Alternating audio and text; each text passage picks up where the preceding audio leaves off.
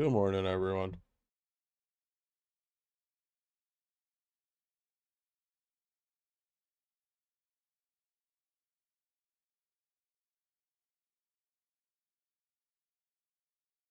Yeah, I know it's opening.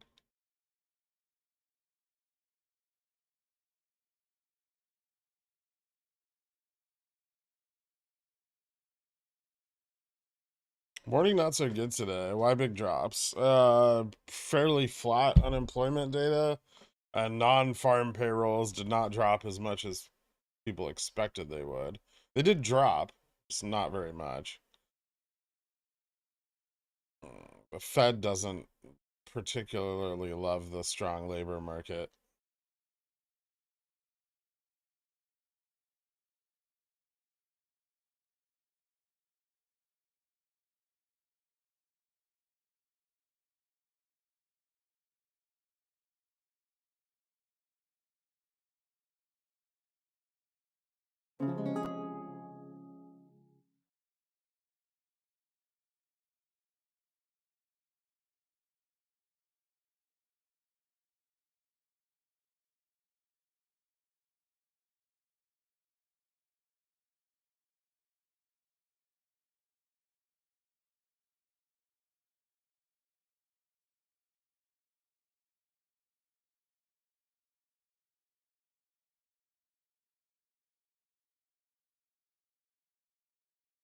Upside of this at 40.40.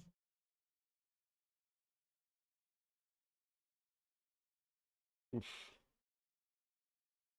volatility's a little high.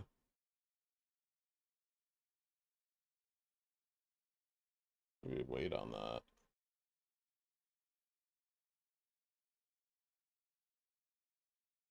Ooh, Jimmy's doing stuff.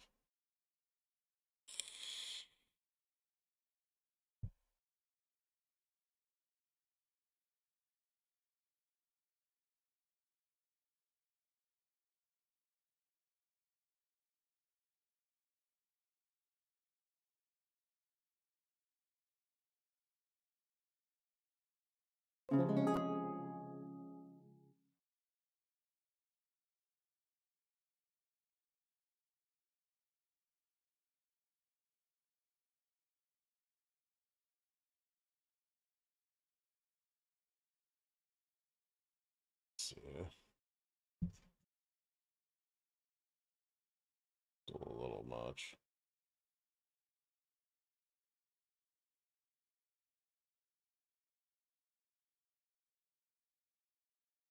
Did you hold your one DTE overnight? No. The only thing I held overnight were 40.50s, and I closed those out this morning before the report.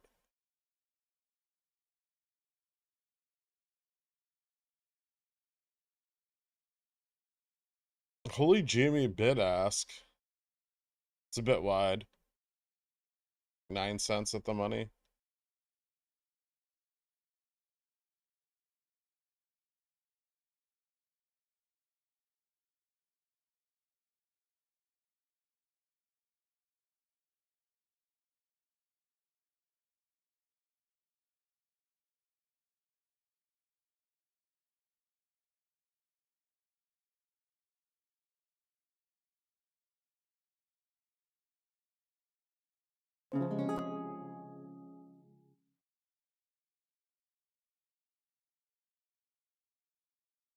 Alright, hold on, let me see what's going on with this.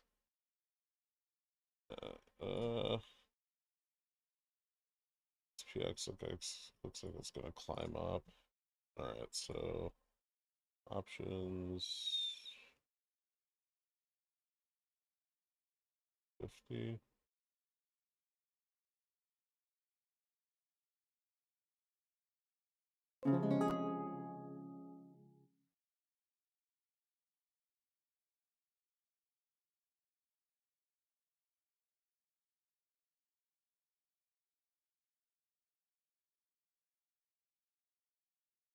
Interesting.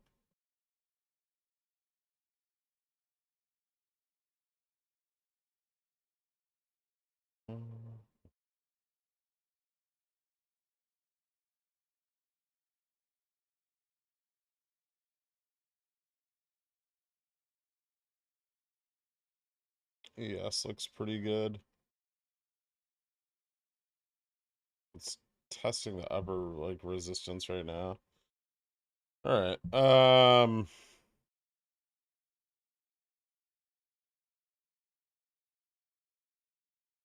Any thoughts on the Fubo Amazon deal? I don't think it's bad for Fubo.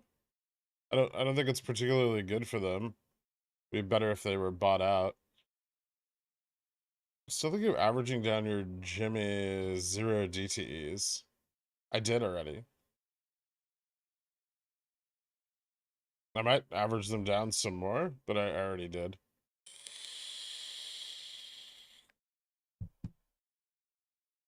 You think a melt up is still possible? Yeah.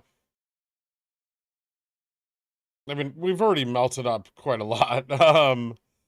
But yeah, I think it could continue. It'll hinge pretty heavily on the CPI data and the Fed's decision come December.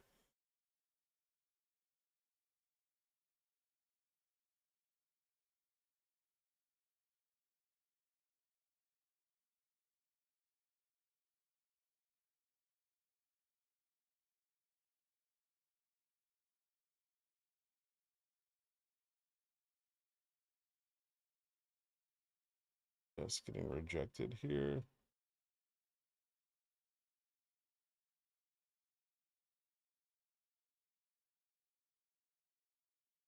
I can definitely pull up more. 4051. Are we playing the downside of this? 4030? Maybe.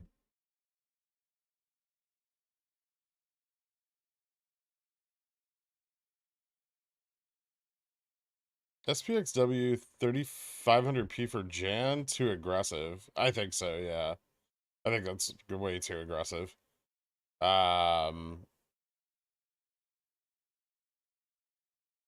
Seeing slight increase in upstart borrow rate. Okay, cool. 26.7%. Whoever asked about Fubo Amazon deal, Freeview is extremely hard to navigate in terms of finding a specific channel of content. Searching by program name and channel name to not work. I don't even know what it is. I don't really, I mean, I guess it's like more advertising for Fubo, but I don't really see how it benefits them.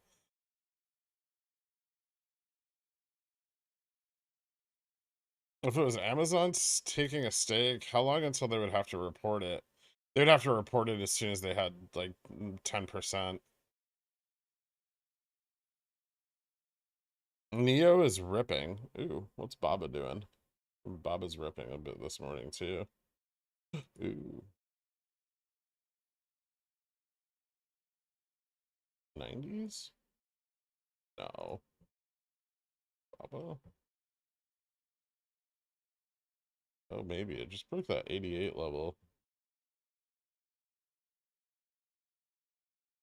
Uh,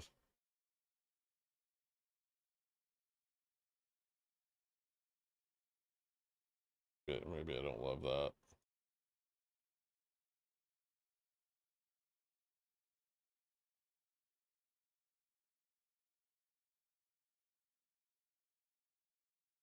Sorry.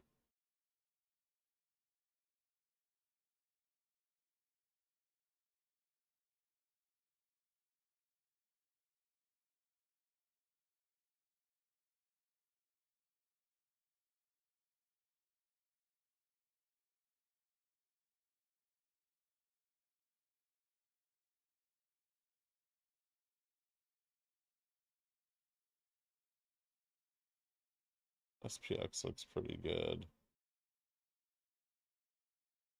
Okay.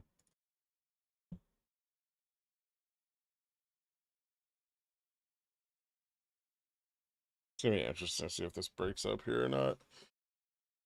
Oh.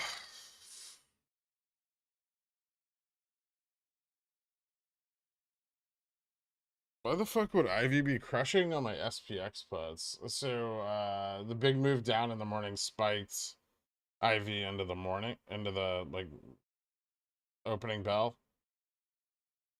Ivy on the Like even SPX is pretty high right now. If prices go up, they'll crush, like the IV will crush. What is the short Kanye ETF? Oh man.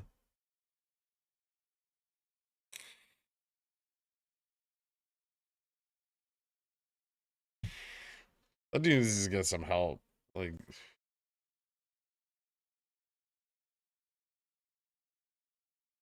I guess he's got enough money that he can do whatever the fuck he wants for the rest of his life. But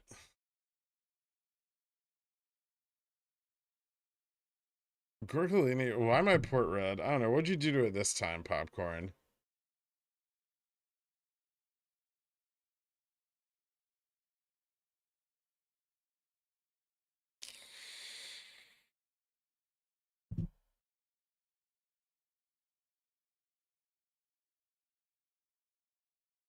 I no, not particularly. But I feel like you're gonna tell me either way, so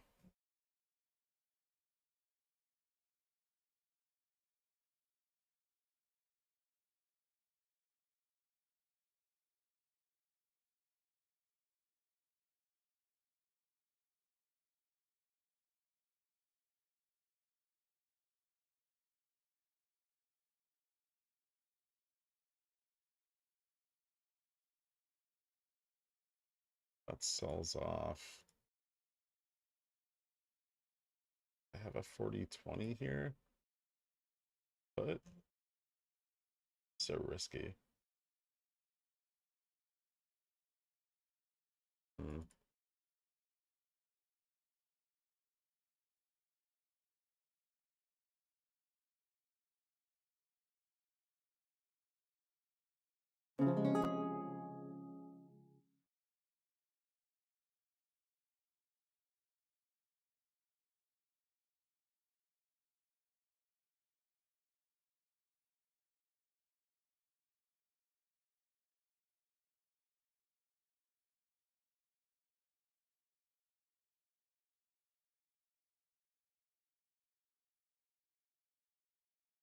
Do the cats have barbs on their Johnsons? Yes.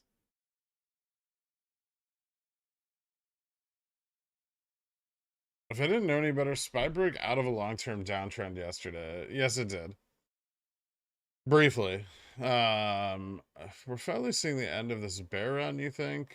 No. No, I don't. Let's wait for a second and I thought the Baba chart was still GMA. Sorry. How many more weeks you give him to suppress upstart if the market doesn't crash? I don't know, man. There's like no fucking liquidity left in the underlying at all. I mean they have the ETFs, but they're limited in their functionality. They don't there's not a lot of like there's not a lot of shares in most of Upstart's ETFs. Like the five biggest shareholders have between 500,000 and 100,000 shares. And then after that, it drops off really hard. Most of the ETFs only with like a few thousand.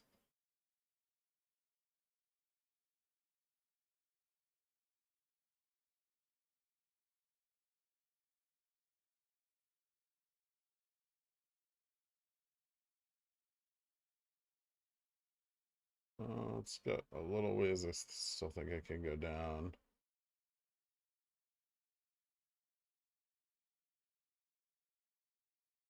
I still need 5 minutes before we see any kind of update on SPX positioning for this morning. I know. So I was selling my SPX 40/50s in pre-market. A bunch of in the money and at the money calls sold off. So we're either going to see a long reposition here because we haven't fallen down to like 4,000 where the gamma flip point is. Or we're going to see longs continue to capitulate at the 40/50 level.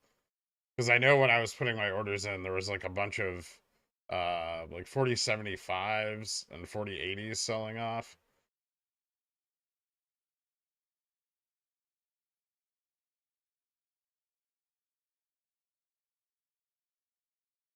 Greeks? Oh yeah. I mean, remember they're always in the daily. Uh, I mean, there's no like intraday benefit to having them on the screen unless we're running, but just a heads up.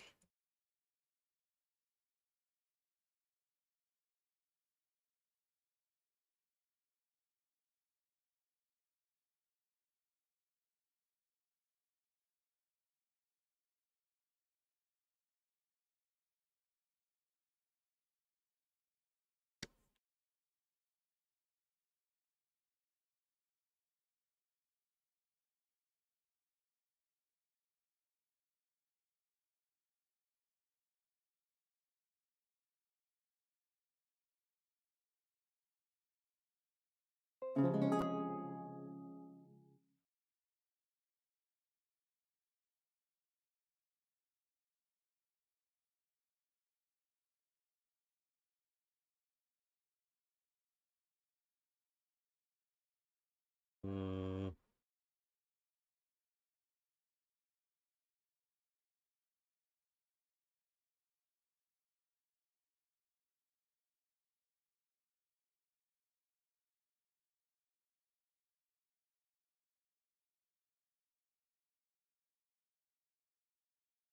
yeah, I think I can close this put out.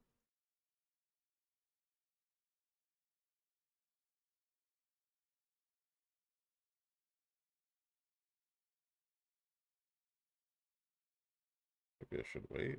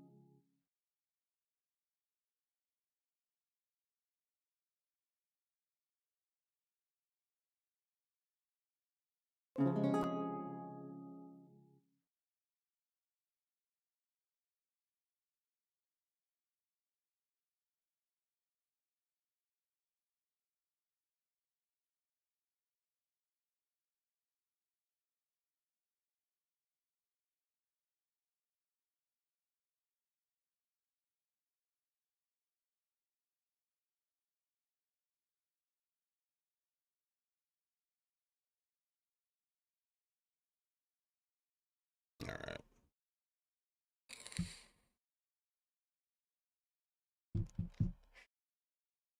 XTM. What do you got, Dork? Ooh. Where all the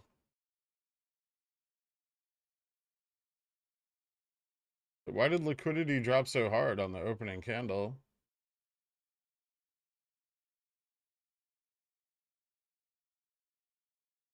Fuck, that's rough. Are you are you double weighting bots there?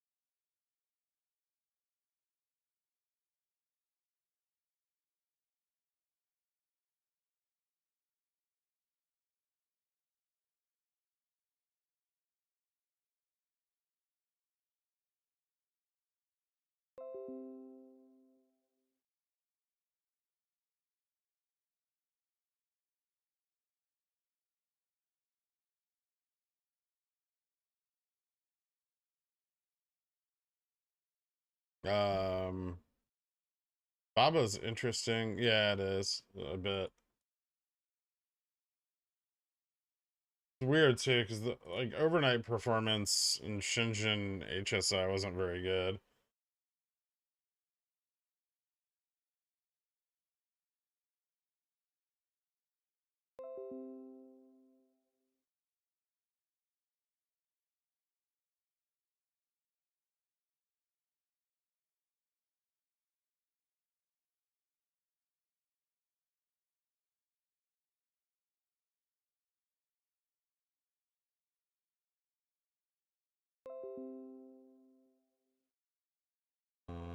Mhm.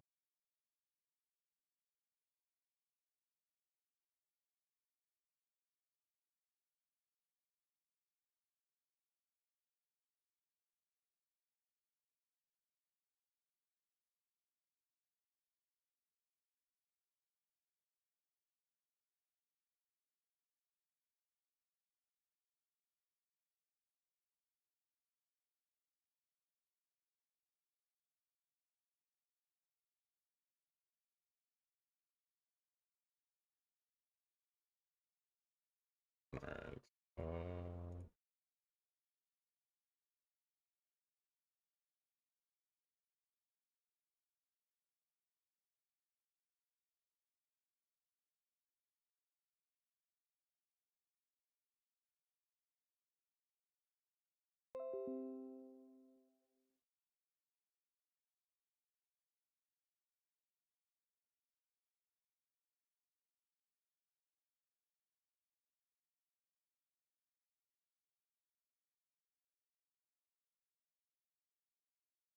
Any hope for GME 2750 DTEs? I kind of bought. I kind of so I'm kind of hoping that we see another early morning run because of the redemption that's been going on with XRT at night. So if we see another one, then yeah, they'll be great. What upstart contracts will give me money for more goat? I don't know. How much are like IV's pretty low? Aren't like Jan 20s and 25s pretty cheap? Do you believe the Fed has now officially signaled a policy shift pivot or that they might pause? Lastly, if they did shift pivot, does this mean they broke something? I think they'll slowly grind down their interest rate increases over the next however long. Probably the next 2 or 3. So we'll probably see like 50 and then maybe like 25-25 or 50-50-25. That'll depend heavily on CPI, right? But possibly, yeah, we might be seeing like fuck.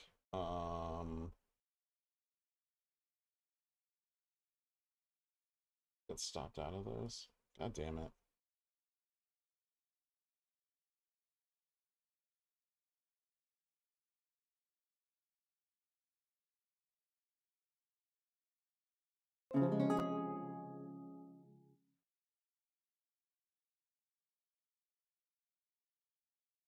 This is super strange. I'm trading 0 DT SPX contracts. Okay, I know it's shadowing, but ended up with the same strikes and similar cost bases as you. I hope this means I make money today. I just got stopped out of mine. We're probably gonna pick up a 40-40 though.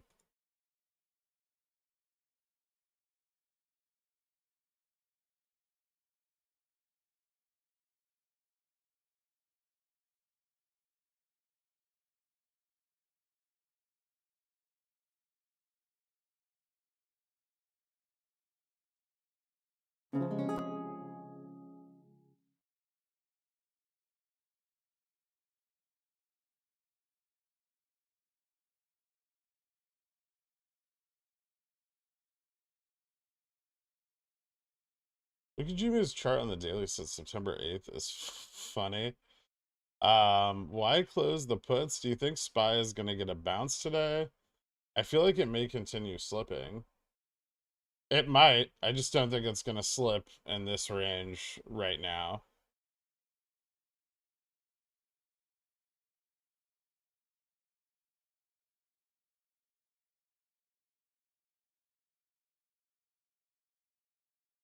What do we need to see before the PM gap starts to fill? I think more consolidation. I think we're going to consolidate here more, and then we'll possibly get, like, I think futures are going to break back down a little bit to like $6 or so.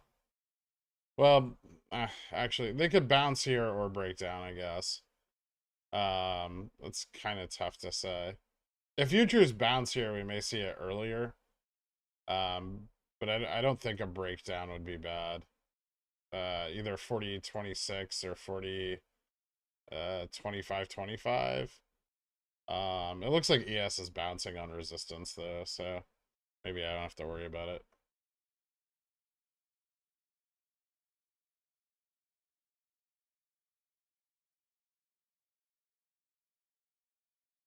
Definitely a little more consolidation either way, I think. So even if we move up a little bit here, we'll probably consolidate slightly higher before breaking out. But I think we're gonna ultimately move up before we move down hard. Baba is the part of the short basket. Yes. IV on Baba is shorted, but Baba is extremely volatile all on its own, so it's tough.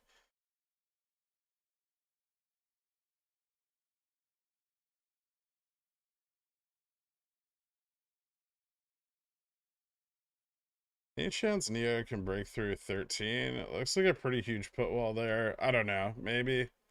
It had a pretty hard time with it the other day.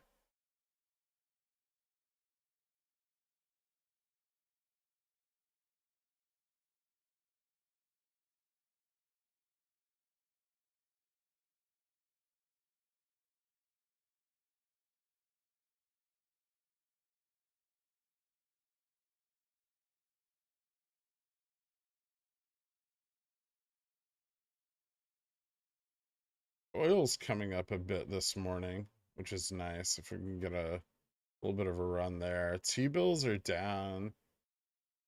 T-bond futures are down. Dow down. Nasdaq struggling a little bit. Fucking Dixie's moving up again. Oh yeah, the EU inflation report wasn't the hottest. Should I close out of the money GME/CC due next week? Probably before earnings or before Ivy spikes into earnings, which it really hasn't done yet. It's kind of nice.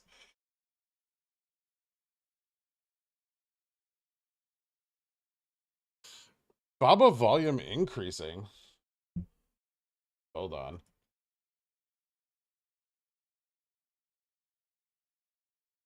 Ooh. Maybe I should have bought 90s. Oh well. It's not. It's starting to die. The problem I have with this is like if Baba hits a resistance and a lot of people are in at like fairly cheap prices, you're gonna see a big sell off on it.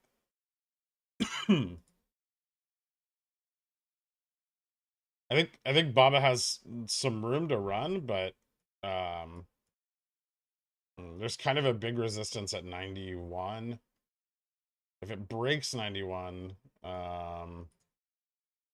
like the momentum's good, but there's resistance fairly close, if that makes sense. 95.59.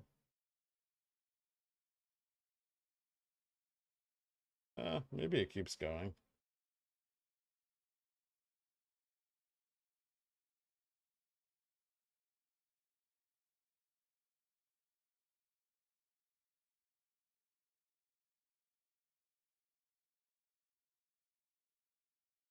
I guess I could just target that. Pretty cheap.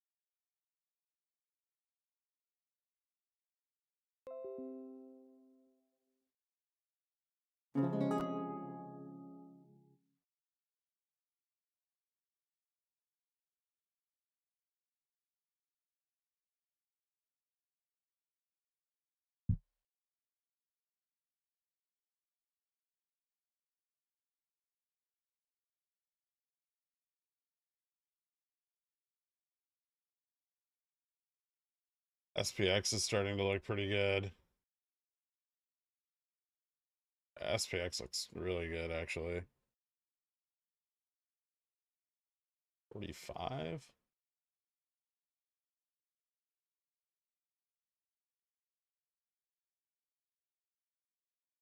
Um,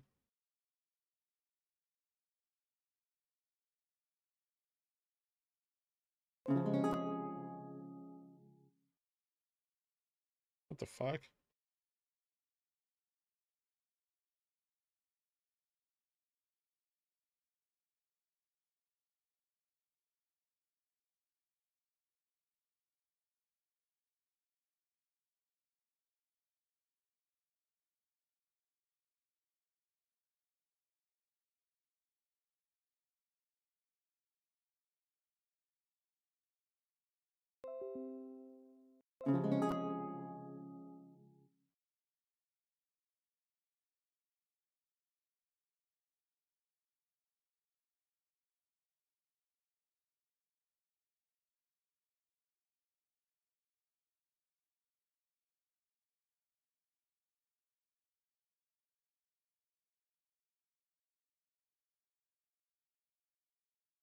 Jimmy looks pretty sensitive to the market. What's the Netflix zero DTE play? Same as SPX melt up near term? No, it's SPX Netflix has been on a pretty solid run for the past couple days. I think it's gonna continue a bit based on the like options positioning. So I just bought in on the pullback this morning. I've been playing Netflix like all week with bull put spreads. Um I closed a bunch of those yesterday. So I wanted to get like a little long side exposure that wasn't so limited.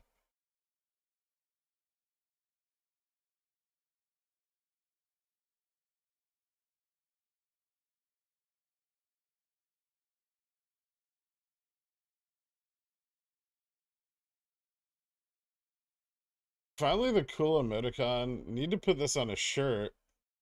Also, can you stick your hand out and say yes so I can high five my 75-inch and act like it's you? You got it, man.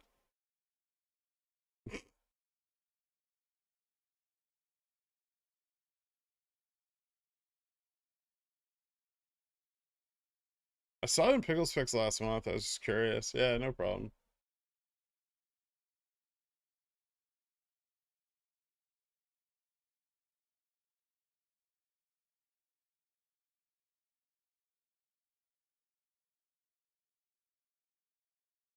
Yes.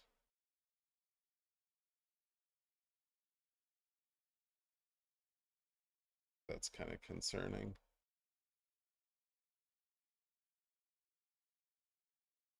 Yeah, it's gonna pull back hard here.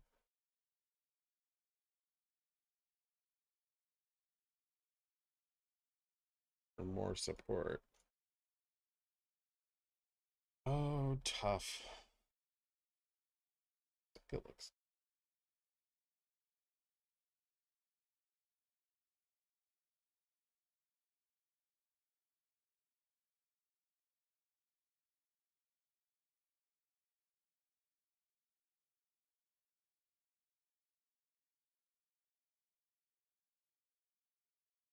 So many fucking sellers. Jesus.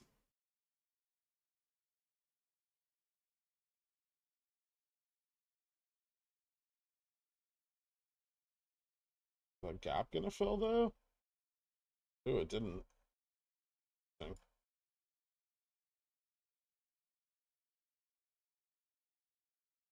What's upstart doing? Papa pulls back to 90.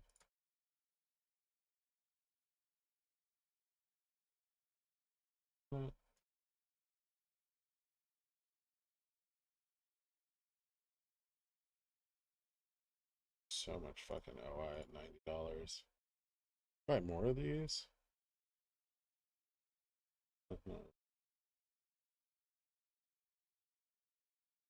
Alright. What would be a good way to capture a Jimmy of Ivy spike for earnings?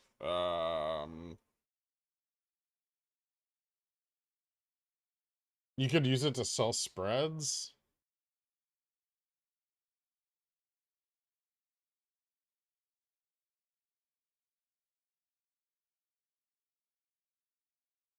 I love false breakouts, right? They're the best. I don't think the pullback's going to be that hard because there's a lot of support on the buy side on futures. Can't be it for long. Really quick, chances of a rip on upstart today. I don't think it's gonna rip today. And it got super illiquid at market open. Probably won't see a rip, but we might see some price improvement if the market fills this gap.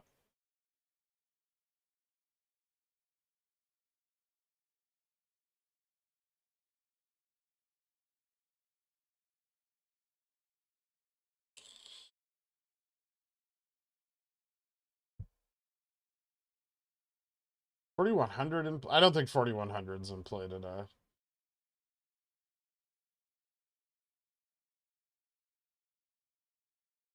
Maybe like 40, 50.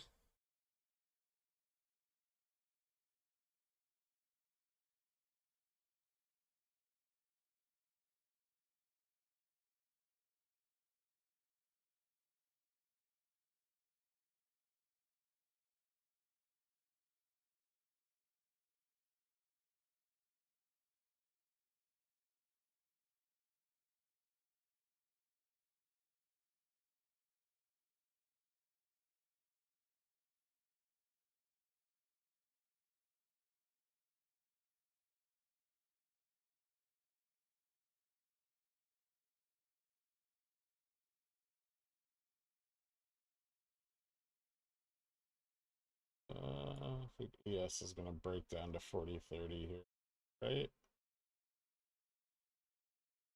Not. No, just bullish shit. Okay.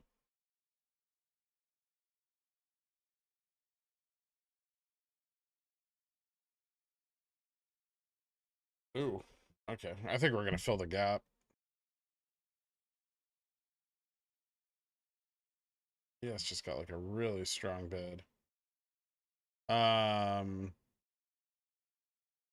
40, 50s for next Friday, a good play for today. Probably not terrible. No, I don't hate that.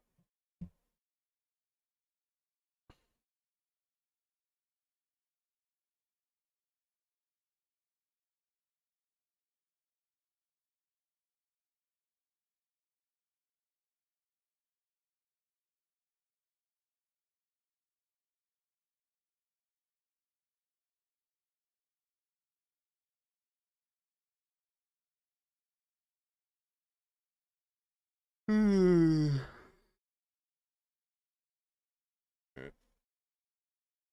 More VIX shorting. Interesting.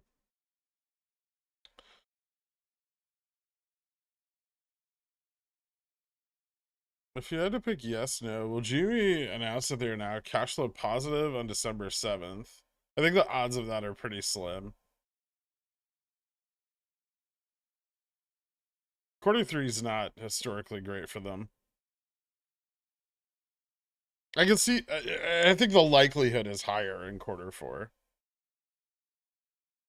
They would have had to have pulled back SG&A really, really fucking hard to pull that off. I'm not saying it can't be done, but I think it'd be tough. 4,100 still in play today, early next week. I think I answered that when you asked it before. No, I don't think it's in I don't think it's necessarily in play for today. Maybe early next week. Uh, Today, I don't think so. Not unless there's some good news or something. You're buying protective puts for GME earnings. Uh, Probably not. My cost basis is getting pretty close to like zero. So, um, yeah, probably not.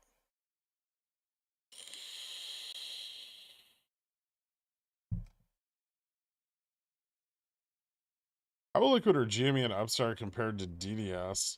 But DDS is way more liquid.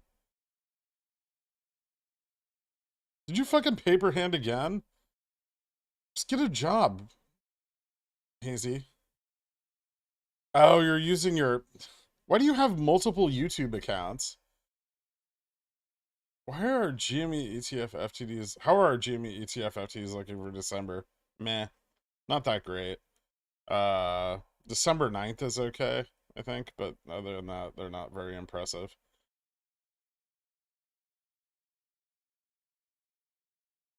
How would anyone want to invert candlestick colors? It seems like it would just mess people up. I don't know. People do all kinds of weird tricks to try to improve their psychology while trading. The 20% layoffs at GME would be under this Q3, right? Yes.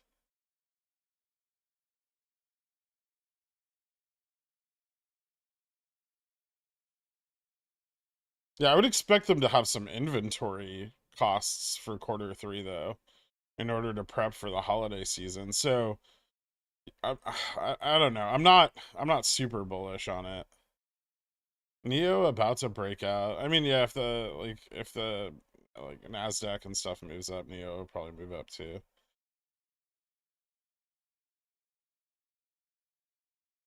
Yeah, Jamie announced their earnings for the 7th. I did make a different YouTube channel for the video memes. I use invisible candles and only trade based on RSI.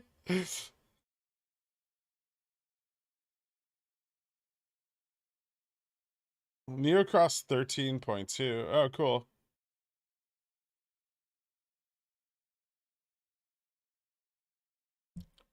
Alright, is this gonna get fucking rejected or is it actually gonna go up? Because it looks really good here. Oh, that looks sweet. I hope this fucking rips.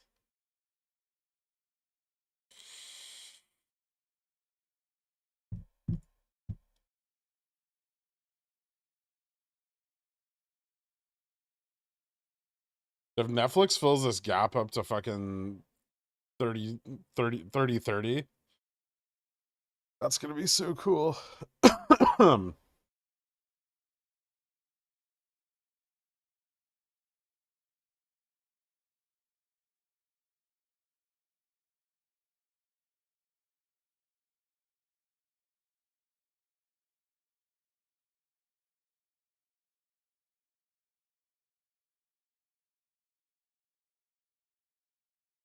Tesla's probably good today too. Don't tell Carl, but I could see Tesla breaking 200 today.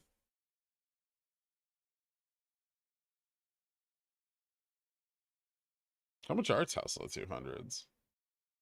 Ooh. Ah, fuck off, Carl. You're not allowed to play Tesla anymore. Your wife said no. If Upstart fills the gap up to $70, that would be cool. Yeah, it would be. I mean, I don't think they're gonna let that happen.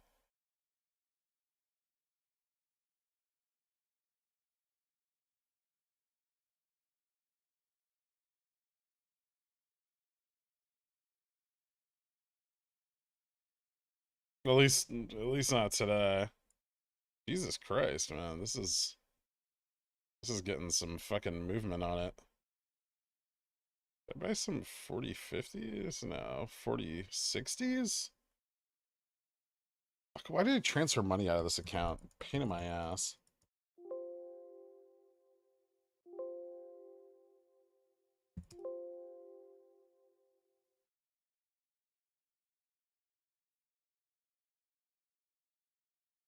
SPX, seriously, bread and butter, meat and potatoes.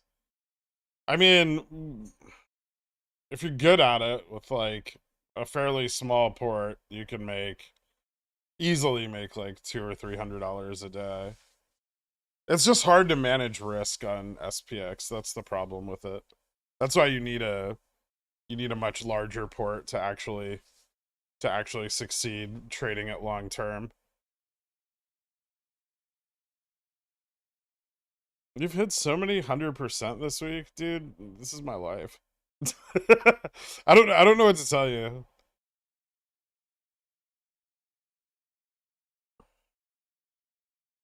Did you banish upstart to the shadow realm? No, I don't have any zero DTs on it. I mean, I'm watching the price on it. It's hitting $19 right now. But I only have 4 windows, and all 4 of these have 0 DTEs.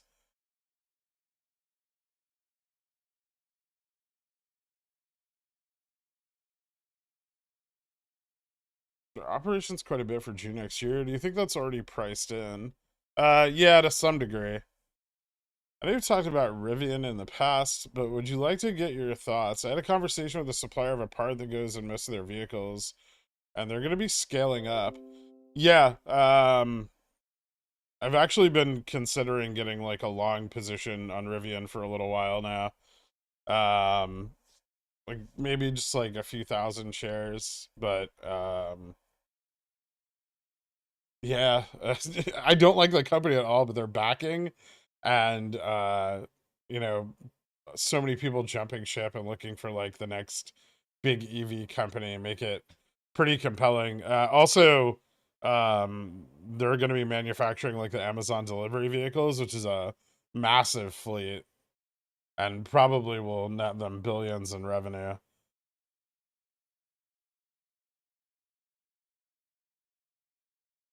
How many of your brokerage accounts do you day trade in? So I use this WeBull account, my other WeBull account, and my IBKR account primarily. Um, Sometimes I need to use Fidelity and Schwab.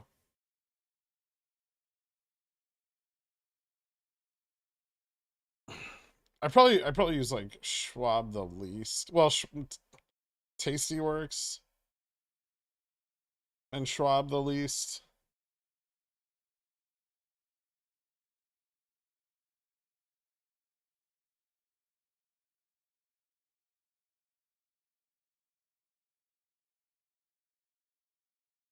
Mm.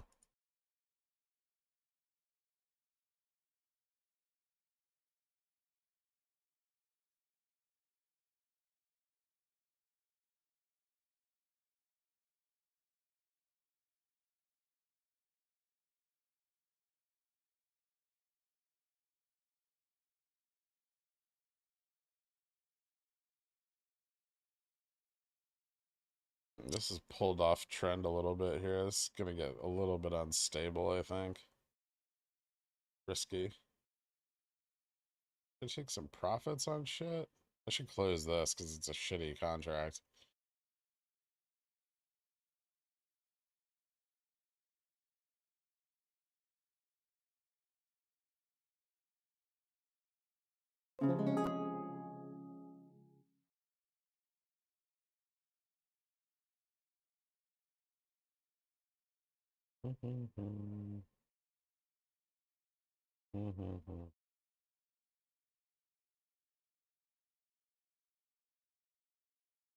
How many of your brokerage accounts do you day trade? Upstart hits 35. Do they really have enough control to stop the $70 gap fill?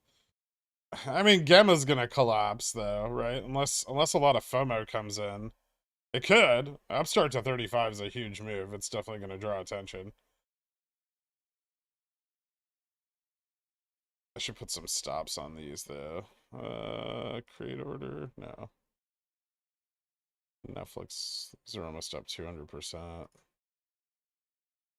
Stop limits. Let's go 550. Limit 525.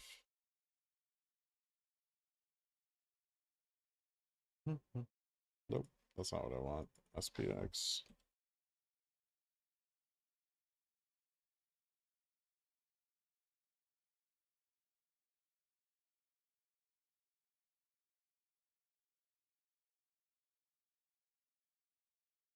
ES is maybe recovering a little bit. This is losing its momentum. It seems like a really good time to buy. Maybe it is. Maybe I should just cut. It's so hard to tell direction on. Why is there never any fucking volume?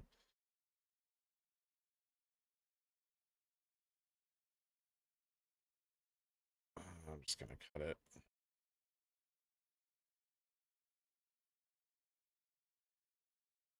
Am I?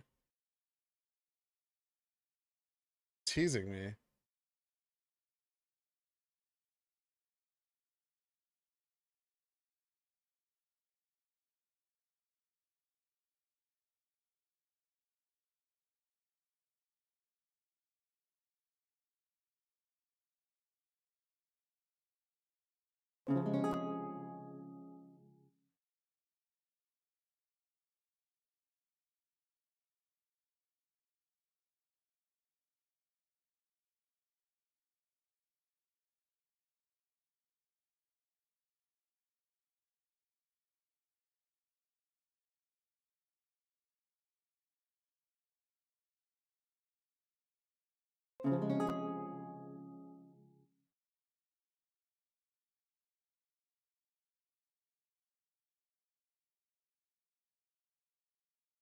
Referral loses their SUV. There won't be a competitor for it for a little bit. That's true.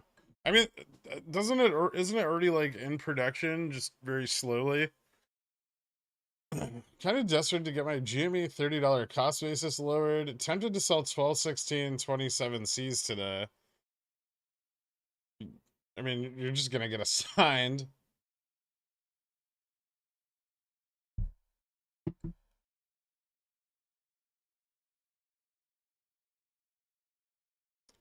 Jimmy Rising says upstart. Okay, I'm out of Netflix. I got stopped out, so let me pull up upstart. Okay, I should be able to. I can put these back where they belong.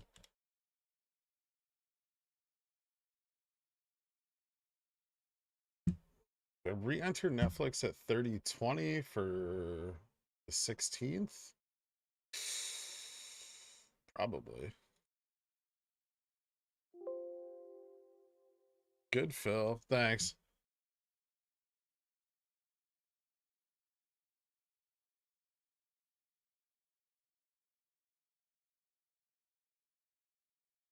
Okay.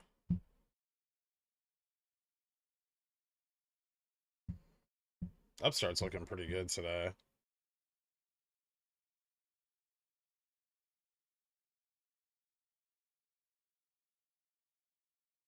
What Netflix news was there? None. It's just dropped a little too hard overnight.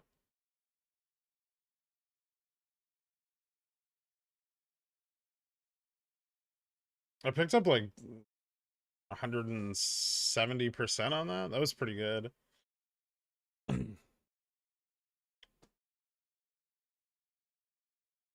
What Netflix news was there? None. Yeah. I remember you said something about Tesla taking 60 to 70 days after the dividend split to start running. Aren't we coming up on that with GME? Are we? I don't think so. We might be getting close, actually. Hold on. Let me look on the 1 day.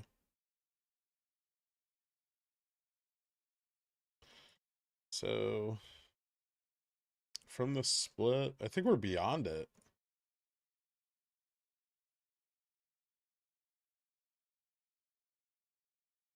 Yeah, we're at like 93 trading days from the split right now. So we're a bit beyond. Netflix is also very underpriced. Yeah, it is. It makes it easier to play the long side.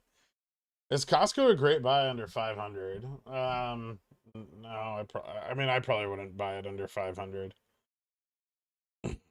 I have price targets for Costco.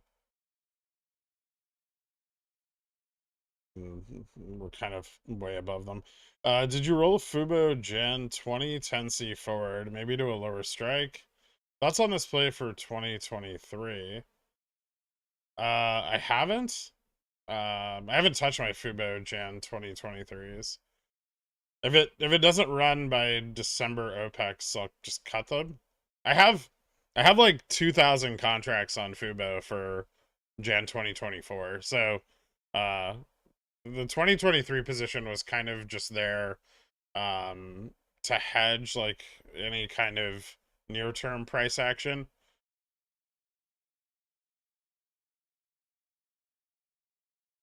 Do you ever get a great feel and think about how the participant that just filled your order must feel? Um, no, I've never really thought about the counterparty that much. I guess it's nice when it happens.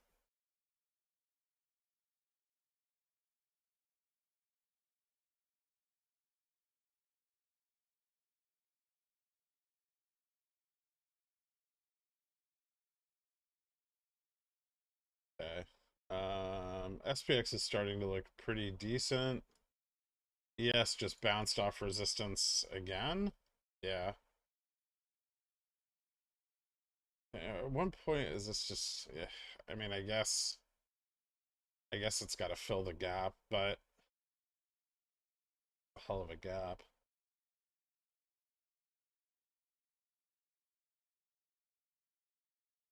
Okay. That looks maybe a few more minutes of chop. It's looking pretty decent.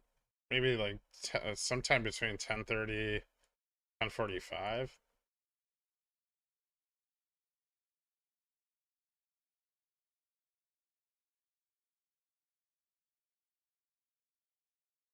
T90 was Tuesday. Yeah. Netflix next year probably 4 or 500.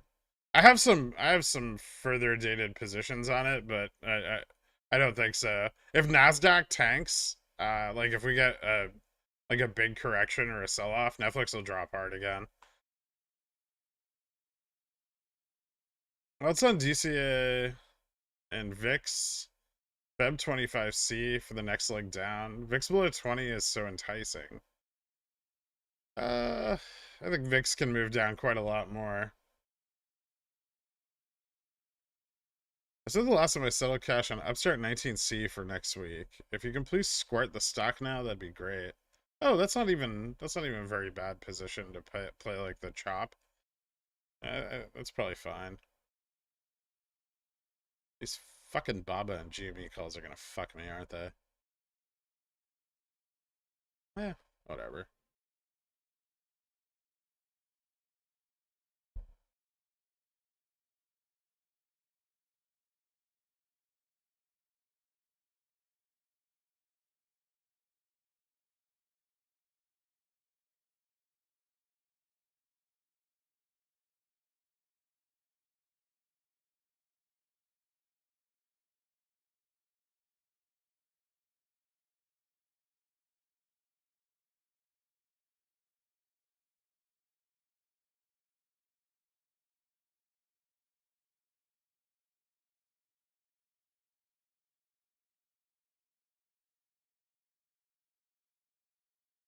Okay, futures hit a nice bounce on 40/40 here. See if it holds.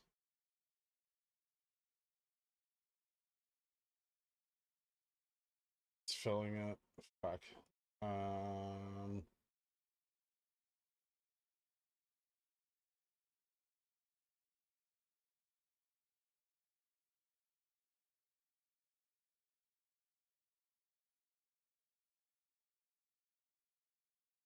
okay. Where'd the SPX gap go? What? It's right there. You see Netflix type swing with Nasdaq drops, kind of like cat. No, not like cat. What price range have you done CSPs on Upstart for? Looking to expand my position. I've been selling them on the dips at like 18 and 1750. I really don't think I'm gonna get assigned on those though. If you want to get assigned, you probably need to sell them like at the money. Maybe 19. They seem to be fighting for that a lot.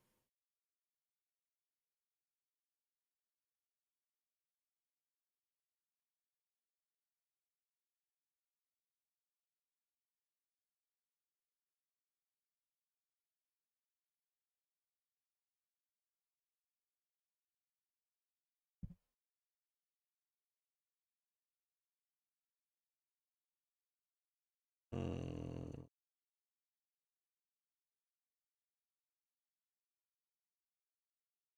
those are cheap.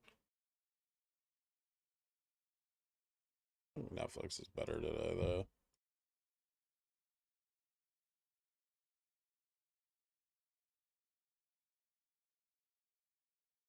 Hmm.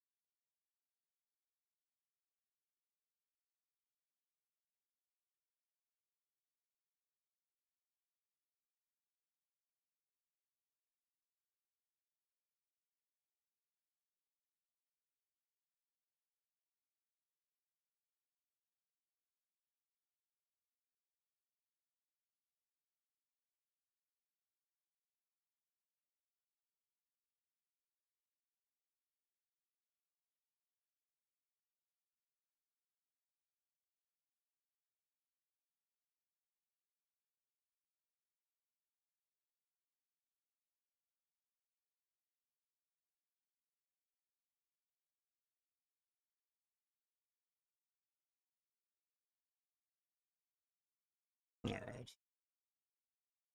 right. Yes, future is good to watch for SPX direction. I mean, they're not even like lagging. So yes and no. It's good to see where, support is at on ES and, look at the order book and see where like, sell-offs might occur. But other than that, no.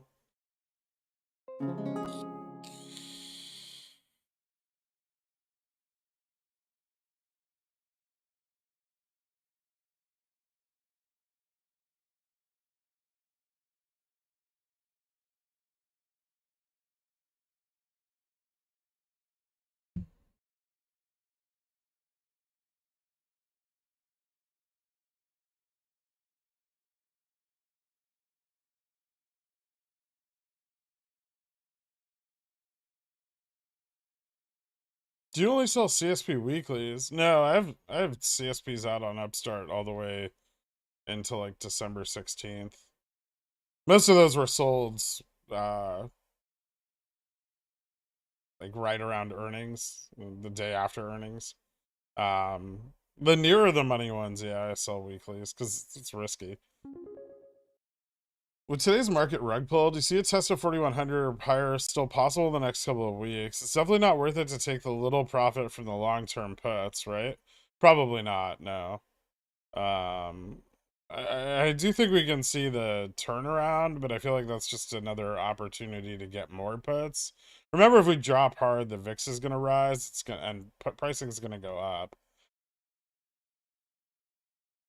That's, I mean, like some of those positions, like those 3600s I have for end of December, um, which I probably should roll to January, but like those farther out of the money ones, if we get a big drop, right? Say we drop like down to like 3800, 3700 rapidly and VIX starts moving up, those puts are going to go, the premium on those puts is going to go up anyway.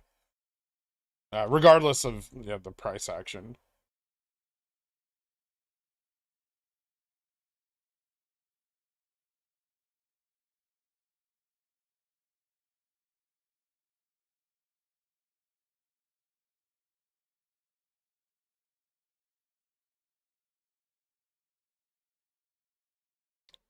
This is gonna be a really slow gap fill. I don't know about that. I think it's like a lot of upwards consolidation, right? I think if it fills, it might be pretty rapid, actually.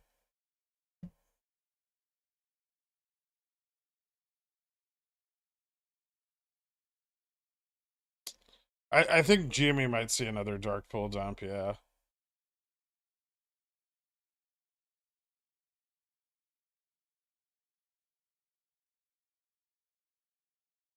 I know it's a drop in the bucket to you, but to me, it feels like we're Thelma and Louise with these GME zero DTs holding hands as we drive off a cliff. There's definitely a cliff.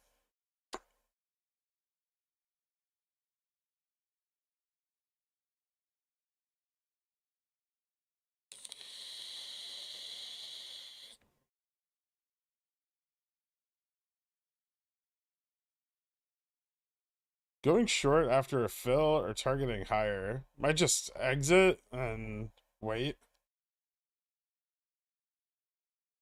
I don't I don't particularly like either set of positioning on SPX right now. I think as fill as possible because, well, frankly, not enough 40/50s got out earlier this morning. And so, they're positioning at like 40/50, 40/60, 40/75 is fairly strong, but above that, it's a little weak up to 4800 or 4100 still. Right? I think we're going to spend a lot of time over the next 2 weeks kind of trading in these ranges.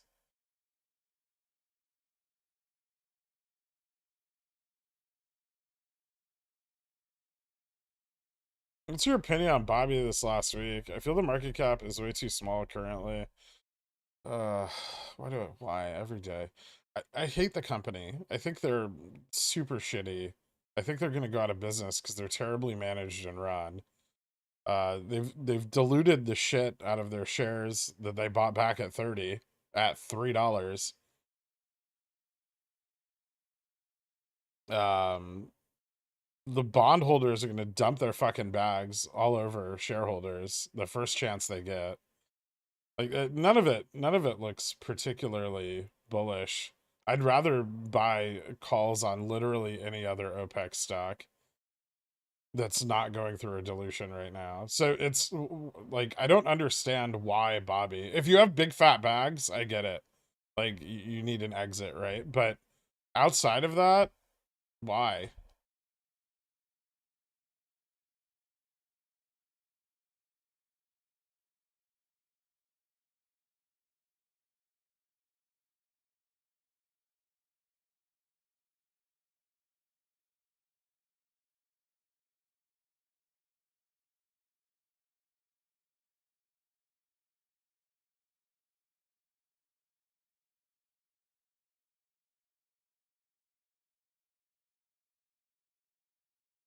I don't hate it. I just don't understand why the investment in it. How is it better than GME or fuck, even AMC has more cash.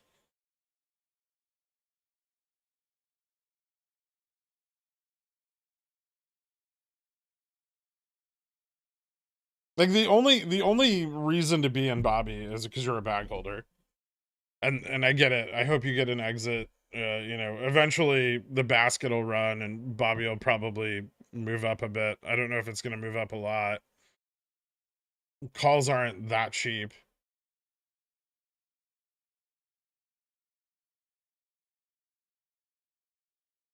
Yeah, Express, Netflix, Tesla,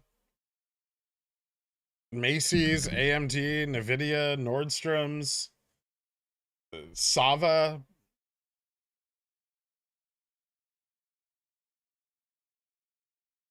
GME.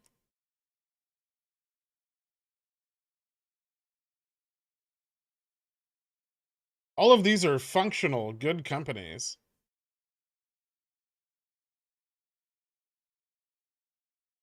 I don't agree, but you don't have a reason for your like I have a reason for my bearishness. You have no reason for your bullishness that's valid. If you had a counter argument, I'd love to hear it. You can't just be like, I don't agree. My opinion is better than your data or facts. That's not a fucking real argument. That's just ignorance. It's willful ignorance, which is the most awful kind.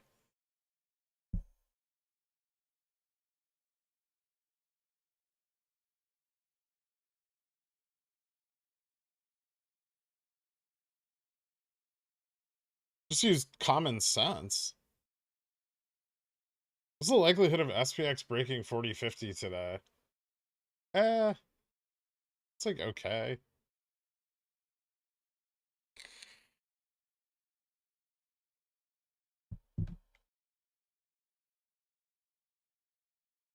Is Rev RQ still a functional good company? Yeah. Yeah, their revenues are almost unchanged.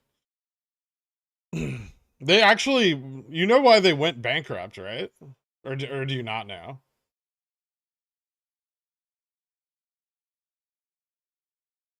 I would put 5 grand into Revlon before I would put 5 grand into Bobby.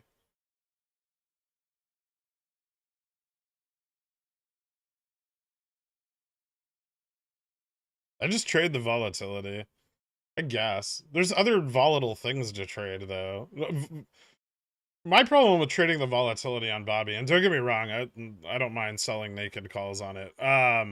But my problem with trading the volatility on Bobby is it's very short lived.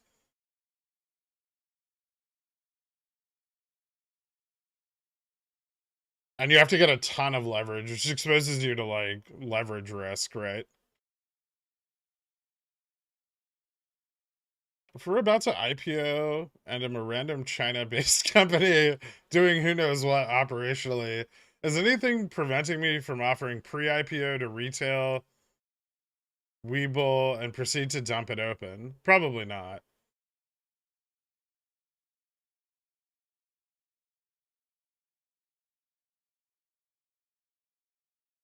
I haven't been on lately due to work, and the first thing I hear is bag holding Bobby. Man, you're like family, you know me, and speak to me without knowing me. Thanks, Joey. Um,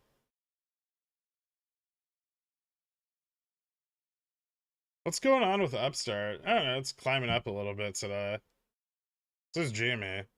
Jamie's looking pretty good right now. Maybe my shitty 0DT bags will print.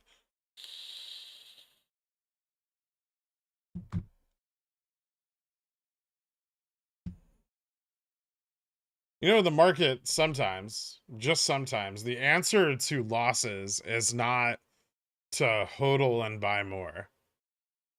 The answer to losses is to cut them and throw them out of your house like a redheaded stepchild.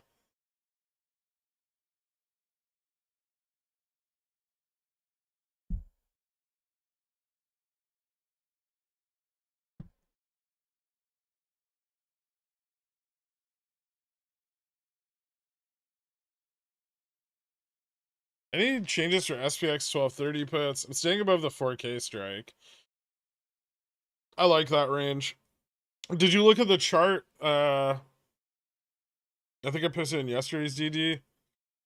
I updated it yesterday for like where I'm targeting the peak versus where I guess I'm not really targeting the peak anymore. I'm out of my 40/50s. My only current long side position on SPX is 10 40/40 0 DTs. But I'll probably get more just not maybe not today.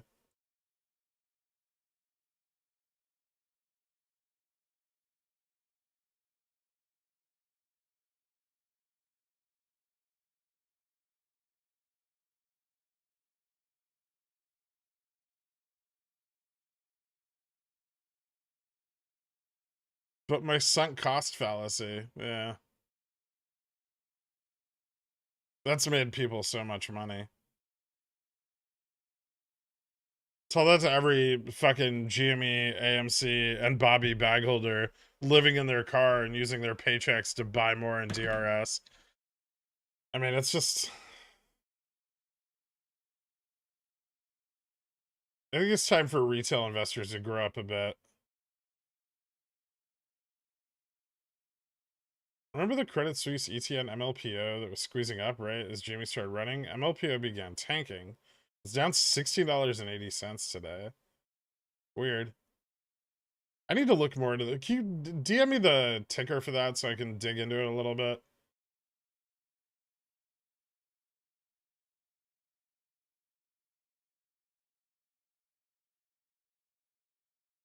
No, I want instant rich now. But it's been 2 years.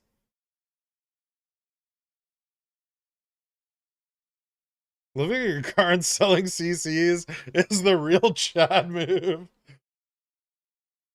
What's up, Barry?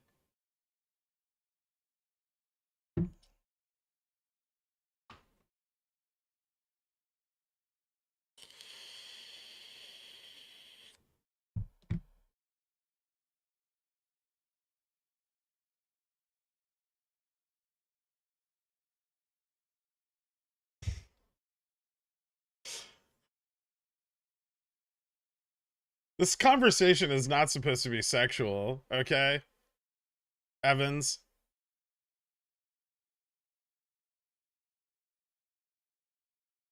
Is there a possibility that we don't see a recession? Not really.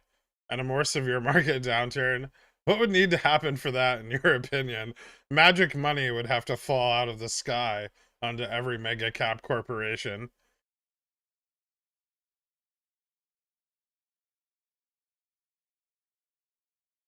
The worst part is the Bobby guy who disagreed with me never responded. Just just give me one fucking bullish thing.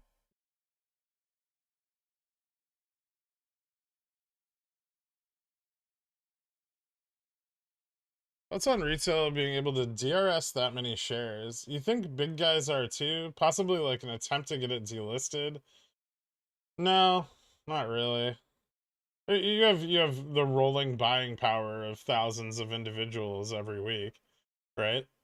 It's like 401k growth, right? It's why markets go up because, every Friday 20 million people chuck 5% of their paycheck into a fucking index fund. We live in an age of instant gratification. Lots and lots and lots of idiots born in this mentality will get cooked in the market over the next year and a half. They got cooked in the market over the last year and a half. I'm just trying to stop the bleeding. It's been 2 years and I'm still too dumb to learn options equals all of super stonk. I get it, they're risky, but man, I got an SPX calls earlier in the pre-market. It was up quite a lot with the pump and sold them. And then after got back in with a few minutes, the market rug pulled the living shit out of me. Any plan for future SPX call buying or puts now? Or only puts now? I have calls right now. I have like 10, 40, 50 calls. I sold off my 40, 50s in the pre-market, so I know where you're at on that one. Yeah, I'll probably move into some more long positioning, but probably not on a Friday.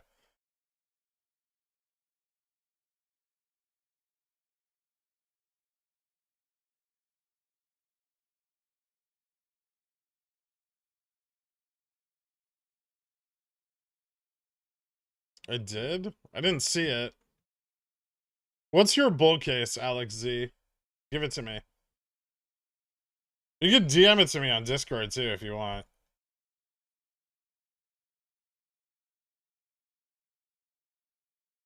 Turkey cookers?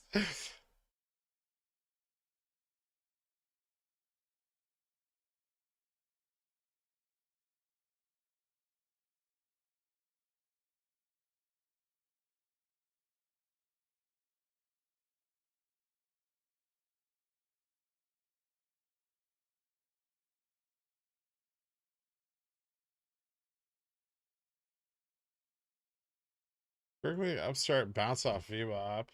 We'll see. Uh,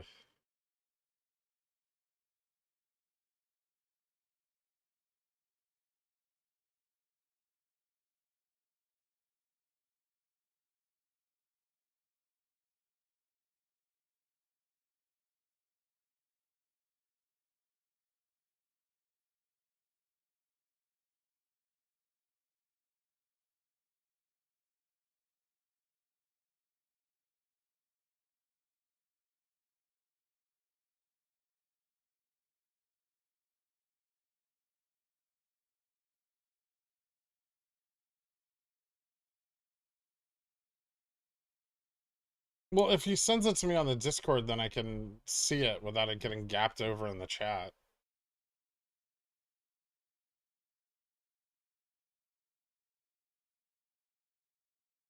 When is the next Fed meeting? Do you think there's a chance, any chance they lower rates? They're not lowering them. They're still increasing them. There's a chance they increase them less, but they're still going up.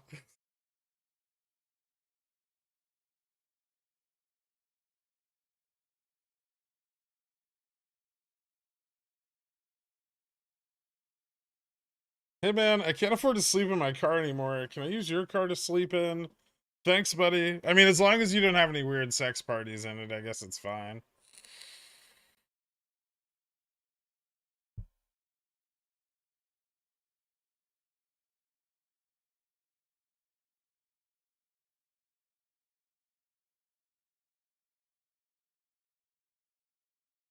Uh,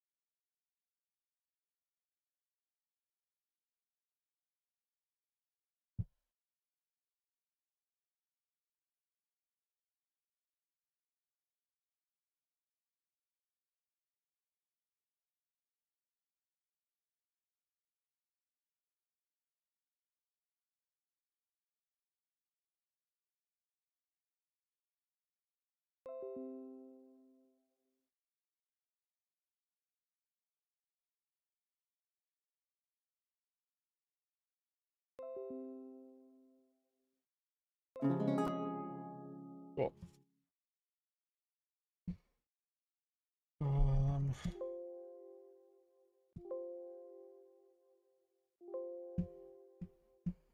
all right.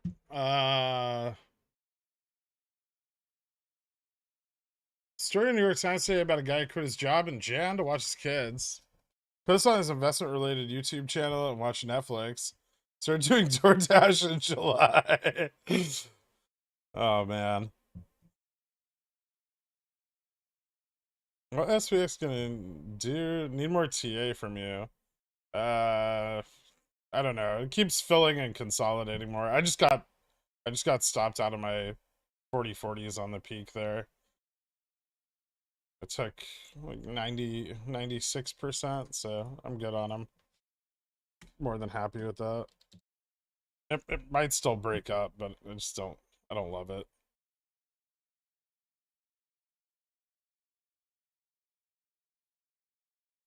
Do you know where there's an actual species of tree that's nickname is the money tree? It's called Exxon. Speaking of recession and bad earnings, do you see the dumpster fire EU metaverse party? They spent 300k euro and only 6 people showed up. Serious puts on the next meta earnings. Yeah, that's fucking. I'm okay with that. I don't like that company.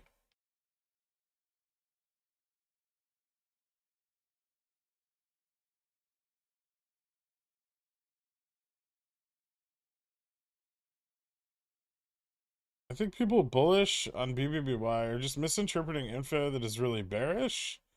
Like when everyone said RC's intent to sell filing was him wanting to make money off the BBBY squeeze. I mean, It was him making money off the BBBY run. It wasn't a squeeze. It was just a gamma ramp.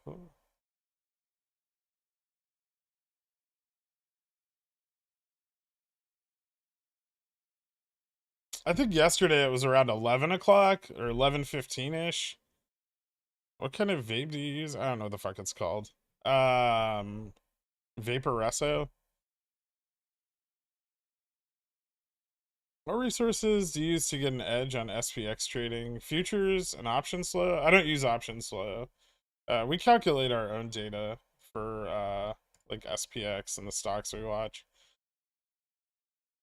Upstart seems to be a good leading indicator of the SPY these days. And sometimes because the active fund order flow comes in at the same time, but Upstart's a little more, Upstart and GME are both a little more sensitive.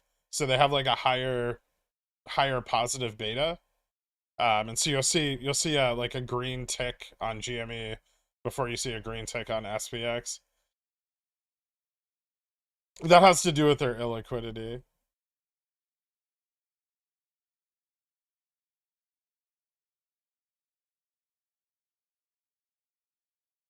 Worse than BBBY, Houston Wade is saying you're wrong about MMAT, already overvalued. Its true value is $60 a share. Where does that come from? I said MMTLP was overvalued. I don't know anything about MMAT. But how the fuck are they worth $60 a share? I'll give him the benefit of the doubt and look, but I don't think so. Trading at $1.88. Yeah, definitely worth $60 a share. Okay, share float 318 million. Let's see.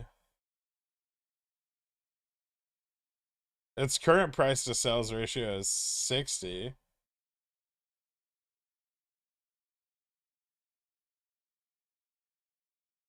Gross profits negative 305,000. Operating expenses negative 76 million. Operating income trailing 12 months is negative 76 million. Pre-tax income, so their year-over-year growth is negative 94 million.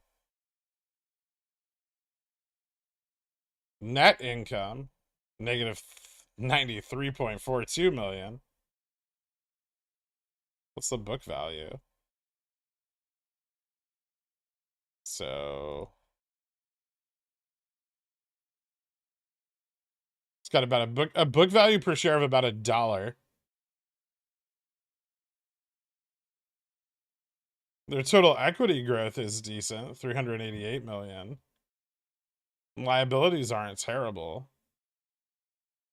but their cash flow is severely negative.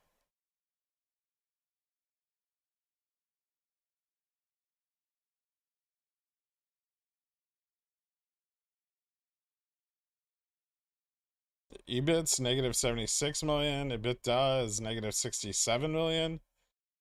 Diluted EPS is negative 33 cents per share. In what fucking world is this worth $60?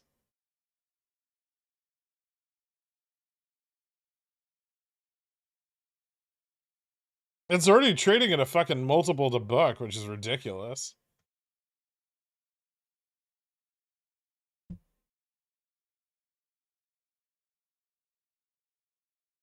They're sitting on 3.2 billion barrels of oil. They're not sitting on them. They need to be gotten out of the ground, which costs a lot of fucking money.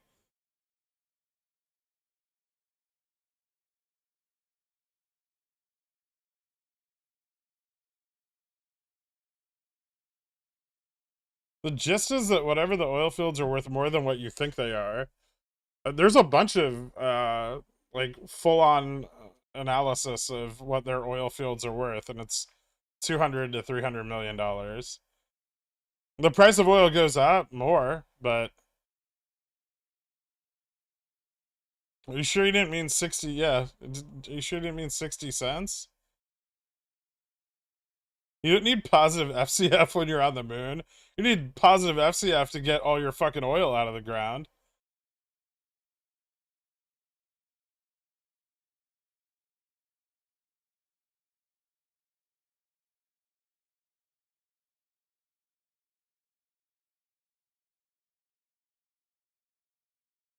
Houston teaches geology at a community college. He is not a financial engineer or analyst.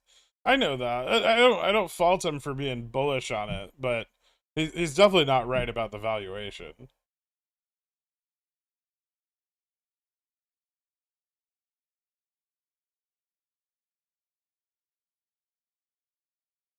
Since what oil companies traded as 60x multiple, don't you know, bro?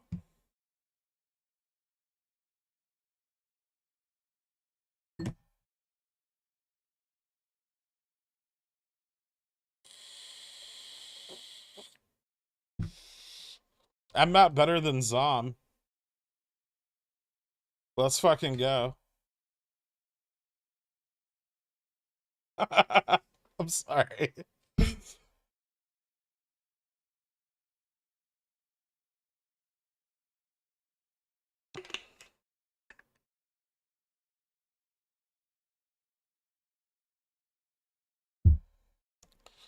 No, you don't, Kirk. You can use the value of the oil in the ground to get the oil out of the ground at a slight loss. And then you can, I don't know, lose money selling it. Profit somewhere. Okay? It sounds reasonable. I mean, yeah, you could do all of those things.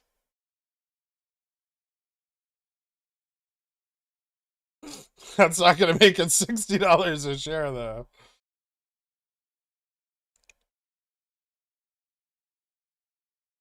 Why did RC take Upstart off Freg Show? Man, I sold the fucking peak on those 40/40s. Nice. I just gotta dump these Baba bags. Are they close enough to the money that I don't care? Maybe.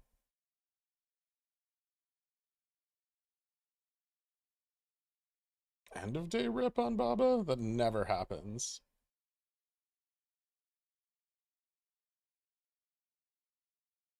Nah, we're in it.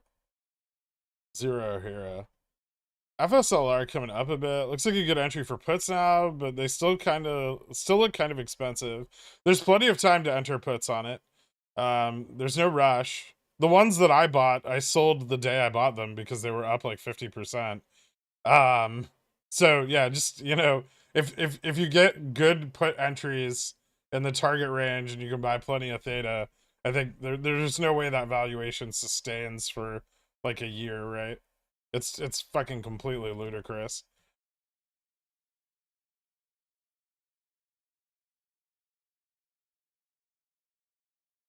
I think Upstart will track the market until the next extension, SEA 15C3-3. I mean, I don't know. Liquidity on Upstart's pretty fucking dry. We'll see. Gross. NASDAQ. And NQ shitting the bed? A little bit.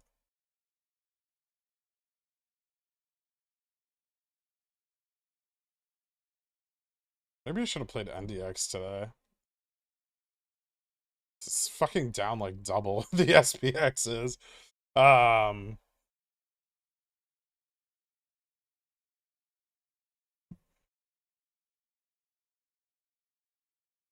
do you have more shares of Upstart or GME? GME by a lot.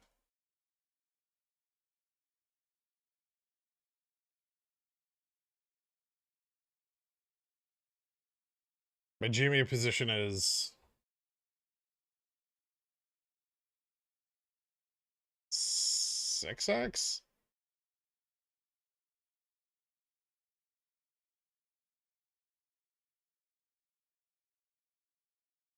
More? 7?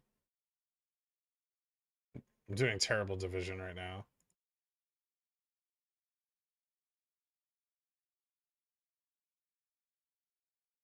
I've okay, so 20,000, 200, 2022, 22.7. So Yeah, like seven and a half times more GME than Upstart. Quantity wise, not value wise.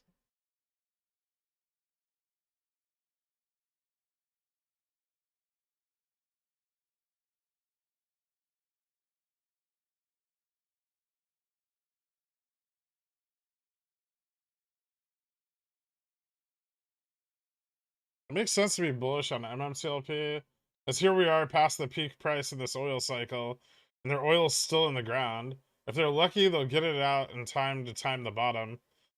I mean, they still need money to get it out. There's operational costs, which aren't packed into this at all. Greedy investor, thank you. I love you. You introduced me to a whole new concept of trading called taking profit. Since I learned this, I've slowly been getting my port back to being green. Thanks again. You got it, dude. Congratulations.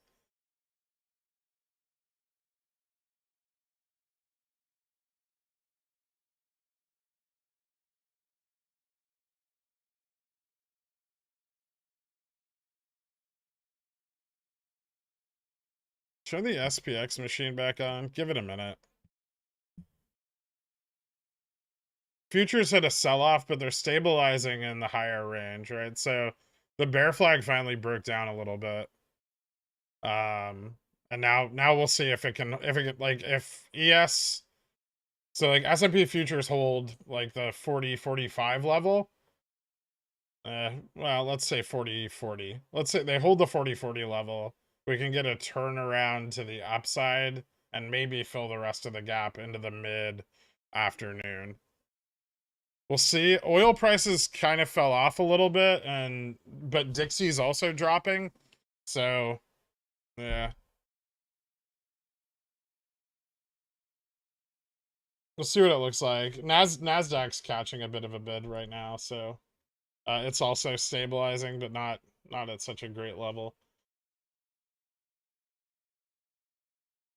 I think there's some potential to see the gap filled, but it's low. We're much more likely to move into like the 40-60, 40-50 ranges at best.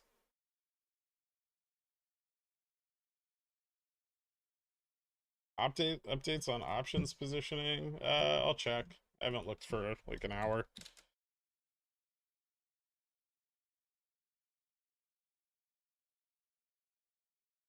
All right, so yeah, 40-50 is going to be a tough break. And honestly, the interest between 40-50 and 40-75 is kind of thin. It looks like lots and lots of zero DTE puts, mostly targeting that like gamma flip point at 40-17. So I'd be careful. Maybe a straddle is in order. Like, there's a significant amount of gamma at 40-50, so maybe enough to act to pull the price up since we're so close. But I think if we fall below this level here at like 40-36, that 40-50 upside positioning isn't going to be applying pressure anymore, right? So if it slips below this resistance, it's probably gonna go down pretty hard. And if it hits the gamma flip point on a slide, it's gonna move down even harder. Right? Because the MM is gonna start selling into the falling price, which is bad. If oil company get money by convincing AMC to buy them, Jesus Christ.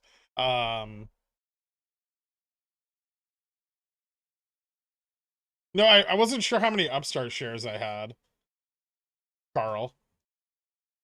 I was trying to count the ones I have and the ones I'm probably gonna get assigned on today.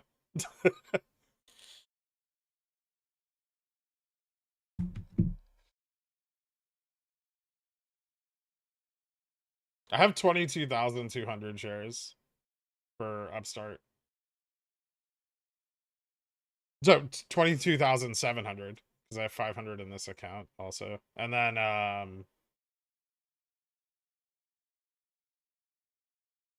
I'm probably going to get assigned Well, we'll see, but I'll probably get assigned on like another 500 shares today.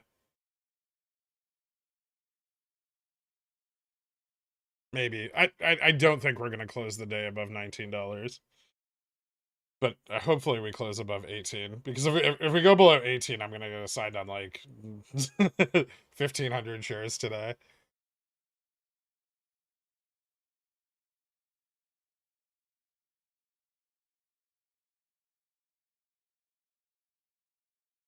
I have way too many upstart calls for 2023, 2024, but I'm probably gonna buy more too.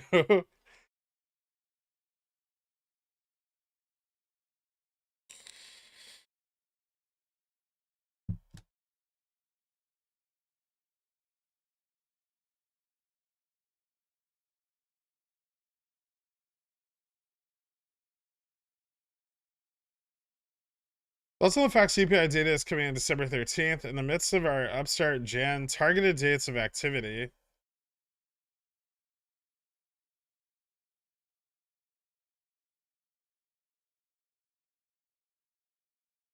I don't know. We'll see. Hopefully, it's good.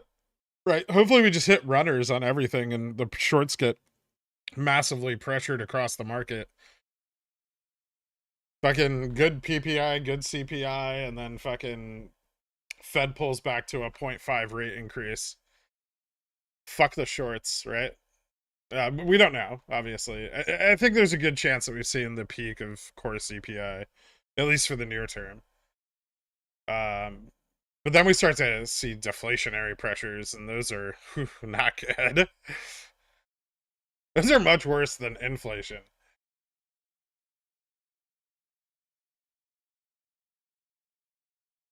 You can't handicap the economy for this long a period of time without feeling the effects. And I think that's part of what the Fed wants in their softish landing, right? Is they want the realization of deflationary pressure to occur over a longer period of time.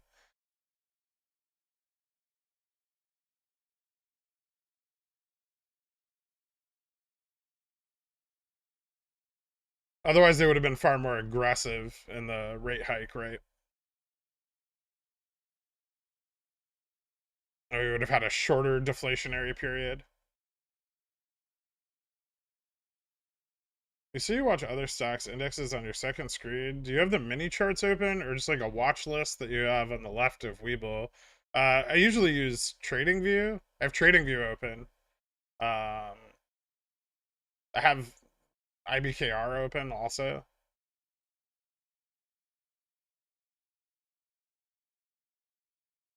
I need to get more monitors because it's actually kind of hard for me to watch everything at once now with the mostly just because of the stream. Like before, I never needed more than 2 monitors, but something I've been, especially if I'm going to be active trading on the stream more often. Like I need to get more monitors, which is I hate having more monitors. It's clunky.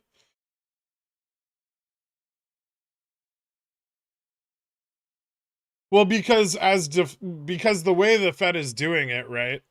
As inflation drops, right? This is what I think JPow's plan is.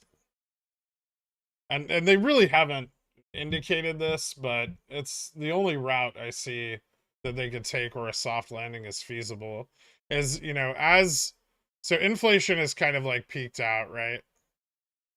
And we're seeing it starting to drop off. So as inflation drops, right, they can begin to lower Fed rate. So the Fed rate's been coming up. And then if they can peak the Fed rate just past inflation's high point, right, into this December, Jan, and then inflation starts coming and cooling faster, then they can drop the Fed rate to offset the negative reaction to inflation dropping, right? And so we'll probably get, like a market period where, this bear rally flattens out.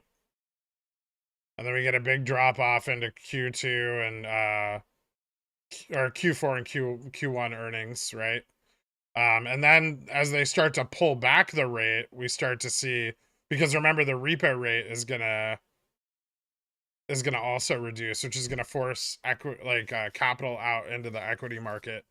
And then we'll start to see, a climb back up as they continue to pull back, rates into the end of next year. If J-Powell pulls off the soft landing, he definitely deserves a fucking Nobel Peace Prize. You're looking for a 24-inch? I have like a couple extra monitors. I might get like a 40. Maybe I'll do a 40 and like wall mount it, and then I'll do I have like a shitty like 1080p monitor, or like a 49-inch and wall mount it, and then I have like a 1080p monitor, and then I'll take that and use it as like a portrait mode for chat and stuff. Have you hidden your EMAs on purpose? No, I think I just took them away for some reason. I don't remember what it was. I was trying to see something.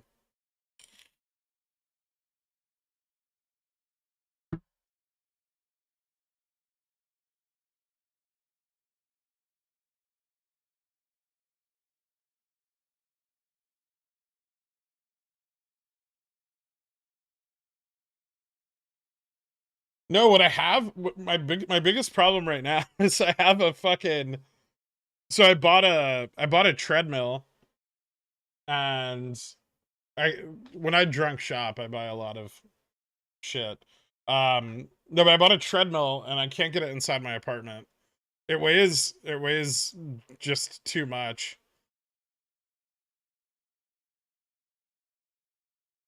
And there's like so in my apartment, at the end of my hallway, there's like 4 steps up to where my apartment doors are. Um and so like and the fucking freight guy left it all the way down at the end of the hall. I'm not worried about anyone stealing it because it weighs like 450 pounds, but I gotta figure that out. As far as like building the other stuff, I can do that myself.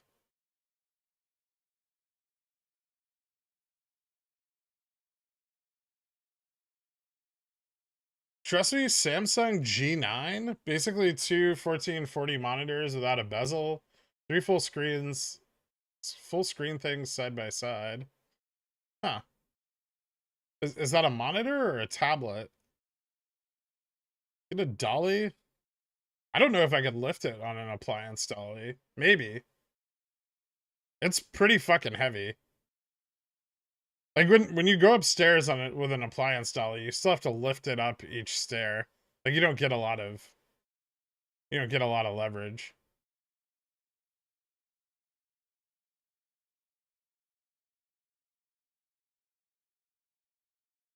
If the treadmill's not fully assembled, you can carry it into your apartment in pieces. Yeah, I already have all the other pieces in my apartment, but the track part is heavy as fuck. Yeah, I'm gonna have to hire someone, I think. It's a pain in my ass.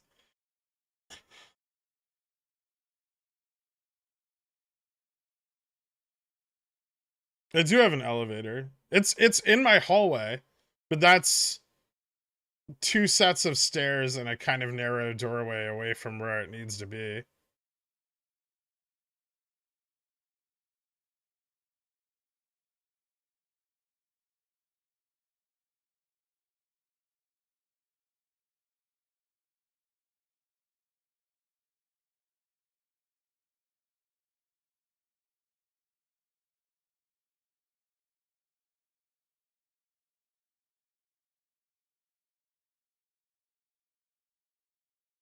$2 trillion into equities from repo, even if JPAC can do it.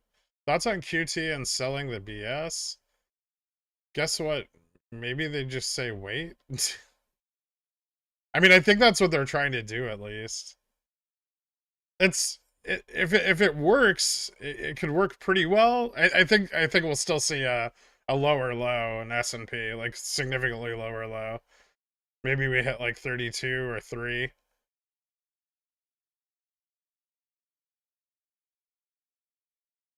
Because once the mega caps start hitting, a negative growth rate and their margins start collapsing, everyone long is gonna sell out, right?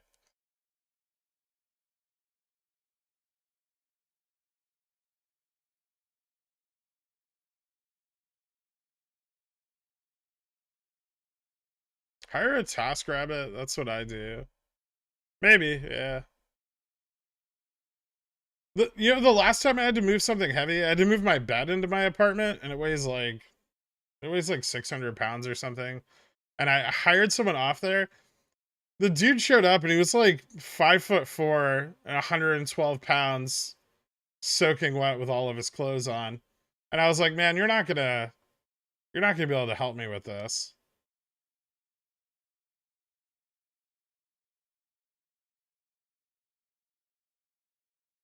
Buy a tiny crane. That's ridiculous.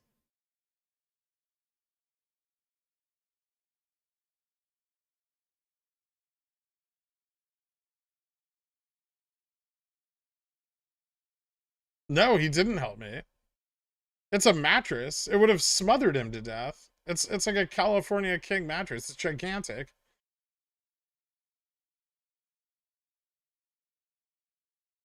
That's not height shaming. It's just the leverage is off. I'm like a foot taller than the guy.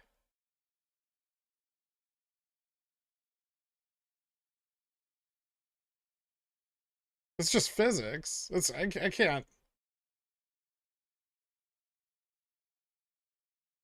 I'm sorry he was really short. I don't fucking know what he want. Your mattress weighs 600 pounds? Is it stuffed with rocks? No, it's just overpriced.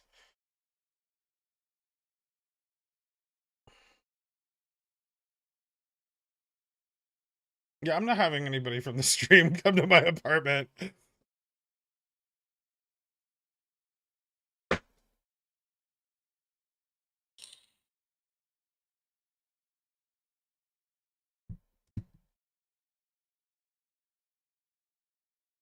I thought centaurs were super tall. What gives? It's the 90-degree curvature in our spine that really just makes it hard to lift anything heavy. I mean, I'm not a centaur.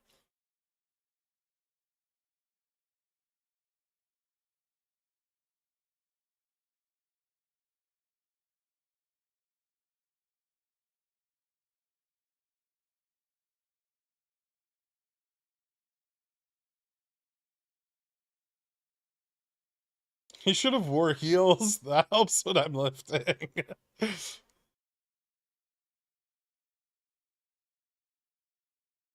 When you pass away, can you let Super Stonk bury you so they can let you down one last time? Rough.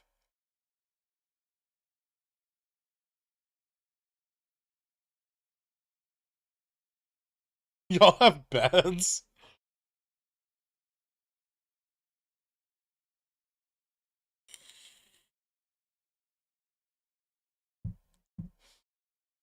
Any update on our chair? I don't think it's. They're supposed to call me the day it comes, like an hour in advance.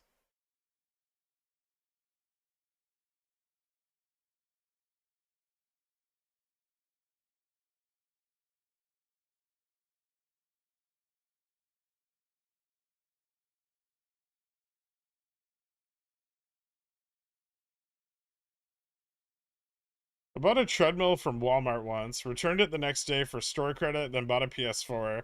Submitted the treadmill receipt to my employer for an annual fitness reimbursement, and then quit the job.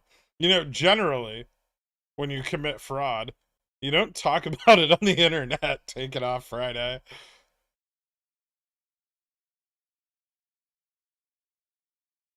Can you start the MOASS already? I got accepted into grad school and need generational wealth to pay tuition. Ouch.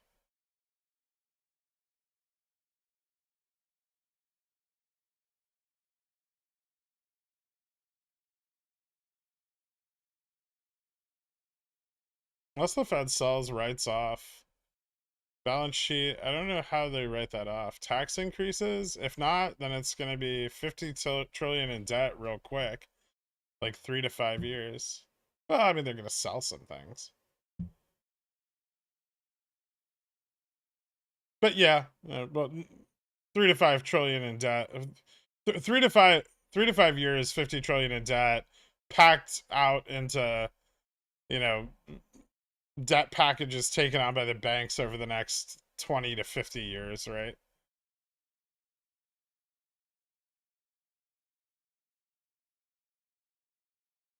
I talk about my crimes on the internet all the time. Yeah, but they're against goats and in a foreign country, so. No, talk more. I need more fraud ideas.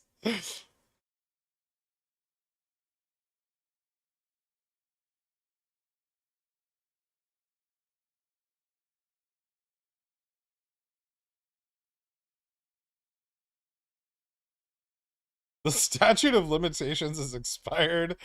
I hope.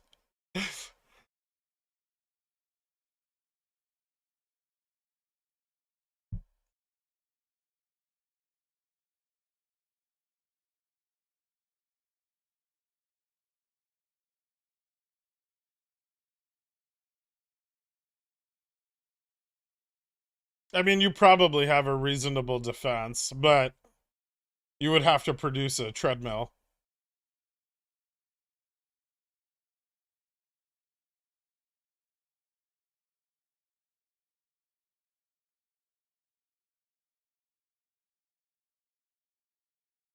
It's not MOASS, but it is almost 11:30, so that's cool.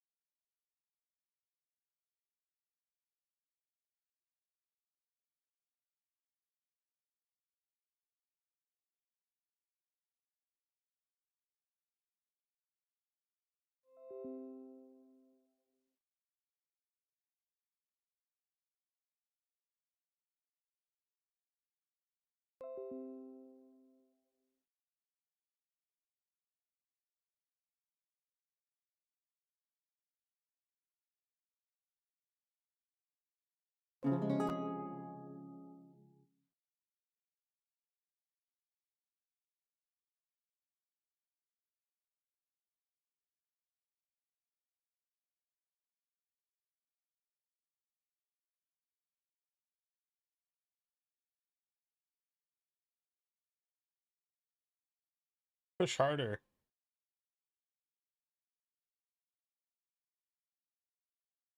I feel like this all hinges on SPX breaking up here. Futures found a nice bottom.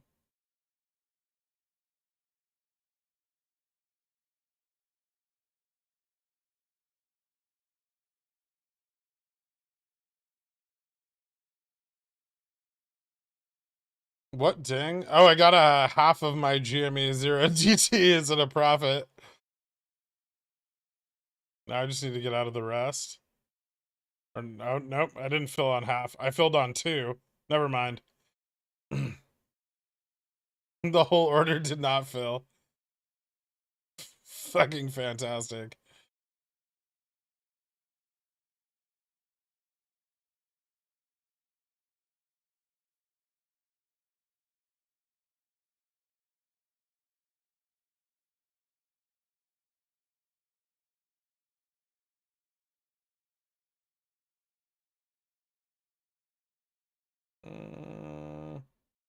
No, I think can still move up more.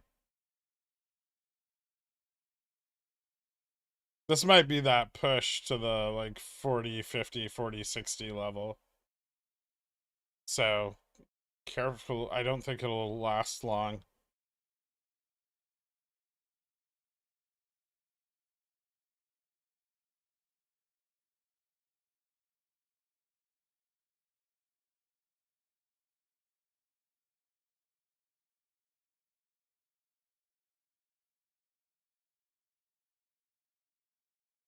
There will be more time. The stock gods didn't want you to miss out on the gains. I mean, I definitely targeted the right level. I don't know. There's so many fucking puts to the upside on GME, and so many sold calls. It's gonna take quite a lot of oomph for it to fucking break up. And this definitely isn't it, right? Like the fucking volume's already dying on this.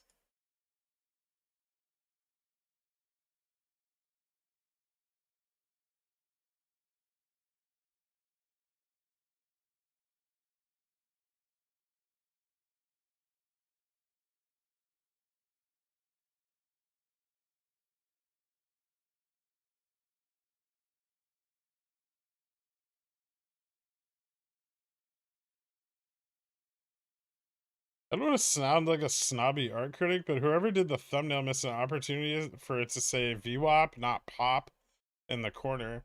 Hmm. You can let them know about it in the Louvre. I know we don't typically play earnings, but are you at all tempted by Jamie next week, or does your disciplined patience make it so it's not even a hint of it? Yeah, I'm not tempted even in the slightest.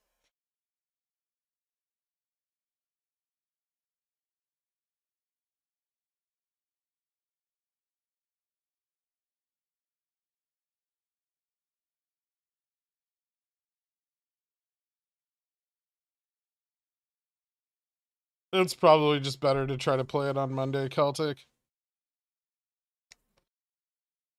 I don't like carrying any SPX positions through the weekend, to be completely honest. Ooh, Baba. Baba and Tesla? What's Tesla doing? Oh, Tesla fell like fucking dropped like a rock. Oh wait, I only spent $30 on that. Never mind. Who gives a shit?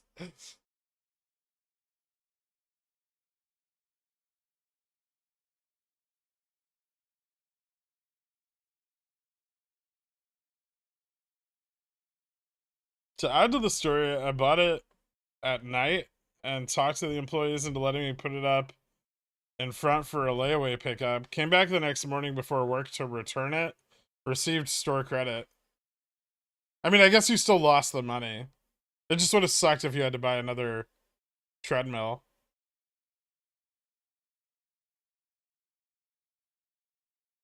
Thoughts on calendar spreads on GME earnings and the aim of free calls for December OPEX? It's not terrible. I'd rather just sell my covered calls when GME's up, though, than sell them when it's down, right? Thoughts on CRM?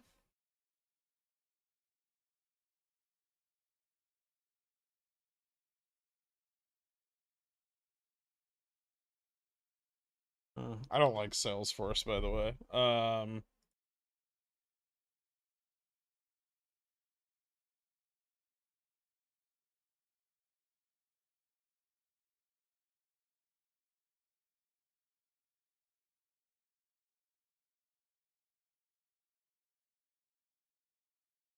Pacta 115?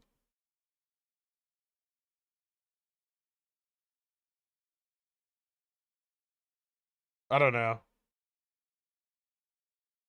If Nasdaq draws down, it's gonna drop pretty hard, I think.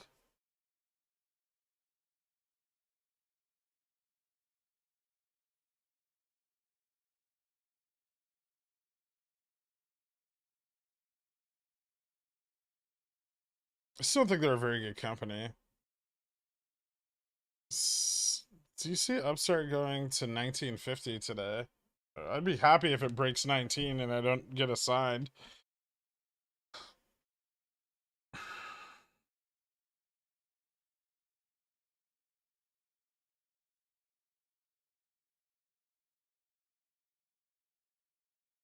Yeah. We can wait till after earnings to buy calls for ETF FTDs and possible 15C3-3 settlement. Yeah.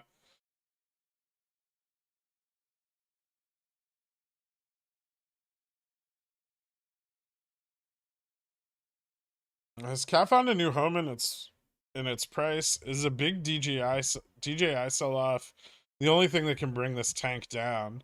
Probably, yeah. And it will probably outperform DJI on the drop. It usually does.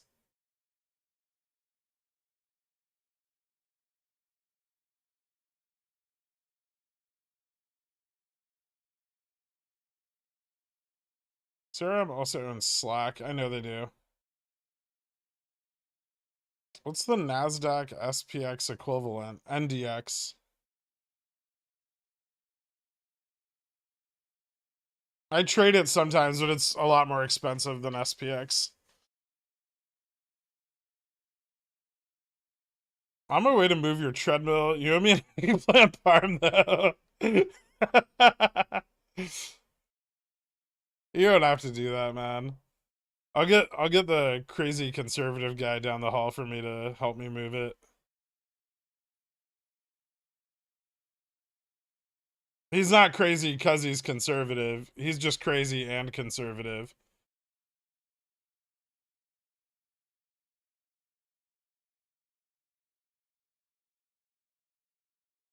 As soon as you said that, I show 1902 on Upstart. Good job, Gherk. Keep talking to it. Man, that's not how it works. I don't just speak to the markets and they do what I want. Today marks the first day my port is green year to date. Probably be red by end of day, but I managed to fight my way back from 60% down to 3% up in 8 months. Seriously, thanks. You got it, man. I'm glad I could help. Congratulations on getting back to break. If I'm mistaken to think Upstart looks bullish on the 4-hour. Upstart looks super fucking bullish on the 4-hour. Did you see the chart I posted today?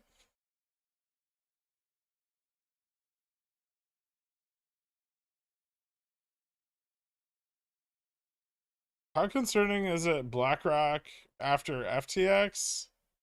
You mean Blackstone?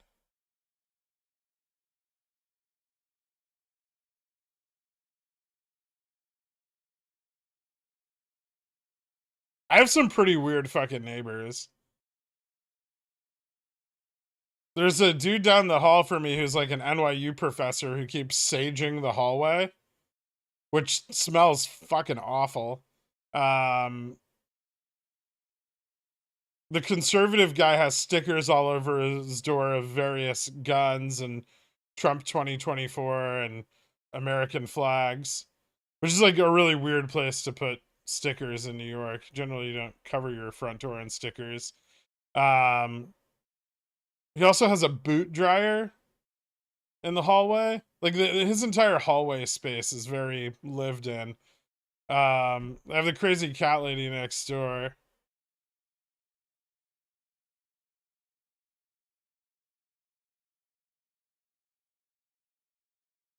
How much liquidity is released from GME earnings typically? Not very much. And if they dip it into earnings, sometimes people buy more.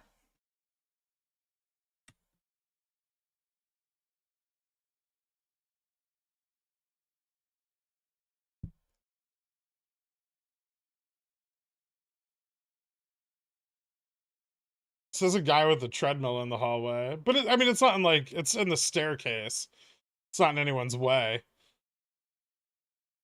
This guy has like a 2 by 3 foot wide boot dryer, like he's out mudding every day or something. But we live in fucking New York City.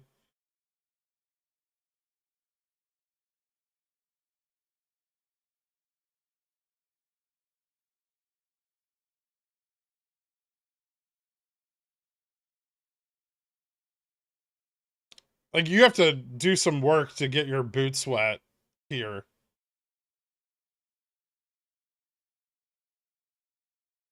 What time does the cat lady usually shower? Do you think Upstart or another large entity needs to hoover up a big chunk of the float in order to really kick things off? It would help.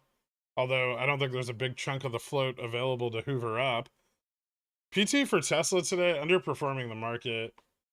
There was a chance of it hitting 200, but we'll see. Things are turning back around now. It still could.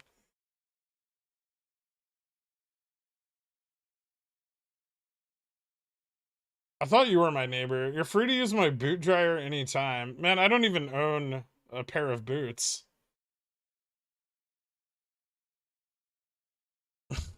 I lived in your apartment. SPXL, SPXS, a good alternative for us broke folks. Yeah, just remember that they're decay. They're good for any day that has large moves. They're kind of shitty the rest of the time. I keep my industrial size freezers in my apartment.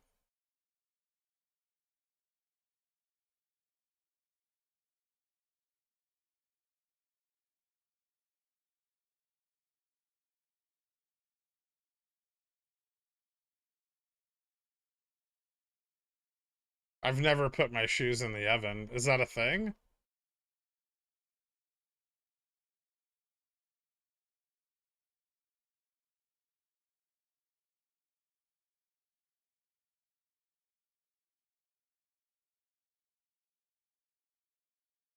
No, he's pretty nuts. He spent 6 hours one time telling me about how the Earth is flat and we live under a giant bubble.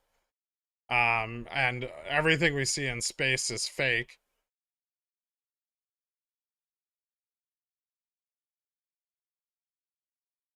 And I was like, that's nonsense.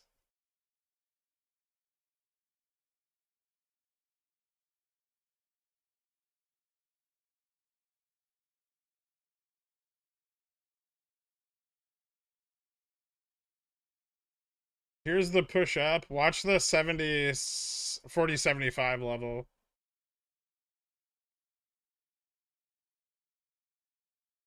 Actually 40 60 too. Watch both of them. They're both pretty weak.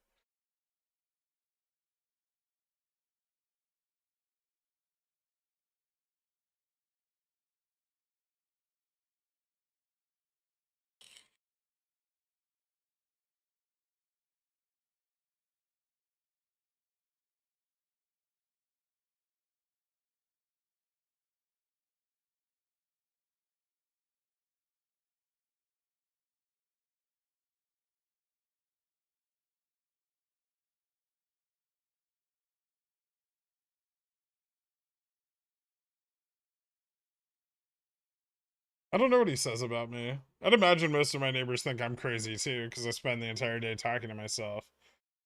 Over the past 2 years, kind of shorts bought GameStop shares and loaned them to themselves, therefore not needing the borrowing pool and having no problem shorting the stock at will. I mean, they generally don't do that unless the liquidity is really, really desperate. But there are instances where shorts will buy. Burry's famously done it in the past, where he had to buy a significant amount of the float in order to continue shorting because he's always way too early. Ish is Minas. Welcome to Dillionaire. Thank you so much. Hit me up on the Discord after the stream and I'll get you added to the country club. Appreciate it. SPX fills a gap. Do you think it drops or takes off? I don't think the long side positioning is very good. So taking off, probably unlikely. Filling the gap doesn't even look that likely right now. 4060s, after 4060, it's a little rough.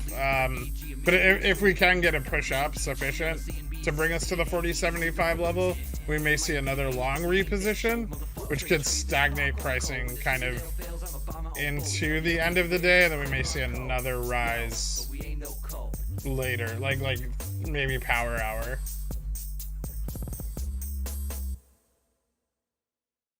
Also, we'll see if this encourages the sell-off of like the fairly large number of 0 DTE puts bought this morning. Because a lot of puts were targeting like the 40, 20, and 4,000 level. So if they capitulate earlier into the day, which they may be starting to do now, that could help prop up some more price action.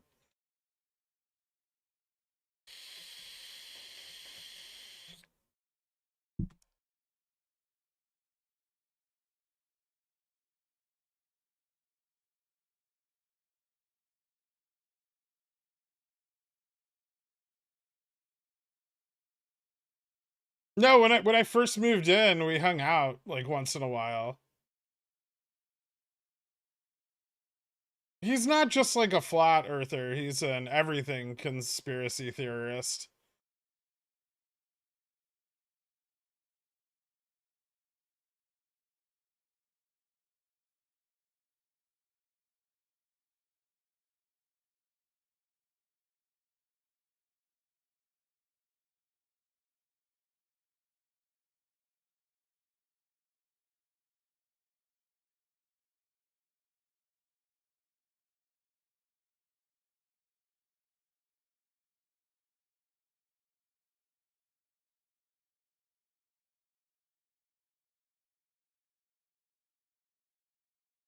New Cohen tweet? Eh.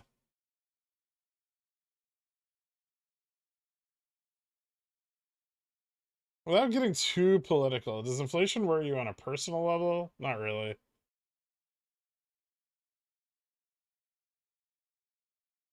Have you heard of the Franklin cover-up conspiracy?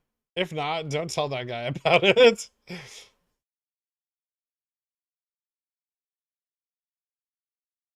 He didn't bring up lizard people, but he did hint at like some adrenochrome stuff.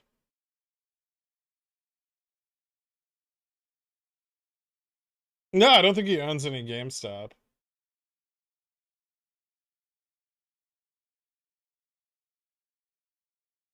Without getting too sensual, does inflation get you torqued? Not really.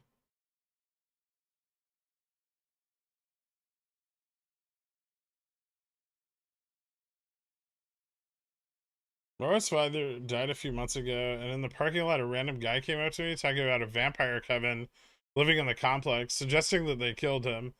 Meth is a hell of a drug.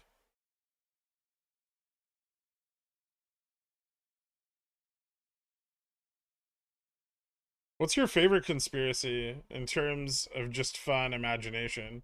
That Patton Oswalt totally killed his wife and then felt guilty and married someone who looked just like her.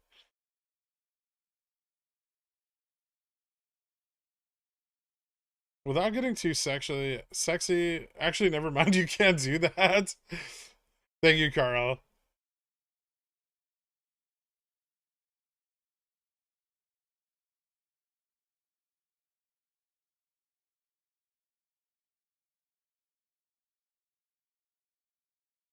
Jamie about to go nuclear? I don't think so, but I'd be really happy if I could get out of the rest of my zero DTs.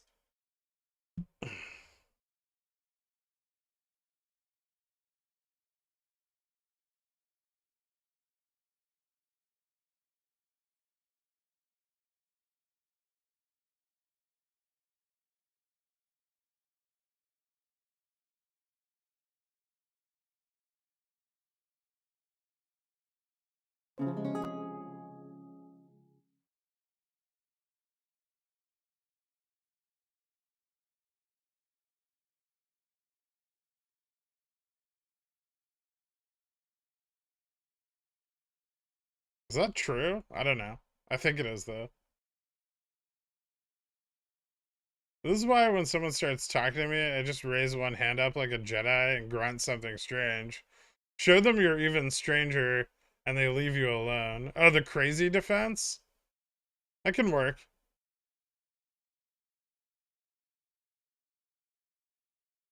I'm just glad so many people are acknowledging your extreme rugged handsomeness today. Thank you, Baradactyl. My wife decided we're hosting a family cookie exchange. What type of cookies should I make, Girk? Dick-shaped ones. Just make dick-shaped sugar cookies so you don't ever have to do that shit again. That sounds like a good way to get diseases from all your neighbors.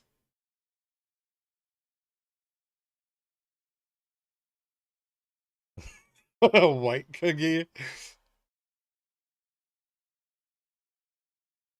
As soon as someone provides a rational counterargument, I just stop responding. That's the American way. Do you want to do Running of the Bulls with me this year? I want to poke one. No, I don't want to get fucking gored by a bull. That sounds terrible. I wonder if I could just wave my calls at it and it'll go away. Can I put you as a reference on my resume? Sure.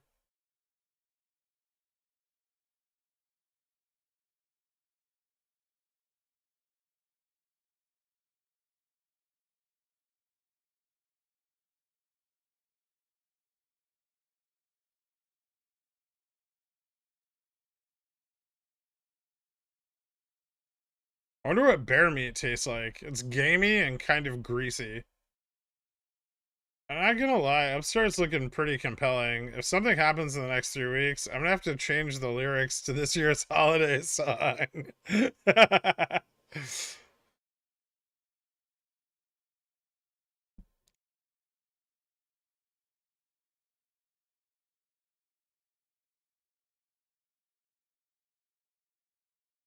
Is SPX gonna come back down, fill that gap, and then push up?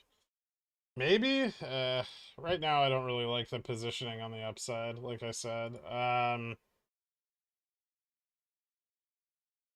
think SPX can pull back, but it might just pull back really hard. Be a little concerned, potentially.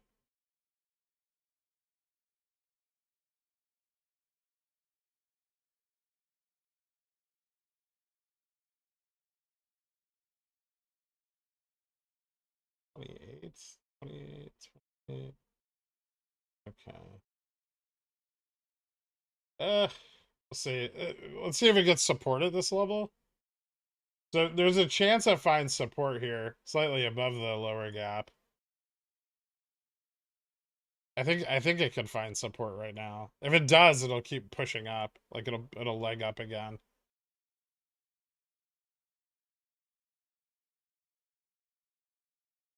If it doesn't, we're gonna fail. And I think if we fail, we're probably gonna drop back that ES? No. Probably drop back to 4050. I mean 4050 is kind of a support right now. I wonder. It's compelling. I I don't know. A straddle here is probably not terrible.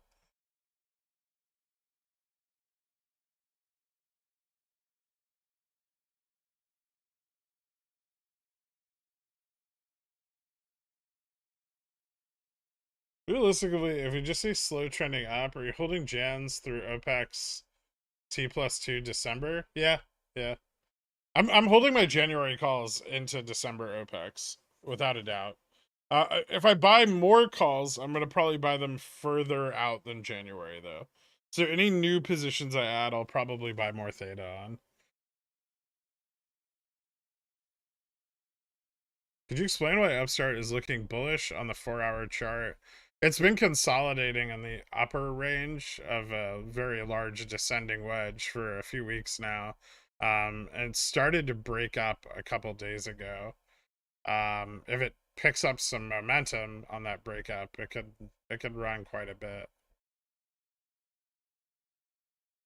Just from a technical sense. I mean, I think Upstart's going to run anyway, regardless of the technicals, but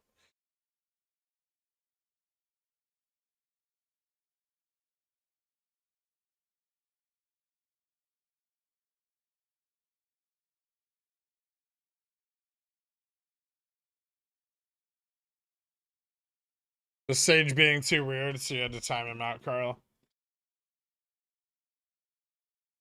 How do you know when to take profit? I have Jan 2025C on GME. They're up about 60%. If I sell, I can take that profit and roll it into Upstart March calls. It's up to you, man. I mean, generally, when you're comfortable taking profit, if you think the stock's not going to go up anymore, that's usually a good time. I'm not related to fucking Bam Margera.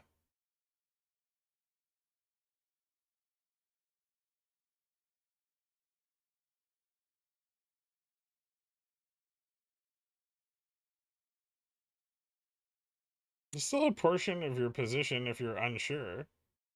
That's one way of doing it, yeah.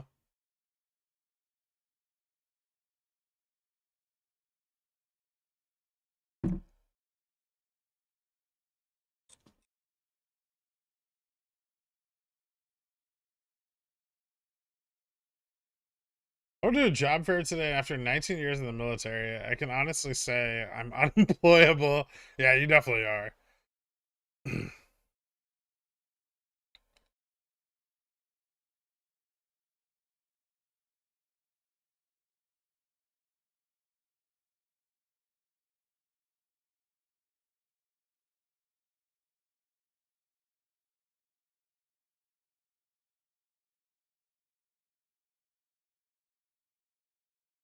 No, I'm not related to a esteemed thespian either. Is this Head and Shoulders forming on GME? No.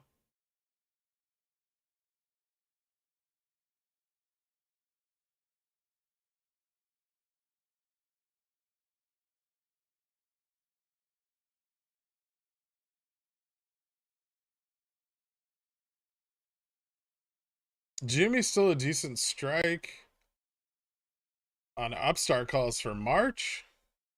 GM's still a decent strike for upstart calls for March. Or we better do like Jan 2024 high strikes for IV play, or all of the above. Both of those seem okay. I don't know how much. The problem I have with the Feb and the March calls is like the spreads are kind of shitty. There's not a lot of OI.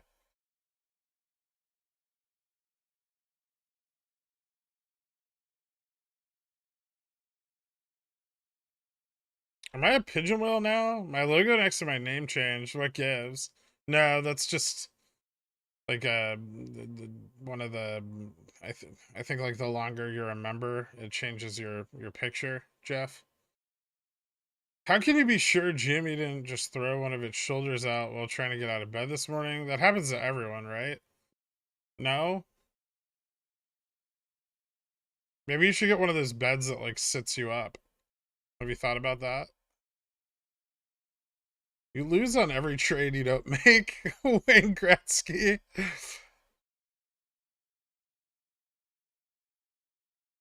Neo is not going to run like Tesla did in 2020. They're not remotely comparable.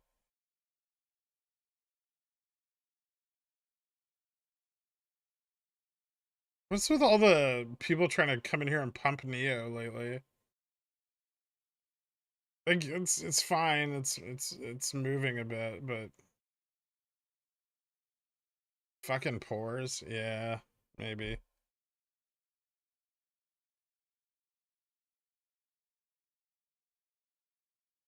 It's cheap.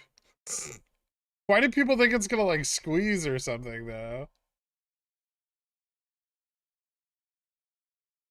I don't get it. What's their thesis?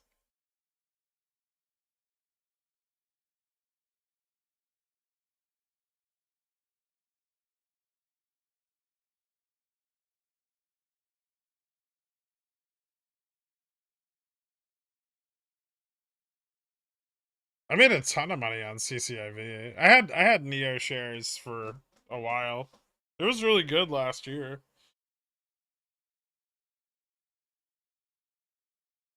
But why do they keep saying shit like Neo to like Neo's gonna run like Tesla? It's not the same at all.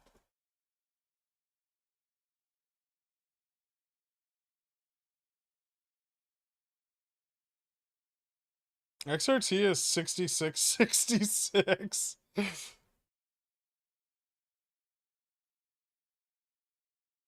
I got 6 months of listening to your beautiful voice and learning about everything other than stocks. I love you, Dad. Thanks, Jeff G. Appreciate it, man.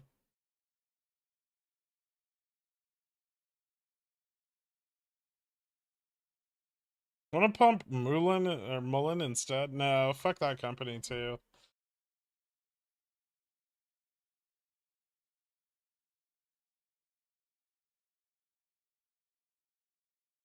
I've doubled 5 separate paper accounts in the last 4 weeks. Feels good. Thanks, Pickle. Nice, dude. SPX Head and Shoulders. maybe fill the gap. I don't know. We found support at 50 or 40.57 here when we were talking about before. I like that. It's encouraging. Maybe we just fill this gap and finish out this wedge and then before moving higher.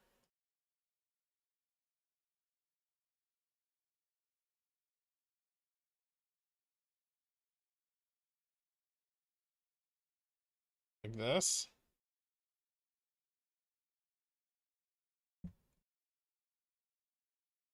Technically this has a little bit of wiggle room. That. No. That.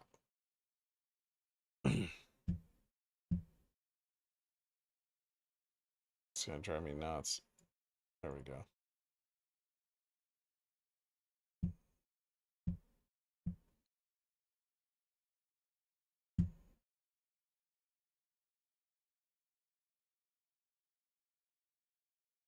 This doesn't look terrible. ES is in a similar position. How's the buy side looking? Still pretty weak. 40.60 is okay.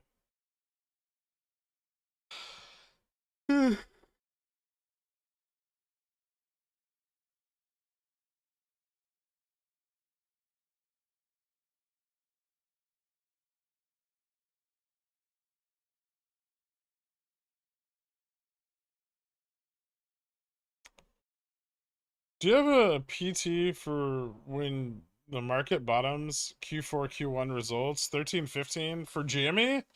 I don't know if GME can fall into that range very much, to be honest. Like, there's so many people that would buy GME at $13 and $15, right? The amount of retail buy pressure at those prices would be fucking insane.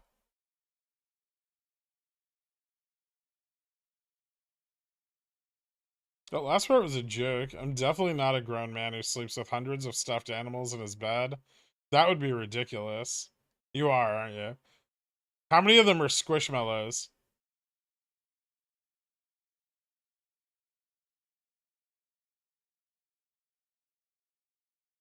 I never had a MacD hat.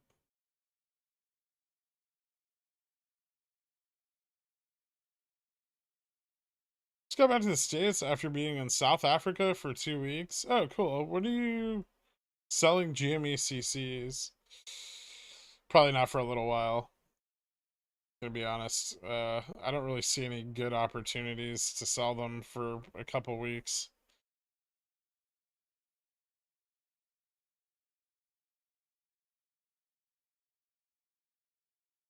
If we're nearing the end of the bear rally, will you pick up puts on individual stocks as well as SPX? When we're nearing it, yeah. When I feel like, I mean, I'll pick up more. I have some already. But I'm just trying to be patient with the rally, Sisyphus. So yeah, be patient with your fucking Nvidia puts, right? Plenty of time. We're not crashing tomorrow.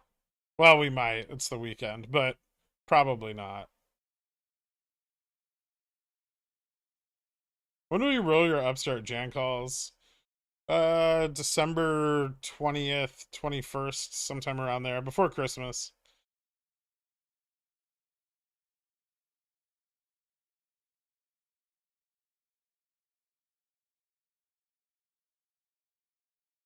Why would you need a good opportunity on selling CCs? Just sell them far out of the money every week. I mean, I do that, but like, no one's really gonna want to do that with like a few hundred or a few thousand shares, right?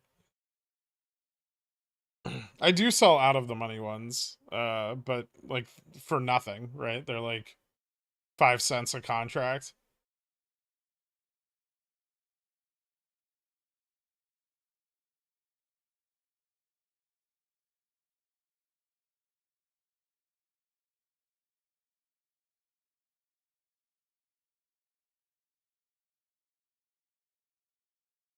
Any more push left in this GME run?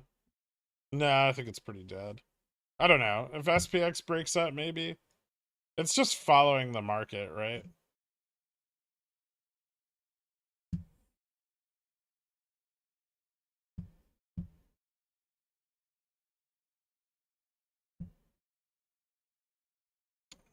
It's interesting that we left a little downside gap here.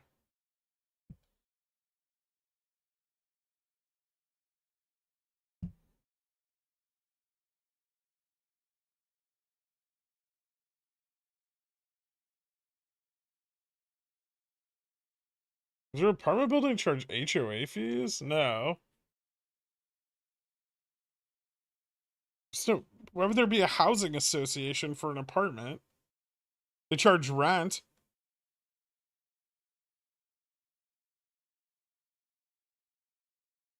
Thoughts on puts on LMT?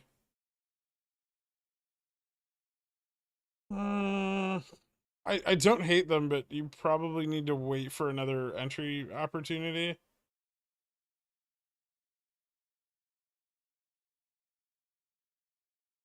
Shorting LMT is really risky. It can be profitable, but it's pretty risky too. I might not want to open one up into the weekend.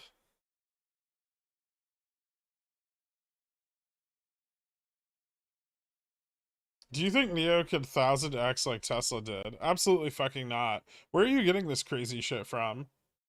You tell me, Lutish Fishman. People keep coming here and asking that same fucking question. I don't know any of them. Are these just like Neo pumping bots? Like, what the fuck is going on?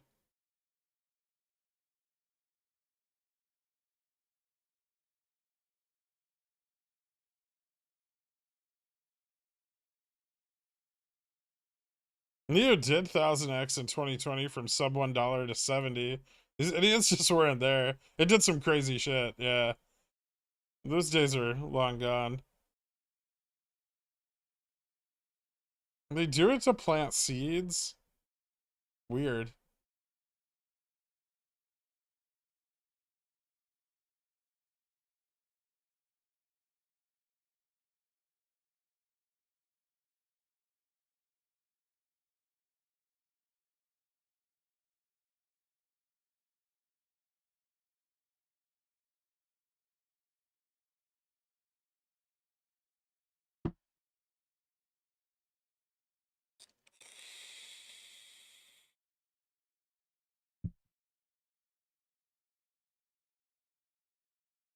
Like, Neo has a huge amount of shares outstanding. People would have to buy so fucking hard to pump it. And then you don't even when you buy the stock in the US, you don't even own the company, right? It's like a derivative. It's like a tokenized stock almost. Same with Baba, right? That's true of all Chinese companies to a degree.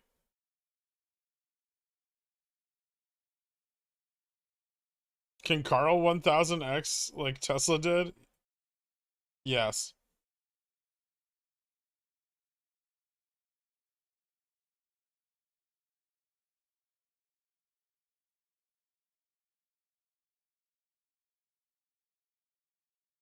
But Boss Blunt said Neo is going to the moon. That guy's a fucking moron. He bought Ape at like $5.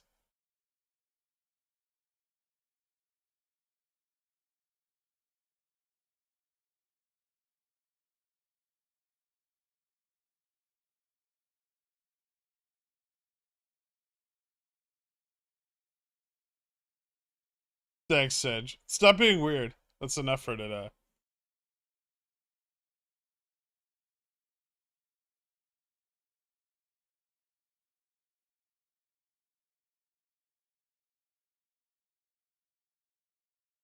He doubled down 20 times. Buying Ape at any amount is embarrassing. I agree.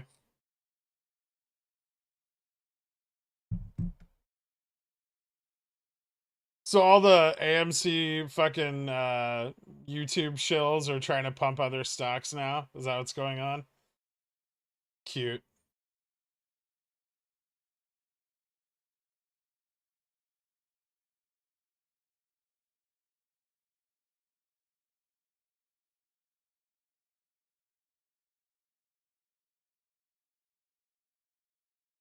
Any thoughts on the SPX monthly? Was looking at SMAs. 13 is shooting for the 30. Last time 13 dipped below was the '08 crash. Target would be the 200 SMA if '08 repeat to 2100-ish. JPOW's on a tightrope. Ew. First of all, just the worst way of predicting a crash ever. But JPOW's definitely on a tightrope.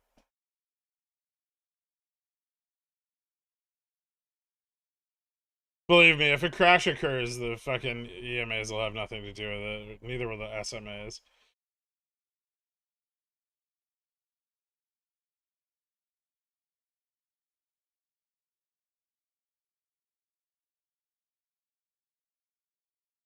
Are there any other streamer or YouTube traders that you believe are good sources of knowledge to learn from, or at least good to watch?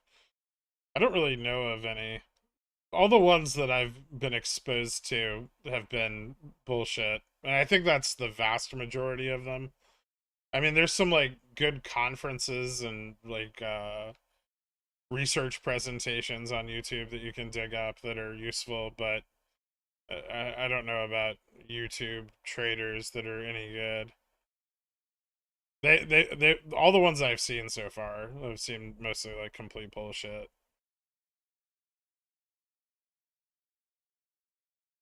They're either like bullshit or low level.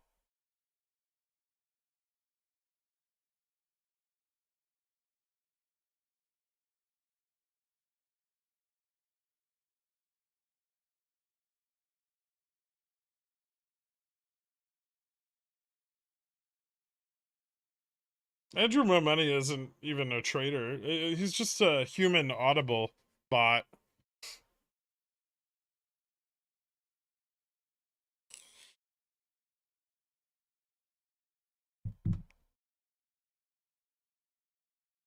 I was just hoping to get my Dillionaire Jam one time if I can. Did I miss your sign up or something? Yeah, sure, man.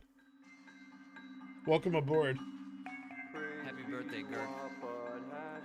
When Yeah. you pump Jamie by buying leaps to get moving assigned, how much capital did you have to use before the price started pumping?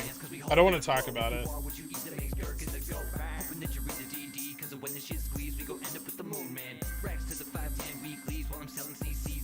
I didn't use a lot of capital, but I used a lot of margin.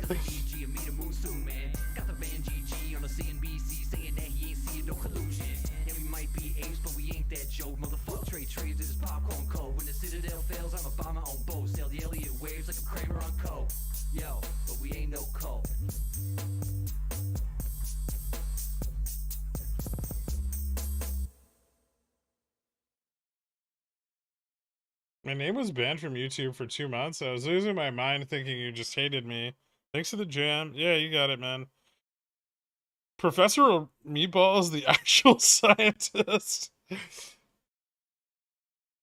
Margins same like capital, just not yours. Yeah, it was a lot. I bought several hundred in the money calls.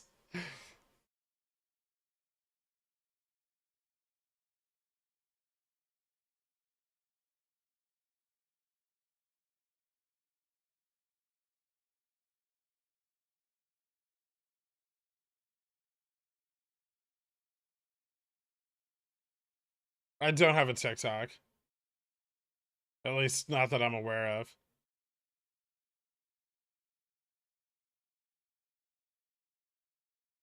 Keep ignoring me. I was here months before you sold your soul to Houston. What? How did I ignore you? What'd you say? When did I sell my soul? I'm at greater than Fubo by next Friday. Oh, I don't care. That was mean. Did you apologize to Moonwind? No. What's this Moonwind story? One day Moonwind sold a bunch of like at the money cover calls on a Friday. And so I started buying in the money leaps to push his at the money cover calls out of the money. Or in the money. It was fun. He had to roll them. It was pretty great.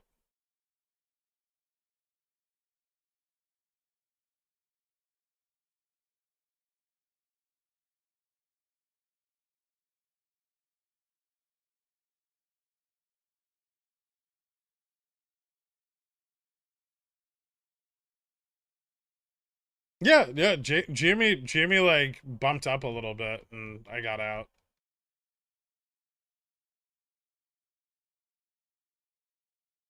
I think Jimmy moved up like $3 or $4. I was all the calls I bought were in the money, so I just like I scalped like the intrinsic value bump. It wasn't much. I didn't make a lot off of it, but I over leveraged the shit out of it. What happens if you get a third wash sale? Nothing. Pre-split. Are you talking about GFVs or wash sales? Those are different things.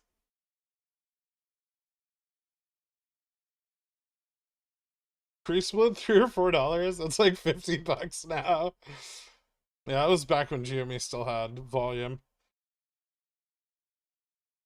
I made 100% on SPXL dailies. Not bad for day trading for the poorest. Thanks to the knowledge. You got it, dude. Congrats. The thing people need to understand about that story is that Moonwind used to sell his CCs like 15 minutes prior to expiration. So you didn't have to move GME that much. No. No, you didn't. Also, I mean, the momentum was in my favor anyway. Otherwise, I wouldn't have done it. But it was fun to do.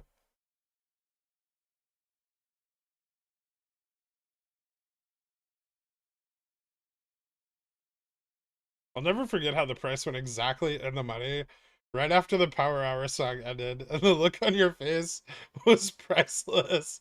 That was so fun. Moonwind was the worst. Where is Moonwind? I don't know. He's probably still here. I can't imagine he's changed his life around much. He bought a house, I know that.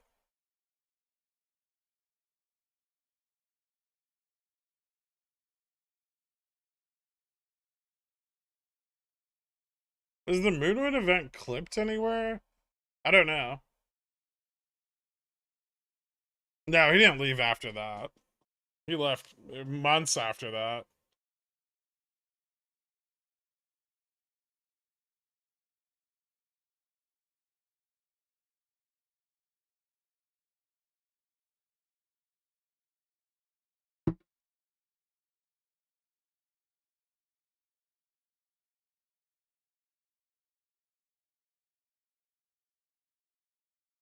He's here. You can't quit cold turkey unless you're broke.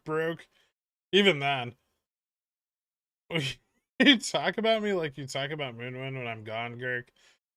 No, I'll forget you walking. It's a far worse fate.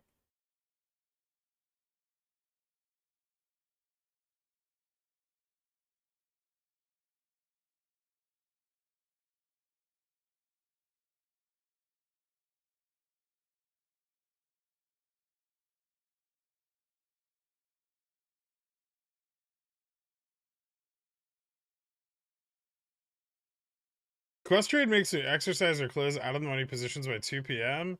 or they'll auto close them. Is that lame or common? It's common, but it's also lame. What's the opposite of scalping? Selling against momentum? No?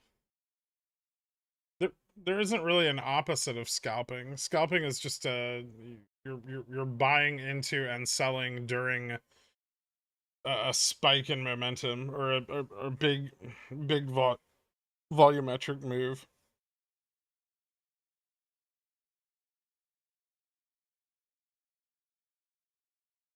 Yeah, it's still scalping. Scooping.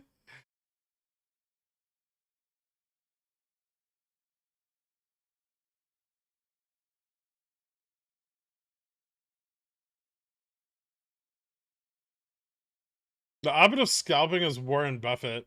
Yeah. Sometimes I feel like you're the Trunchbull to my Matilda. Isn't it Trumbull?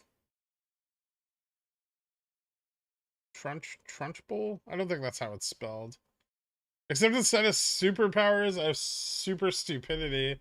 But you still throw me in the chokey anyway. I haven't read that book since I was a kid.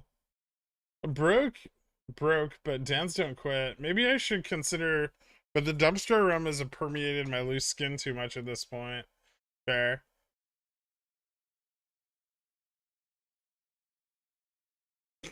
Jesus Christ, Sage. How does earnings affect OPEC cycle? We're expecting little to no shorting next week due to earnings. Thank you. I mean, I don't think they have a lot to short with right now, but I'm sure they'll give it their best. The GME Trunchbull? Yeah, that's okay. He spelled it bowl like a like a cereal bowl, like the dish.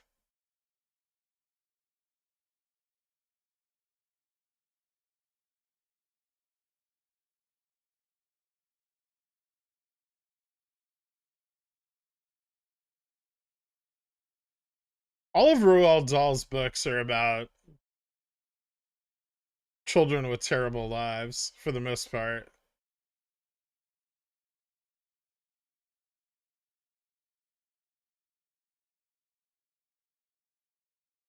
On SPX, we look at the long-term trend where we'd expect to bounce off resistance. Can this happen without a catalyst? Yeah, we'll just kind of grind up through it.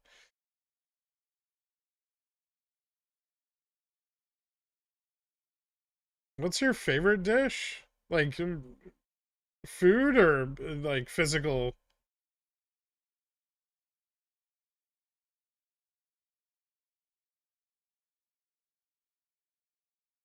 I don't know. Plates?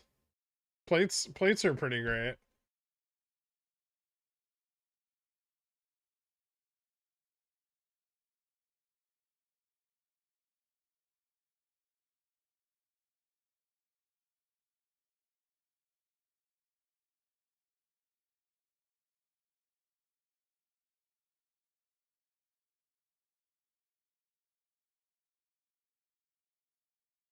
So these volumetric spikes have both occurred around the same time. Yeah, I think they're related to the what we're seeing going on with XRT and after hours. I think they're trying to get enough liquidity via creation and after hours to kind of kick the can a little bit, but that's causing like intraday volume spikes on GME and raising the volatility. Um, there's a period of this that occurs back in March on GME before the big drop into March earnings, which is kind of compelling. If you guys looked at the daily DD, I could point it out, I guess. So there's like this like weird liquidity generation thing that goes on here. Okay, I'll try to show you guys here. Give me a second. So I don't know how well you can see this. Can I zoom on this? Where's the transform edit?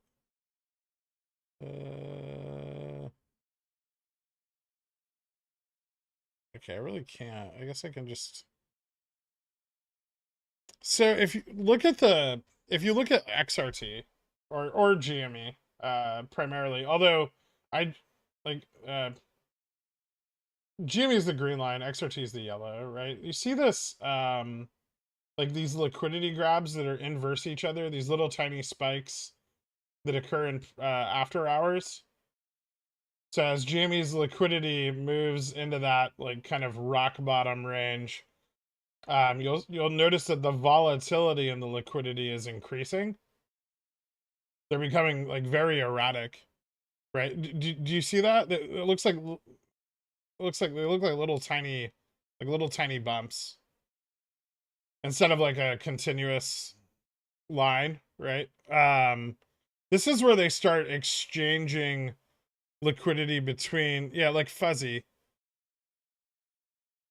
No, yeah. Let me try to point it out for you guys if I can. Oh, that's not gonna work. Hold on, I have to. It's hard for me to work with the image like this, so give me a second. All right, so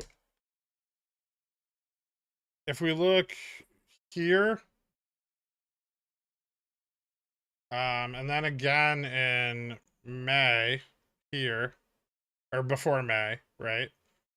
And then we look here.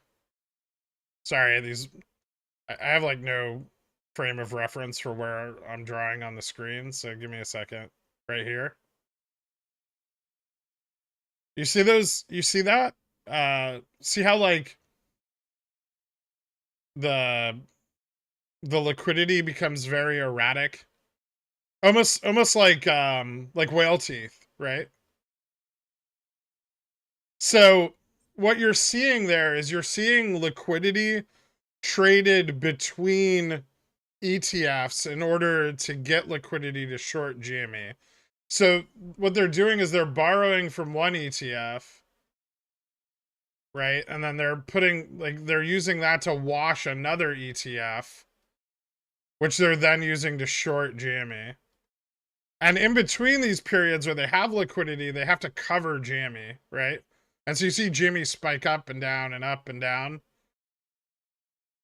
And, this is kind of like the last little bit of liquidity they have left. And then, if you look in March, as liquidity returns, that's way off. Hold on. I need to move this image real quick. Hold on. So if you look in March here, this is March OPEX. Wait, hold on. Christ. Okay, that's the peak of March OPEX, right? So you can see that like once liquidity starts to kind of come back, we run really hard, right? And that's when liquidity is returned to a normal level.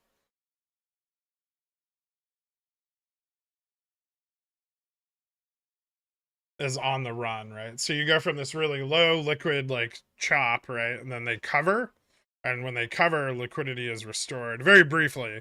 But that's true of all of our covering periods. Even if you look at like October 31st, where they didn't get a lot of liquidity, but they got a tiny bit right here. You see how liquidity kind of bumps up and they get a little bit back.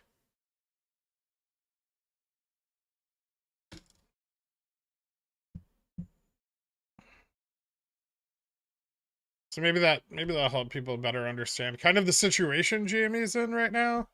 And why we're starting to see this intraday volatility.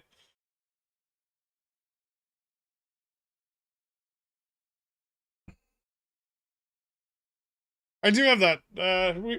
Upstart's a little bit different, but yeah.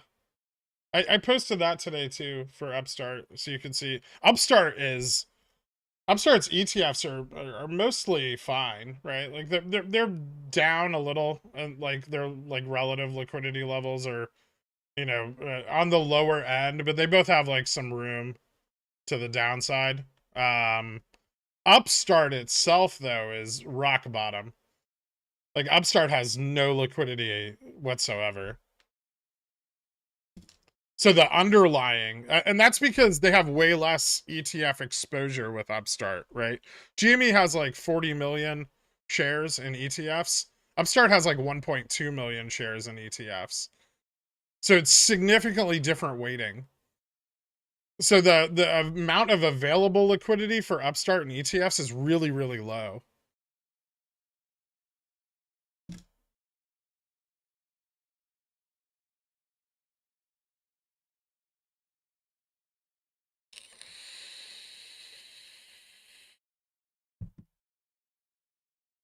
And not only that, it becomes harder to drive price down, right? And so if you look at GME and Upstart on the daily, because of that low liquidity, we're actually starting to turn around. And it's really slight, but it's happening, right? Like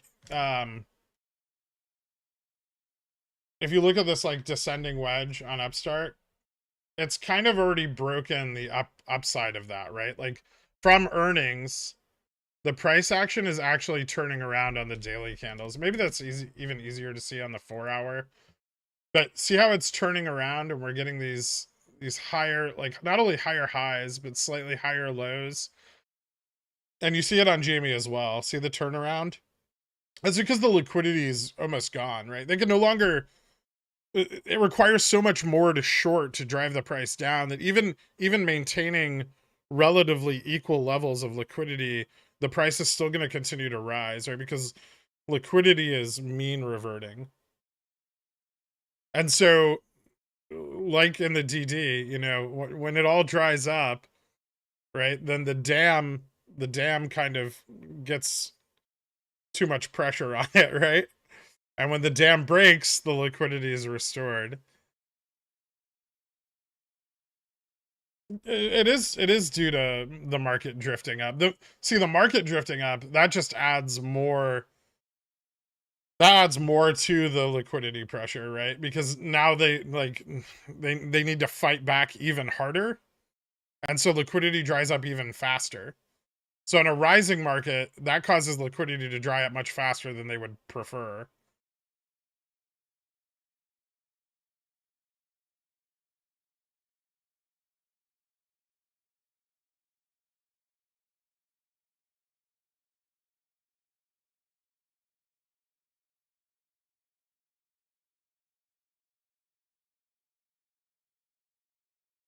Just close out 6 CSPs for 80% profit by applying your 30 to 45 DTE rule of thumb.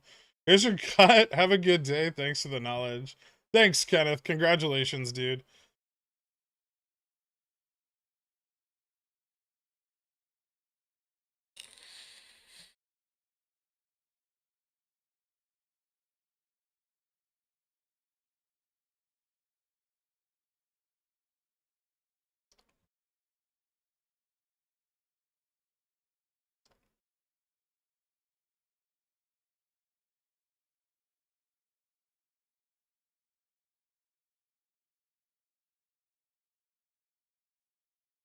One more test of 4065 before a retreat.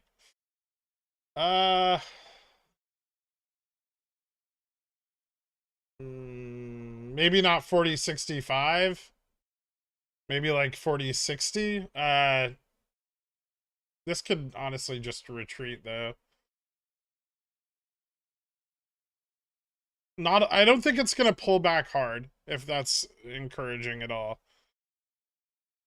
Like, I think the downside here is kind of stable. So, yeah, I'm looking at ES, but for SPX, I'd say 40. It could pull down to 4053. I don't know if it will, but it could. I think most of the pullback is already realized. At a slightly higher level would be bullish.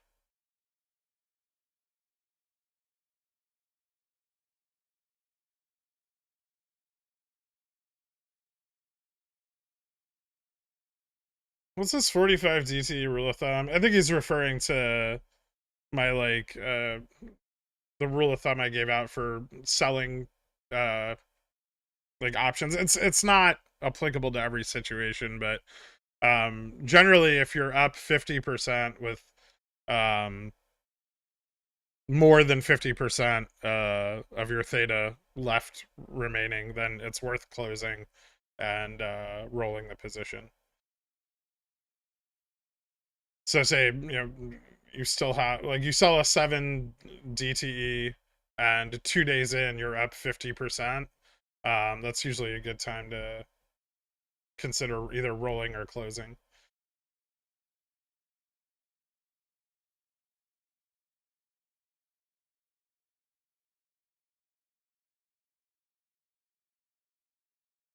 Did you clip that? I need to share it with my homies. I can clip it. Like that whole big speech. I'll try to clip it.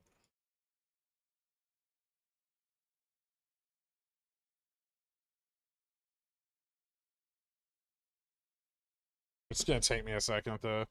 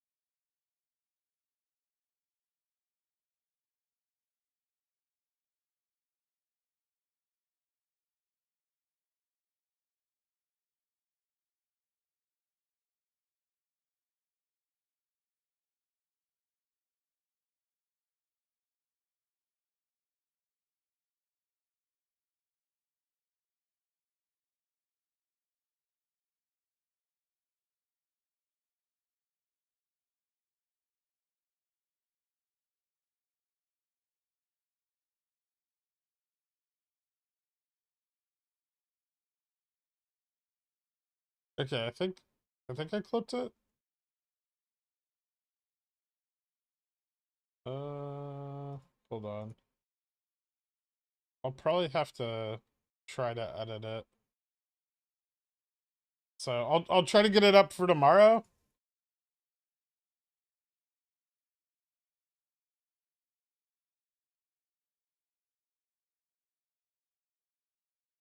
I'll post it in the Discord when it's up.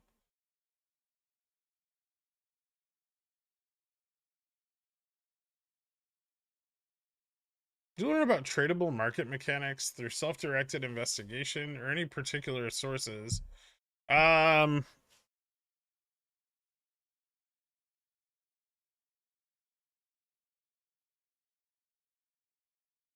don't really know if anybody trades off that.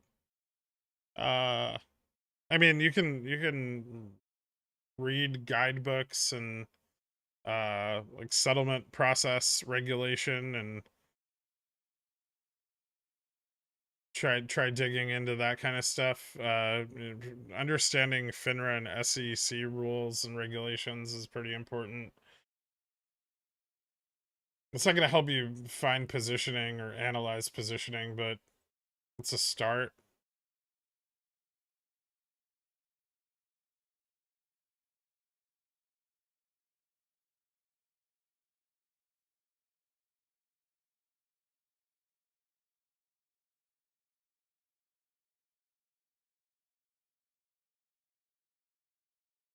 Jimmy done running for the day? Yeah, probably dead here.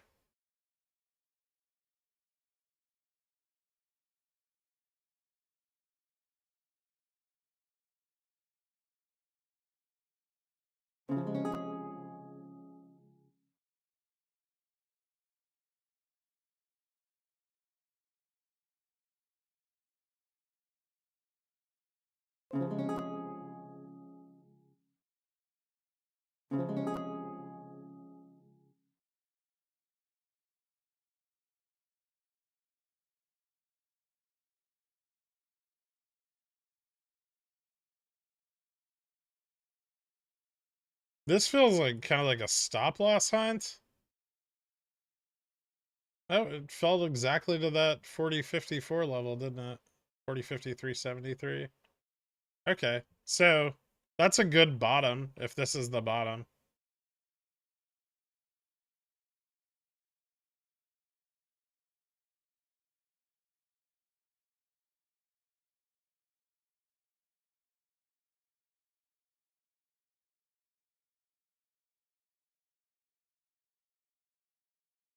I mean, Upstart being off reg show just means it's easier for them to control any covering that could occur.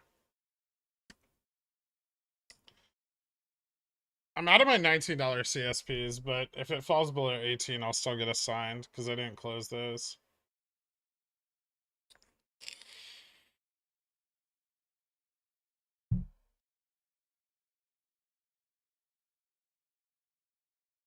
You might take a look at PBI. I think it's really cheap right now. I don't mind taking a look at it, but why do you think it's really cheap? Just the technical level?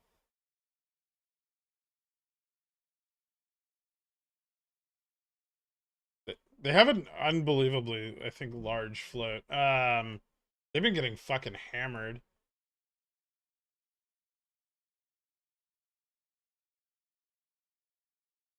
That's because their fucking profit margins have tanked. I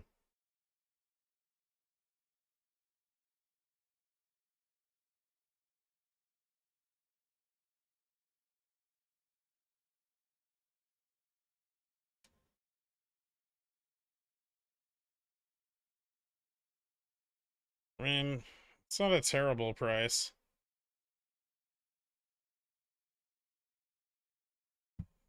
Looks like it's pretty heavily shorted.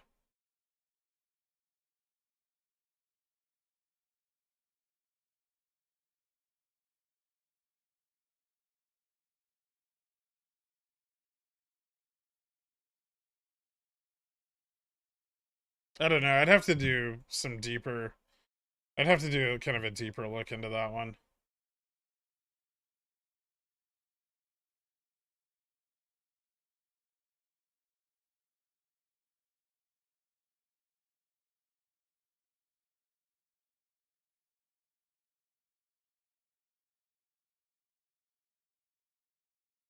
We assume that they stepped away during the split. Why? How did they enter again with this much pressure?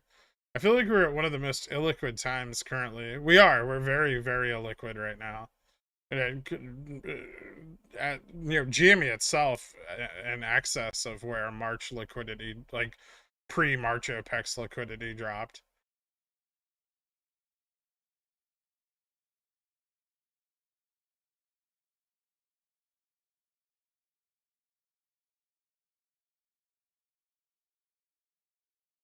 As in they have to choose between the borrow fee rising or covering a bit. Yeah, but if they start turning to the lending pools, the borrow fee is going to go up really, really fast, right? When they start dragging these obligations out too far, right? And we saw this with March OPEX. When they drag these obligations out too far, the rate, since they compound exponentially, right? So the compounding of their obligations is like an exponential curve, right? Since they compound exponentially, the longer they drag it out, the worse it gets, and the faster it gets worse, right?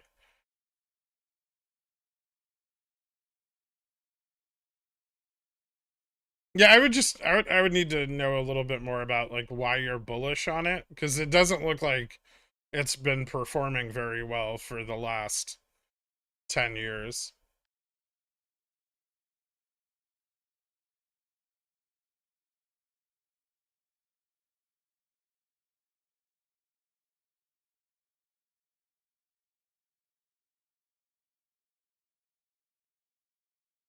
Tremendous dromedarian.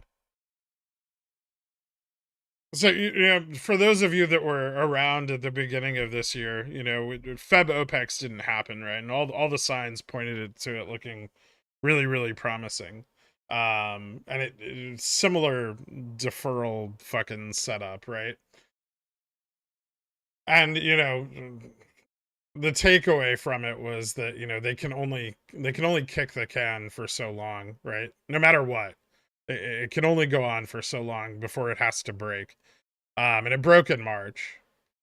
And I don't think our current situation's that dissimilar.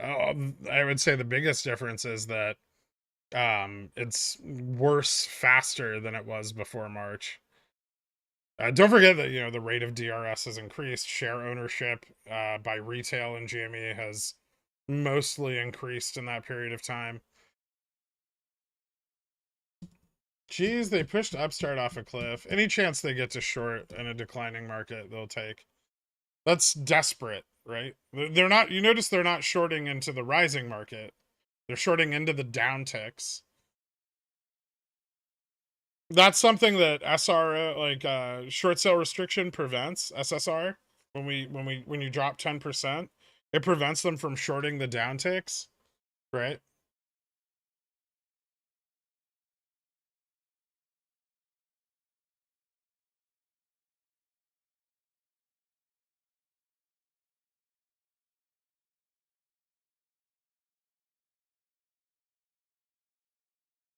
So, but you do think that a $30 strike for next week is relatively safe? No, I don't.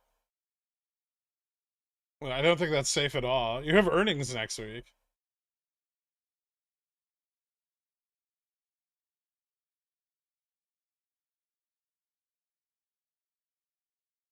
If institutions likely won't enter large positions on GNG until DRSers are pushed out, at what point do you think Jamie will do something about it? It seems it would become a hindrance eventually. I mean, they can release more equity, right? That'll get people to walk away.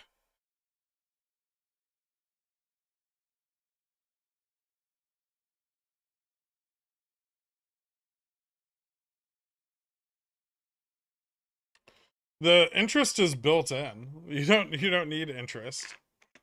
You don't need a catalyst. The catalyst is already there. Synthetic short positions cannot remain open in perpetuity. They are limited, and they have a fleeting amount of existence before they have to be covered. Right? If every short is a long eventually, synthetic shorts are long more often and faster.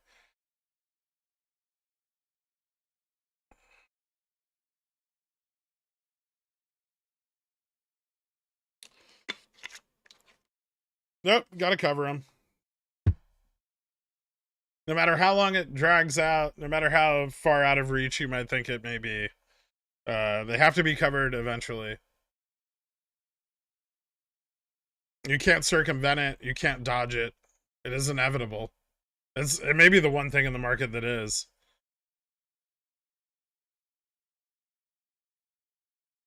Timing it with options, very difficult, but the covering is inevitable.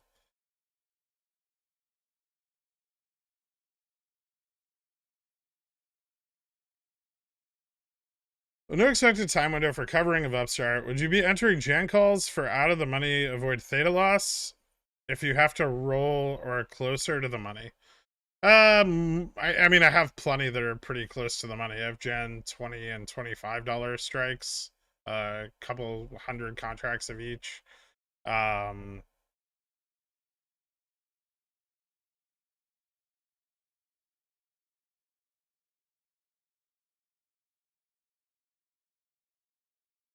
you selling a lot of CSVs on GME for earnings?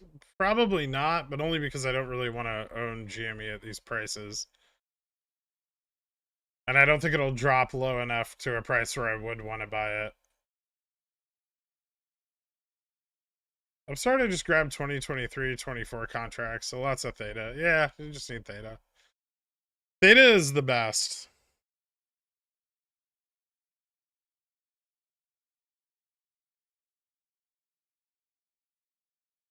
I don't think in the entire history of GME, if you had bought within 10% of a low, or actually here, if you'd bought options contracts when IV30 was below 98%, there isn't a single time in the last 2 years where those options contracts would not have and you bought 90 days of theta. There's not a single time where those options contracts wouldn't have printed.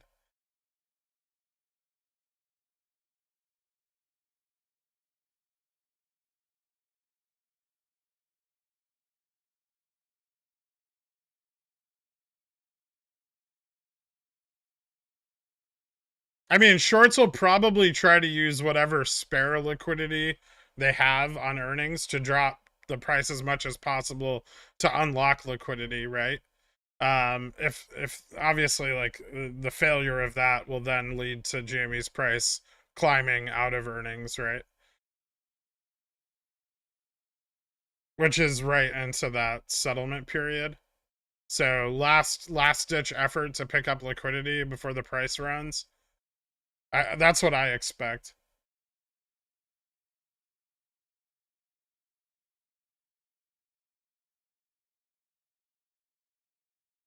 I don't know. GME's IV isn't pumping a lot into earnings right now. I wouldn't chance it.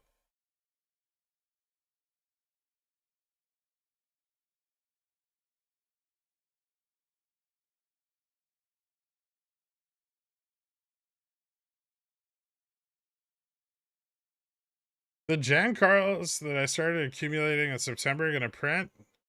I mean, they did already in October 31st. Right? Any call bought before October 31st, after August and before October 31st would have printed on October 31st.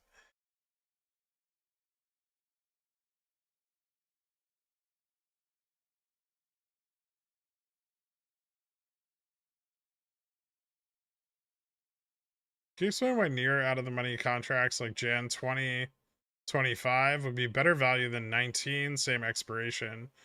But because they have more extrinsic value, so you can also get more leverage on them. So as intrinsic value increases, they'll be worth more money than an at the money contract would be. So once a contract goes in the money, it starts to lose extrinsic value and gain intrinsic value.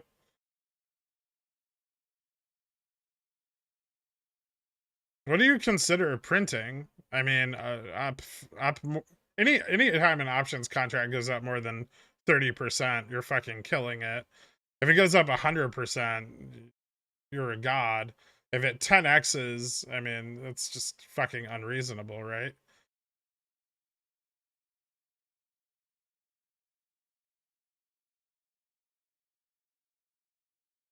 I think both people's expectations of what they can make off of options contracts and how they define a run is kind of ridiculous.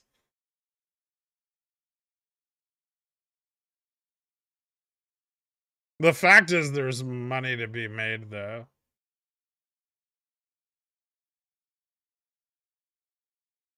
The reason we try to time OPEXs is because for very little money, you can potentially make a lot, right?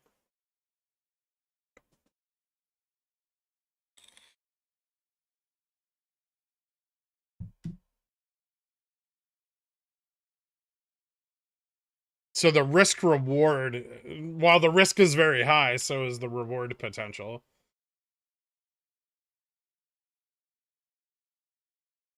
Do you regret selling your GME calls on Wednesday? No, I could just buy them back.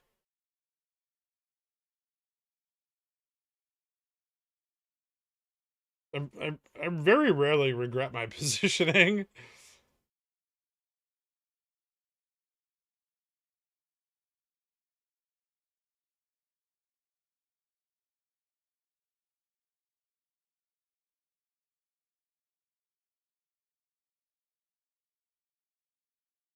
UWMC, I got out of it with a profit though.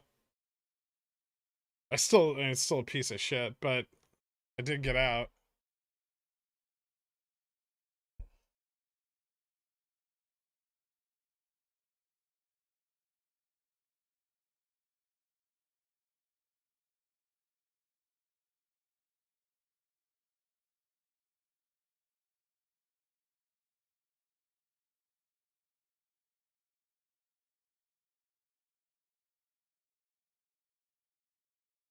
What are the cons of opting for more theta? You get less leverage. That's the trade-off. You can't buy as many.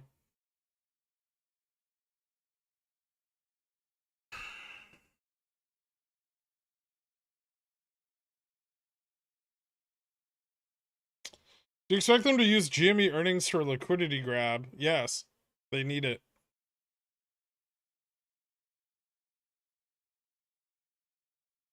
Many people tried options for the first time in this environment and now expect unreasonable volatility as a baseline.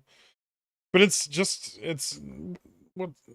about profitability, right? It's not about stop trying to focus on all of your options printing 10x every day. And maybe some of that's like my fault with like pickles picks. That's unreasonable. That's an unreasonable expectation. Not everything is Cat or Shopify or Dole or like my ability to pick stocks that are gonna go up a lot. It's not what you should expect out of the market. I am in like the 99th percentile of traders. And I'm not saying that because of my massive ego. It's actually true. Don't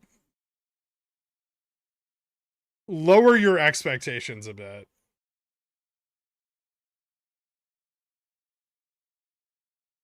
For your performance, at least while you're learning, right?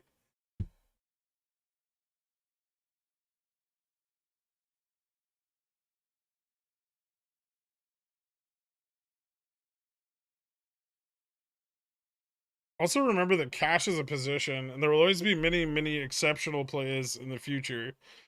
I agree with that somewhat. I don't necessarily agree that cash is a good position to hold all the time. I think if there's a lot of volatility in the market, then yeah, there's a good reason to do that. But I think there's always, I mean, you can always sell CSPs on, some dividend stock that's not going to drop and pick up, like a 0.5% yield, which is better than just the cash sitting in your account, right?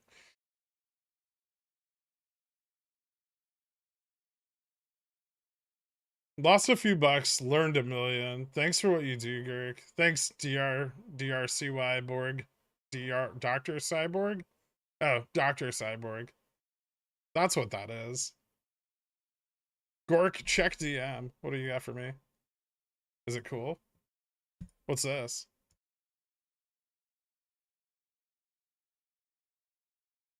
Bullish.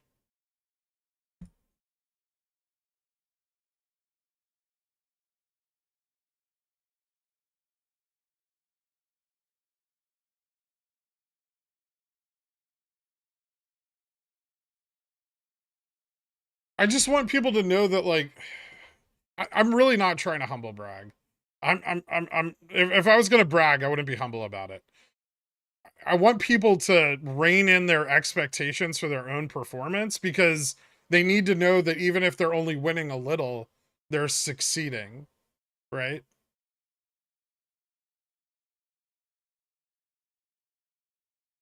Like, if you're picking up 20% positionally on the SPY every day, you're better than 80% of the traders out there.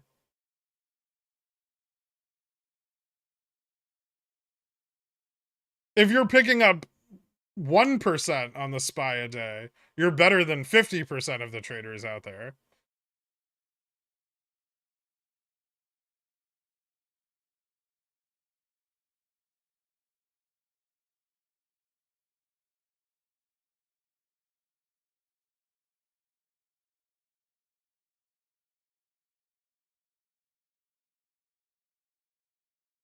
Just tell me what to do. Win or lose, I'm making white. Whatever, man.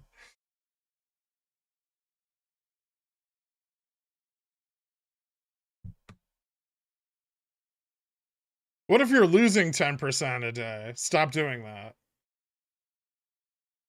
Also, big oof.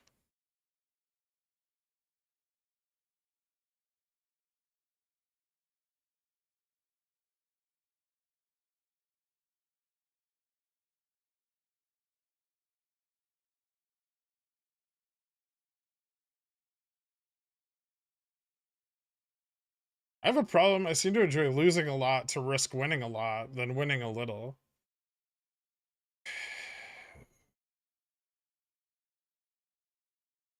That one's. I mean, I can't say a lot, because I do take on a lot of plays that are very, very high risk, very high reward potential. But I mean, that's only a small part of what I'm doing every day, right? So if we want to have realistic expectations, what would an average trader be able to make dollar in ROI annually on, say, a 100K portfolio? Is the portfolio growing? Like, what's the reinvestment rate into the...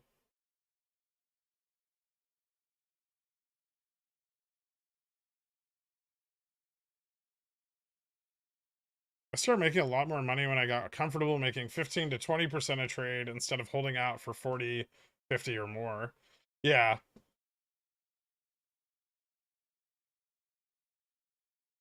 I mean, I think positionally, like, a decent trader can make like 3% a day. So if you have $100,000 port and you're doing 10,000 a trade or 5,000 a trade on, with like 3% risk, you can probably pull that off. I don't know what that would be compounding off the top of my head, but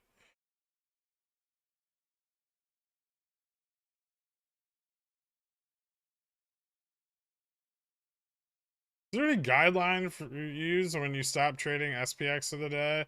I mean, I usually stop when I don't like the volume.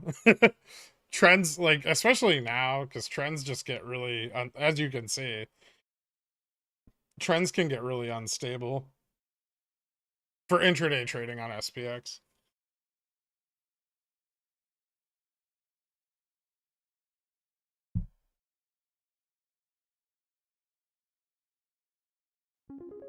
%100 reinvestment. I mean, just take the number of trading days, 2 to 3% a day compounding.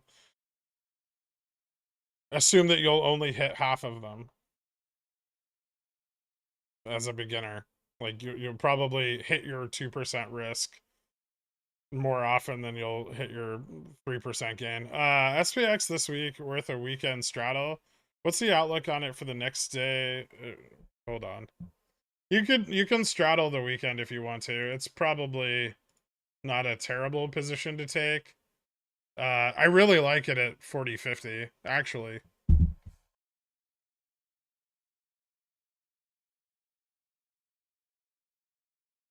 If I buy puts now, I might be able to buy calls out of the money. Give me a second. I'm gonna try to put a straddle in place.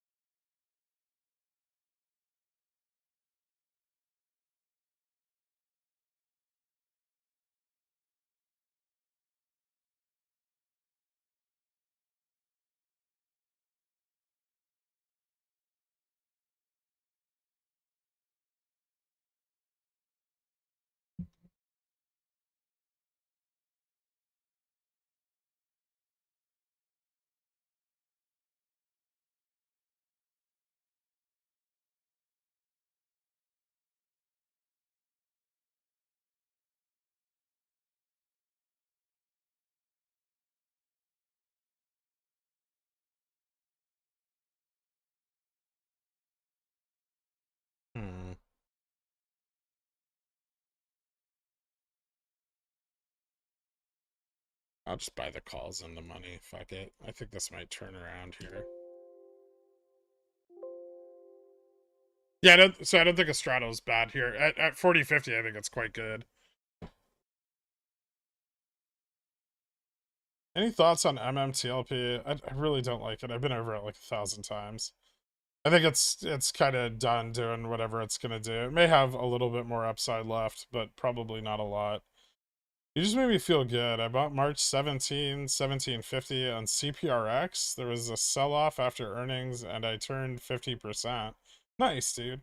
I'm up over 80% on 125 590s based on what you just said. Would I be wise to take profits now since I'm up so much, despite it being farther dated? Maybe I'm just being greedy to hold on. I don't think so. I mean, we haven't seen any significant moves in implied volatility on upstart, and you have a lot of theta. I mean, that kind of contract you can wait quite a long time on, right? And you know, realize volatility in a target range, probably significantly above where it's at now. Even if like upstart like dropped hard, right? Like if it had like a 10% sell off, the IV would spike harder than it is right now. Like those contracts would be worth more even if the price dropped and IV spiked.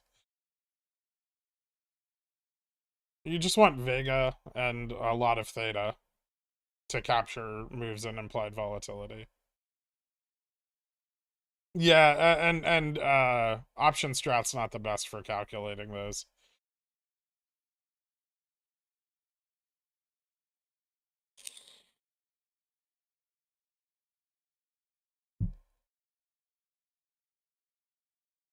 $60 profit on a $640 investment is 9.375% profit. That sounds about right. I don't have a calculator open, but it seems pretty accurate. Don't forget tax liability and what year you're in. Yeah, that's important. But you have to make money to get taxed, so.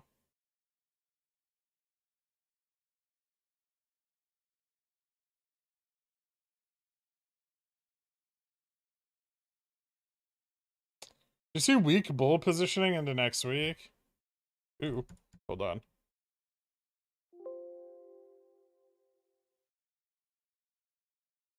Why don't you trade penny stocks? They're shitty usually. They have a lot of slippage. I can't get reasonable leverage on them. When you have more money, you can't really trade penny stocks effectively. You have to like bleed your positions in and then bleed your profits off. It's a pain in the ass. So yeah, besides it being hard to get leverage to make it worthwhile, usually the companies are garbage.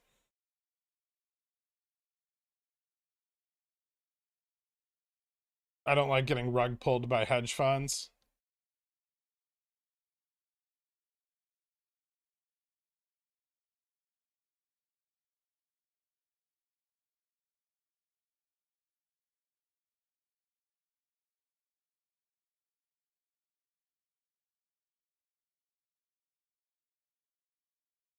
I know what MMTLP holders are targeting. There's no reason to think that there are any shorts on MMTLP that did not provide the dividend when the dividends split off occurred.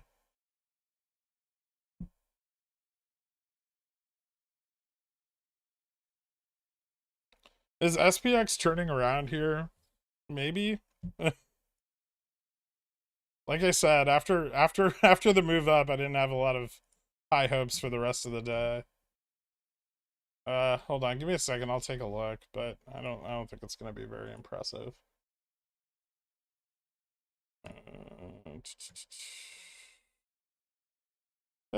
Call interest is a little better above 40.50 right now, but not much. 40.65 is still really weak. And 40.50 is really the only high concentration of positive gamma in this range, like between 40.25 and 40.75. The only like strong positioning is at 40.50. And we probably won't see stronger positioning till next week because today's Friday. So it looks like we've seen a lot of profits taken, but not a lot of put side entries, right? There's some 0DT ones earlier this morning. Those appear to have mostly sold off. So yeah, we're just looking at no one really wanting to take the risk and holding over the weekend. That doesn't mean a sell off into close necessarily, because many of the long positions are no longer in the money. But it does mean that we'll probably just trade choppy around these levels. I would say to the downside, maybe like 40.30, to the upside 40.65, but probably just hang out right around 40.50.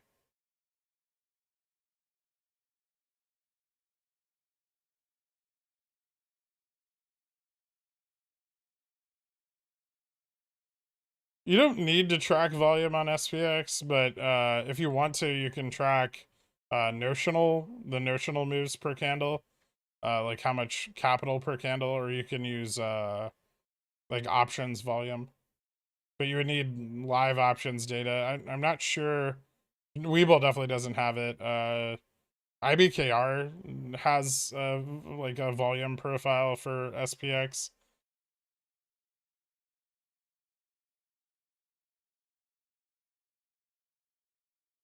I've been in MAT for a year, and the others in it really need to temper their expectations. Yeah, I think so.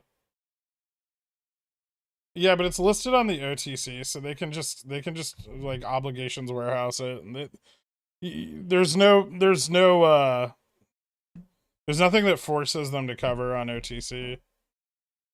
Short squeezes are more common there because there's less regulation, but there's a lot of ways to get around forced covering.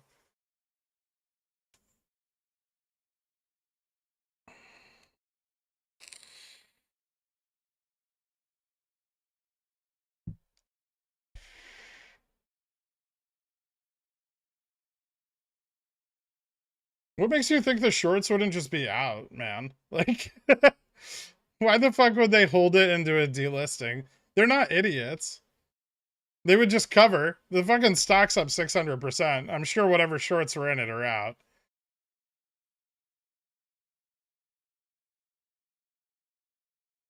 There might be a few stragglers, but probably not many.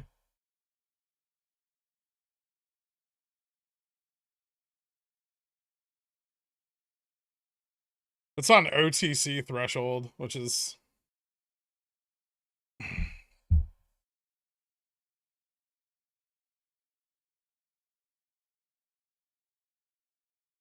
It's not worth 60 based on its oil and gas assets. I know how much they're fucking worth.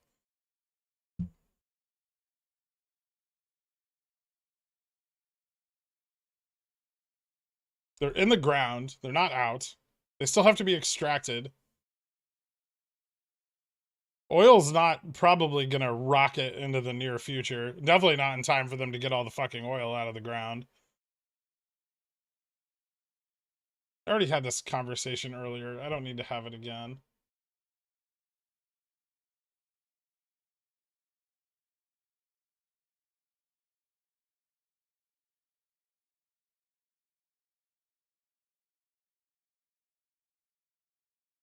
I'm trying to pump Neo and fucking MMTLP bags. Ridiculous.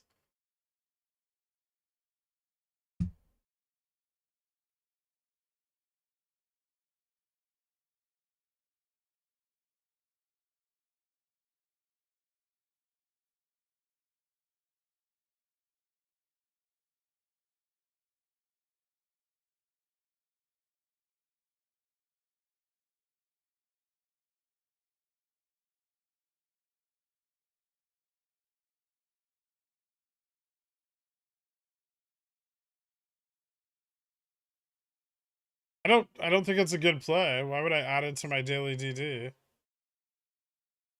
I'm not out. I fucking sold all of my MMTLP, or like I sold all of that shit back when it was Torchlight. That was the only time I was in a position on it ever.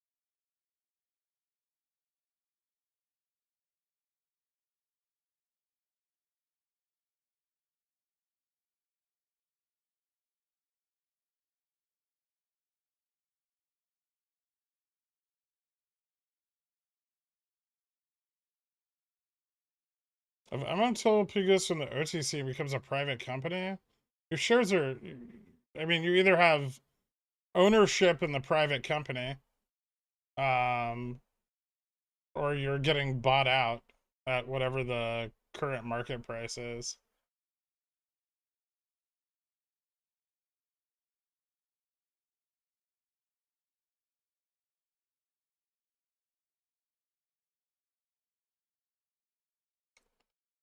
Yesterday you mentioned Upstart March 2023 were illiquid. How's the April 30 strike? 5K OI. That doesn't sound bad. 5K OI is pretty solid. 4150 and 4200 OI still looking strong. I mean, not right now. 4100, yeah, I mean, they're okay.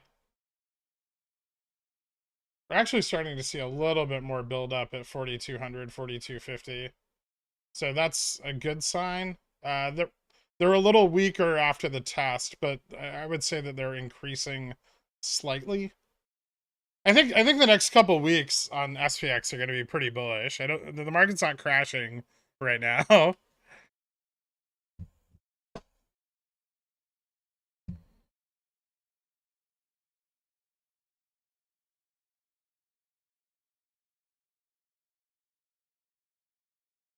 If I buy GameStop, it's gonna dip. LOL. 20K on GameStop or up. I don't give a shit what you buy, man.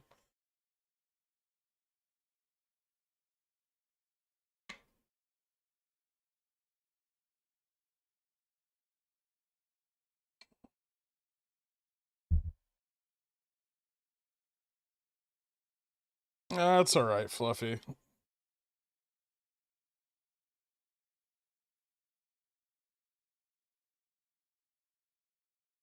I already gave my bear thesis. This.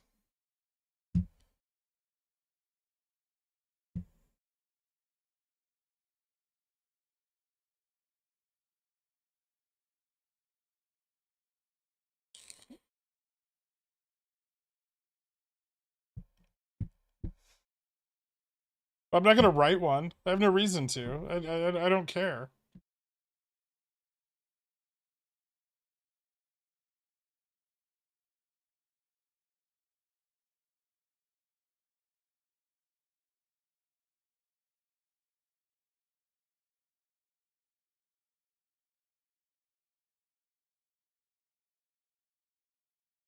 That one's kind of interesting.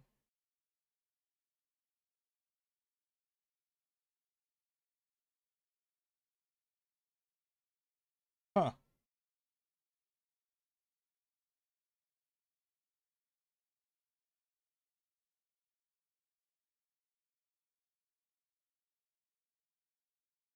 I don't have any obligation to be interested in anybody else's fucking analysis or stocks.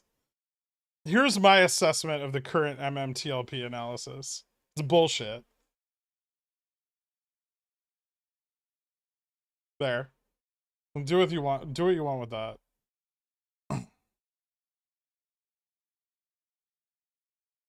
It's based on a misunderstanding of a slew of market mechanics because the DD's written by people who are misinformed.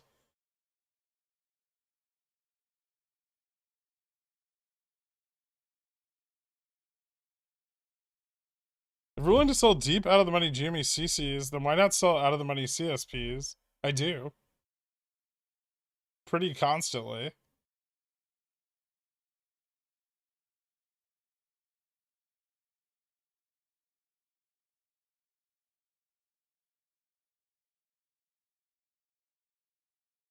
Why are people yelling at you? Because they're nuts? They think everyone needs to be bullish on their stock for it to be a good play. They don't like to have their confirmation bias challenged. Jan 2340s for upstart still safe. Entered 100 at 0.32. When would we roll these out if no action by December OPEX? Yeah, probably. I don't like the OI at Feb and March. I don't either, particularly. It's getting better. Okay, man. No one cares what you're gonna buy. Just do whatever you're gonna do with your money and fuck off. Love the analysts. It's based on paid stock promotion from bond and stockholders paying YouTubers to pump the stock as they bought the MMTLP dip. Maybe. I mean, there's probably no proof of that either. That sounds just as crazy as their thesis.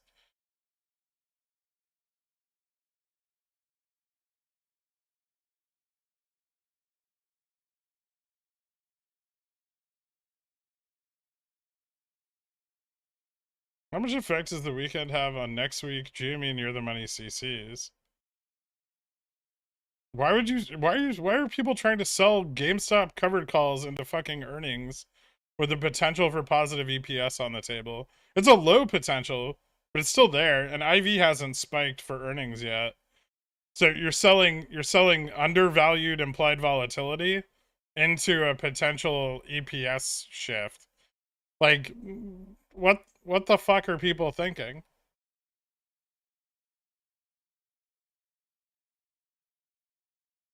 From all the talk about MMTLP, it sounds like people are not trusting their position. Yeah, at all. How am I until? I just don't care what you're doing with your money, man. I don't give a fuck what you buy. Go buy a book. You'd probably make more money off of it.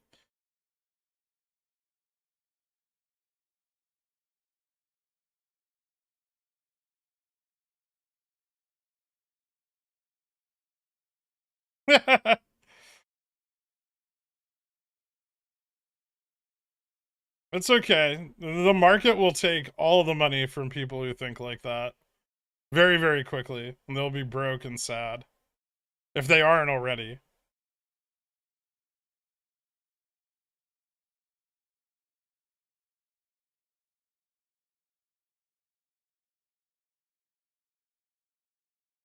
The win-win situation because of negative EPS earnings after you can stretch your money longer with CSPs.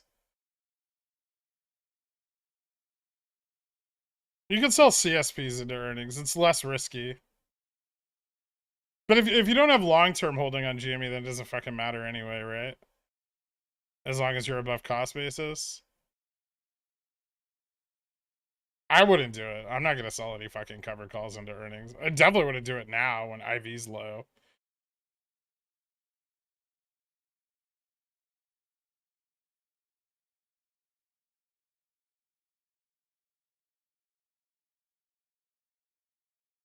Do you have an athletic background? What is the story of your centaur calves?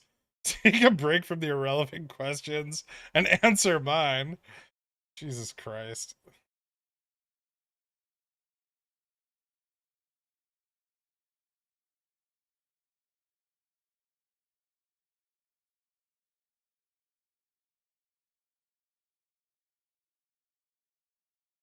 Upstart making me broke and sad. How? It's down 2% today.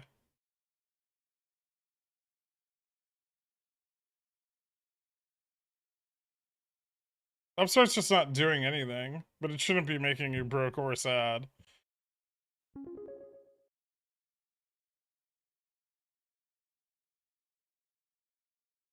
So here's the deal with the whole trading thing. Make up any bad plays on the SPX. I've been trading this bitch all day, making back literally all of my bad bets from yesterday. And I'm now up.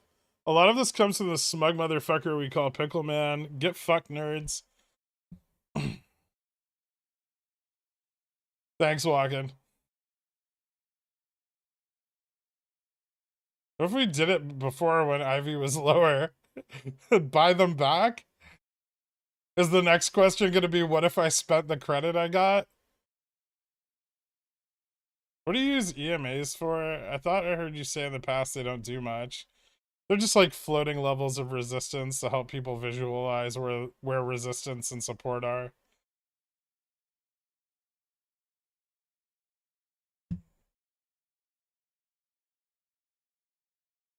I think strangling earnings is worth it. Short strangle? Long strangle? No. God, no.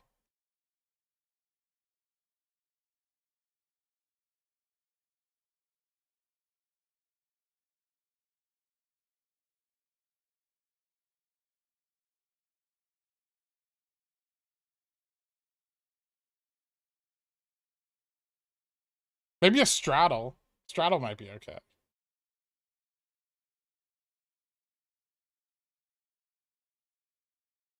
But you have to pay so much for IV, or you have to buy it really far dated, and that sucks too.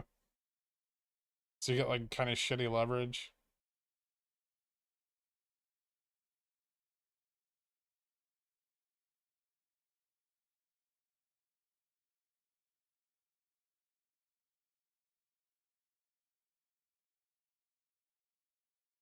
From what I've seen in both poor and non-poor Discord, too many people bought too little theta on Upstart. They should have.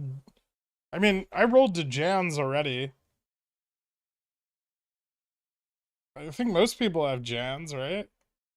I don't know. I don't really pay attention to what people say about what positions they're sad about.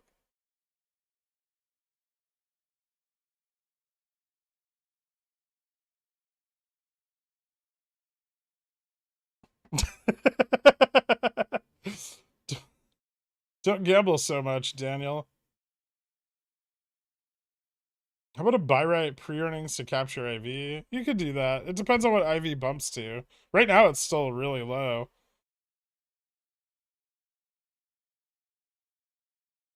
I already bought a straddle on SPX at 40.50.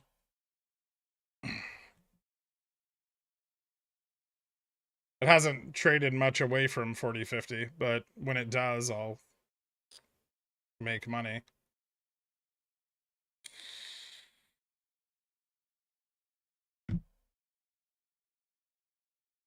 Assuming GME stays between 23 and 27, I'm gonna sell J Lizards on GME earnings.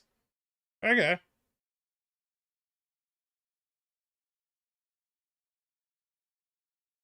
Is the closest GME put well at 27.50 or 28? I can't remember what we're fighting against here. The bigger one. Hold on, let me look because I think it moved today. The pressure on the 27s has been causing a little bit of capitulation. 27's still pretty big. 28's getting bigger. And 27.50 has been breaking down. So a lot at 27, a decent amount at 28, and then nothing really. Well, not a lot in between there and 30. It's pretty rough all the way up to 30. To be honest, it's not great. Really, really hard for GME to move up above $30 right now. Is buying a March 15 on Upstart to sell a PMCC a dumb idea? I want to build a free position in Jan with the profits. I have a couple calls already for any move in the short term. It's not terrible.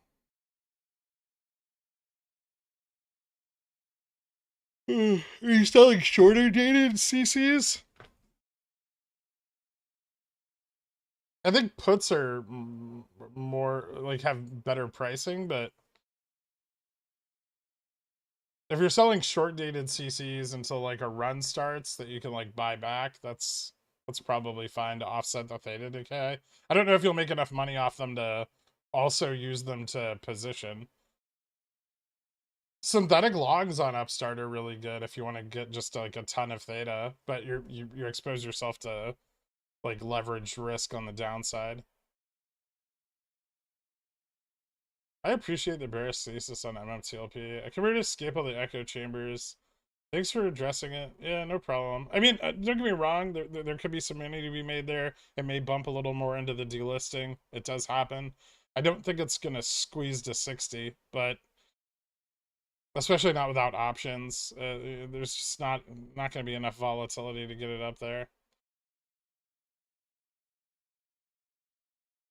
When you say you fully expect them to use GME earnings to grab liquidity, do you mean run it? Short the piss out of it and hope people sell on bad news. So you're saying GME $50 by end of year? No, not necessarily.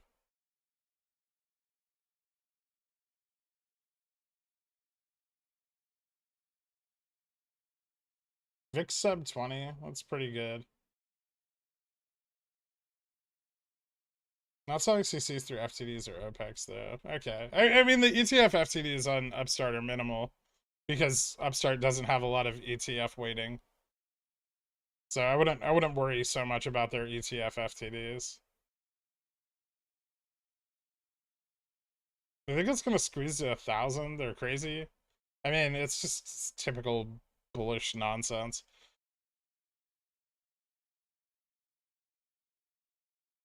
People just say that shit so they can sell it like $15 while everyone else holds their bag.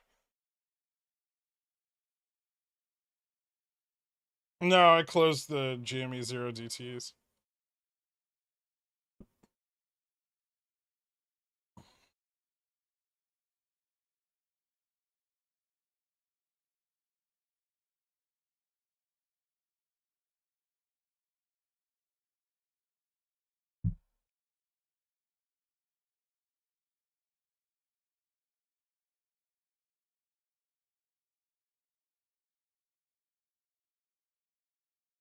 I'm on those 30, 35, 40, 12, 16s. Oh, you didn't roll?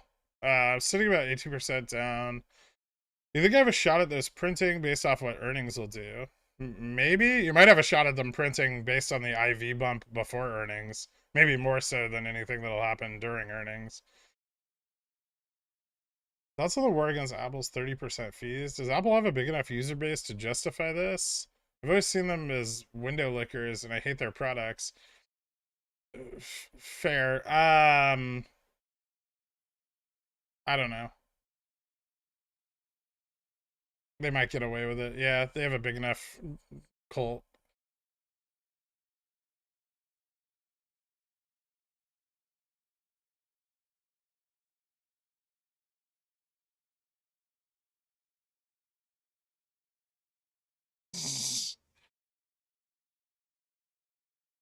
Any idea if Upstart Vol short position is larger than GME position back before March? No, but I think the entrenched short position is. I think the vol short positions maybe smaller or roughly the same. Jimmy's float around that time was roughly what Upstart's float is now, so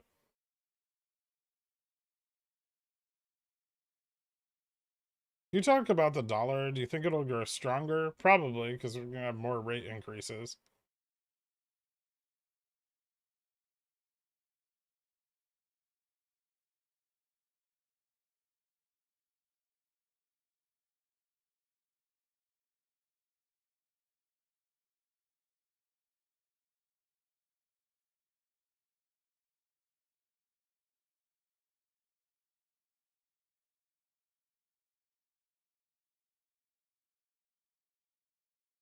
Are you still short-term bullish on the SPX, like the market? Yeah. I don't have a fucking MMAC goal. Fucking a dollar? What's it at? It's at $1.80. So my goal would be for it to be under $1. What games are you playing these days? None. I just work a lot. No problem, Wi-Fi. We should start recruiting a bunch of these types of people to go pump our bags elsewhere. Upstart back to 400 a share fast, maybe more. Upstart is sitting on untapped loan barrels filled with unicorns.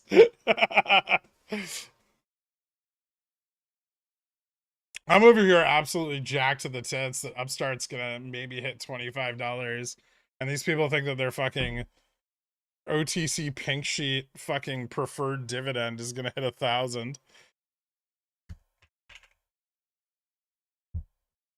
It's called irrational exuberance.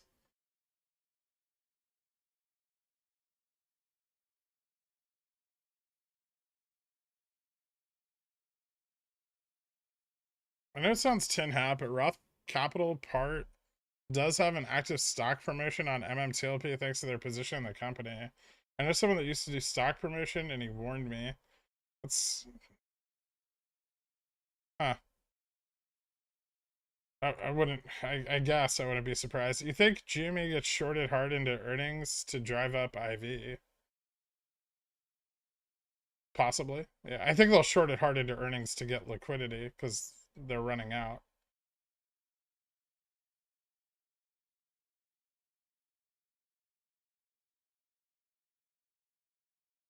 Upstart is going way higher than 25 though, let's be real. We'll see.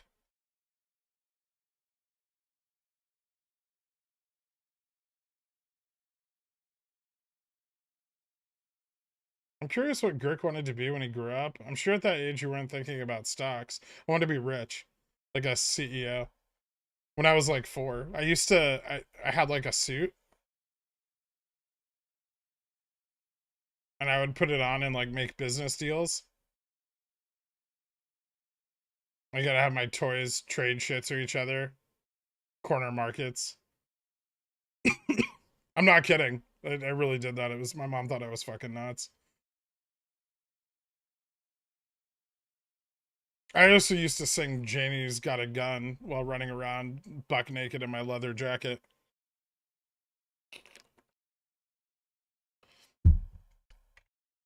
My mom had a hard time. I could not have been an easy child to raise. So with the next 30 days, we expect GME in November OPEC's deferred settlement and December OPEC settlement. We'll see.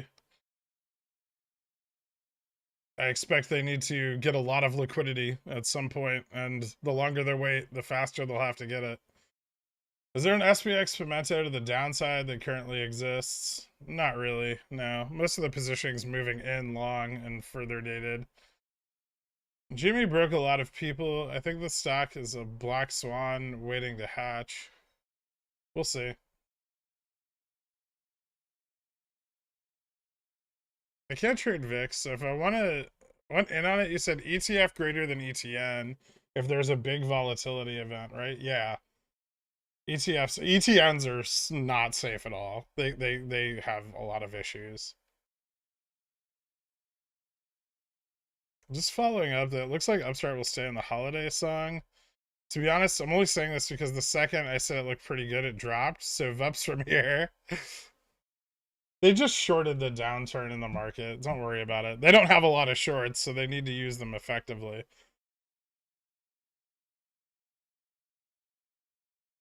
Now you're rich but no suit. Do they not make suits for centaurs? You know, the fabric cost alone is unbelievable. UVIX? Is UVIX risky? Is it an ETN? Yeah, I'm still not as rich as I'd like to be.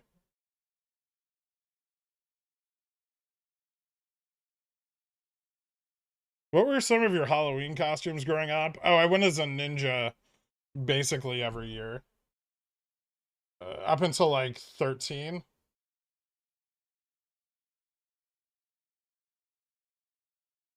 14 maybe. And then after that, I didn't go as anything because like Halloween was for kids. And then at like 20 through 28, I was pretty much Ryu from Street Fighter every year.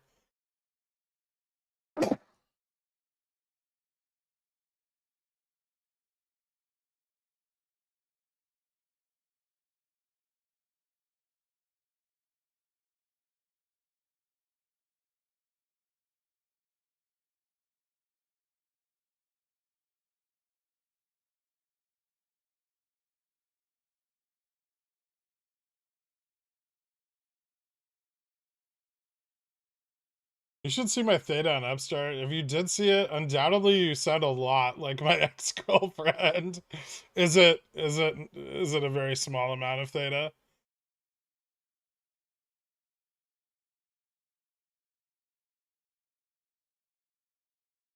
Once the GME options chain removes strikes above $80, will that release some downward pressure on the stock, given how many in the money puts there are above the $80 strike? Once GME options chain removes strikes above 80, will that release some downward pressure? Yeah, probably. It'll make it more difficult to short it. It's going to be a long time before that happens, though.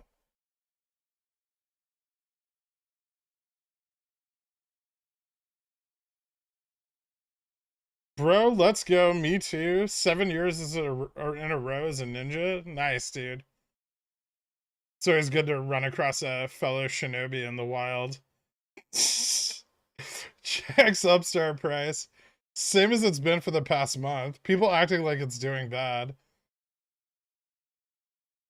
Do you determine that? It also depends very heavily on when you bought in the last month. Do you determine the next date that Upstart could go back on Reg Show?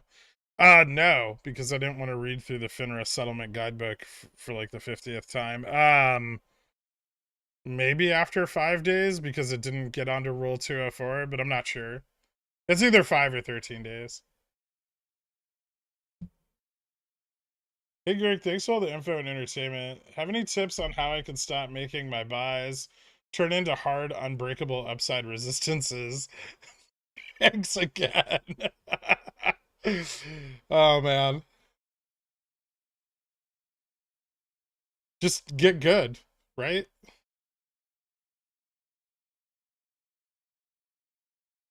Was the Upstart buyback program for this month, or it's just in place? It's in perpetuity.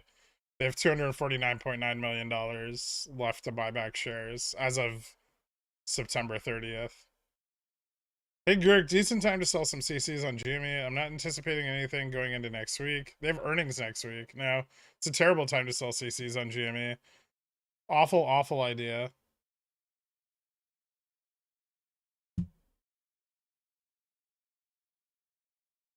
Unless you want to get assigned, maybe. But if you don't, probably not a great time.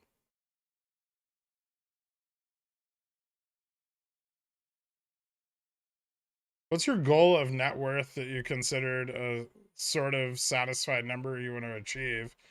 All of it. All the money. High score. There's no satisfaction level. I discovered that a while ago.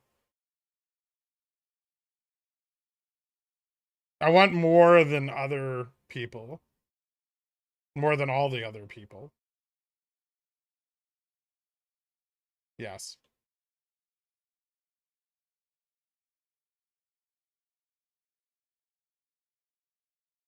Do you think somewhat realistic to think Jan OPEX or Upstart could bring the price to 25? As in, does it have that much potential, or is that too bullish? Jan OPEX, Upstart, bring the price. Yeah, maybe. Hopefully. We'll see. There's going to likely be covering at some point between now and then. And yes, I think it could bring the price to 25 or higher. Gamma Max is at 24.83, so. Is now a good time to buy back CC sold earlier today? Are you up? Might be. Spend 250 million to push the market cap up by 750 million by blowing up shorts. Sounds amazing. It might push the market cap up a lot more than that.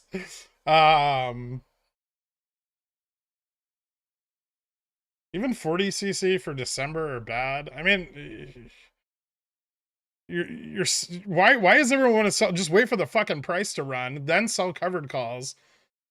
Don't sell covered calls at the bottom.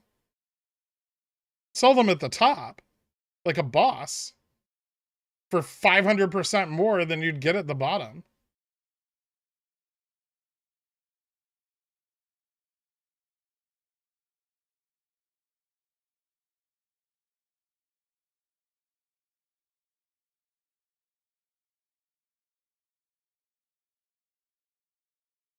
Ooh, I've got a free one. I'm ready to buy Pontiff, but I'm worried spending time together will ruin our friendship.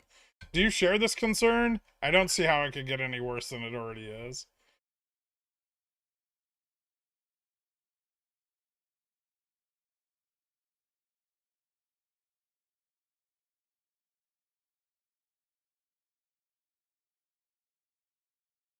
Why are people out there like, oh man, look at this great downtrend. I can't wait to sell covered calls into it. You sell the covered calls when the price is up, not down. Subbed and reported.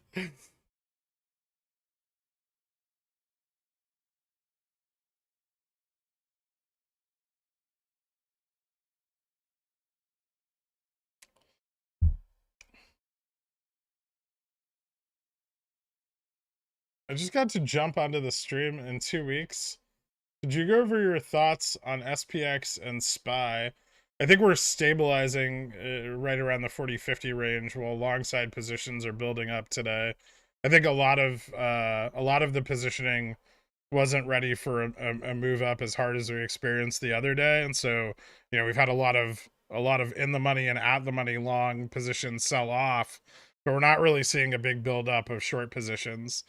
So I'm pretty confident that we'll see more support build up at our current level, and we're starting to already see more interest come in the like 4100, 4150, 4200 levels. Obviously that first test of that upside resistance is a strong pullback, but I think we're likely to test it again.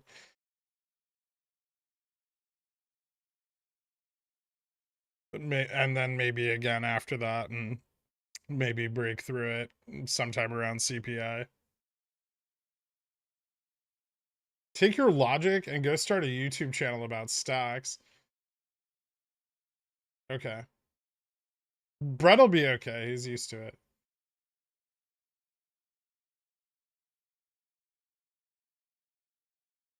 Thoughts on Fubo over the next 2 months? I think if we see like a big liquidity grab across the rest of the stocks, Fubo will probably see one too.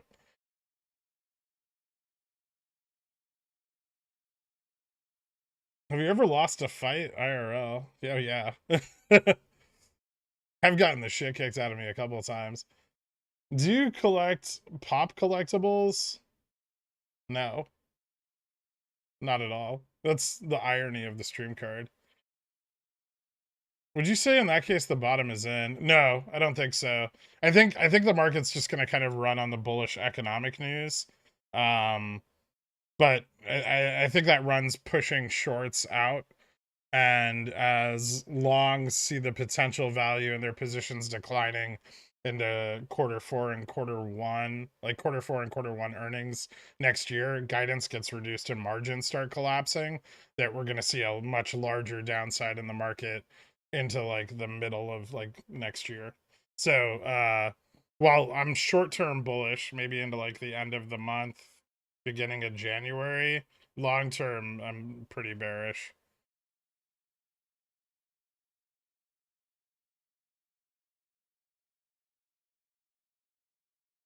Essentially, if it's been a couple weeks since you've been here, D-Engineer, I think the melt-up's continuing, but it's gonna, when it's done, it's not gonna be pretty.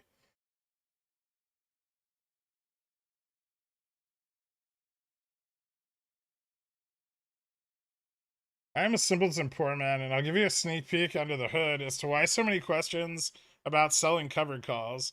Need cash to buy calls before earnings. I mean, if you can't afford calls before a run on GME, just sell calls into the run on GME. Like when it runs, then sell calls, then you'll have money. Same like having call on the way up, sell call on way down.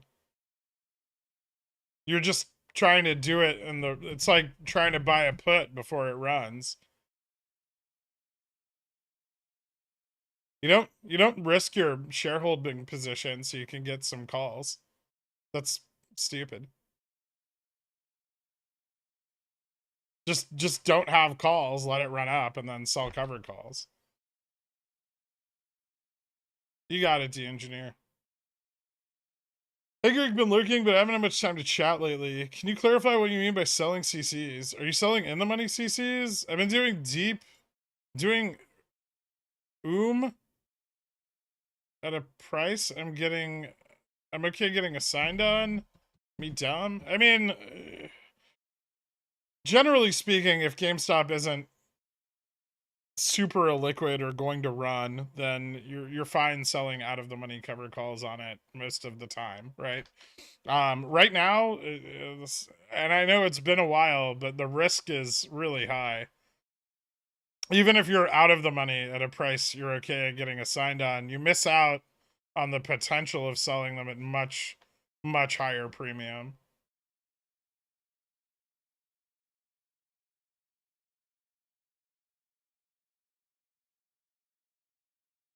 End of day SPX likely somewhere chopping between 40.50, 40.65. I don't know. We might see stronger positioning into the end of the day, and we could see a run up. Maybe the 40.80 level is possible. There's still some gap here from this morning. Somewhere. Where is it? I gotta really zoom out on this. There's still some gap. So I don't think it's unreasonable to think that we could hit 40.75. Like I said earlier, we might start to see some stronger upside positioning that could drag us up into the end of the day for like maybe power hour.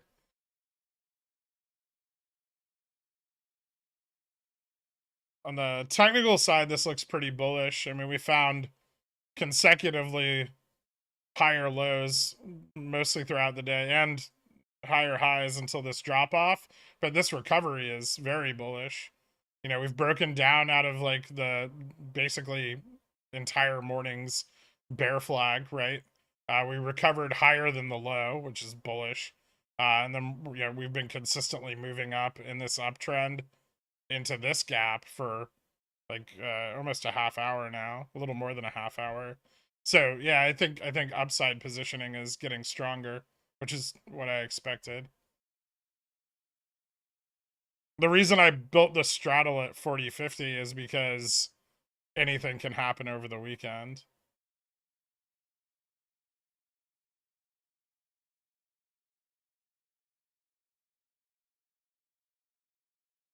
I mean, you don't have to be cash gang, but you can take lower risk positions until this melt up is kind of over before entering like some puts with theta.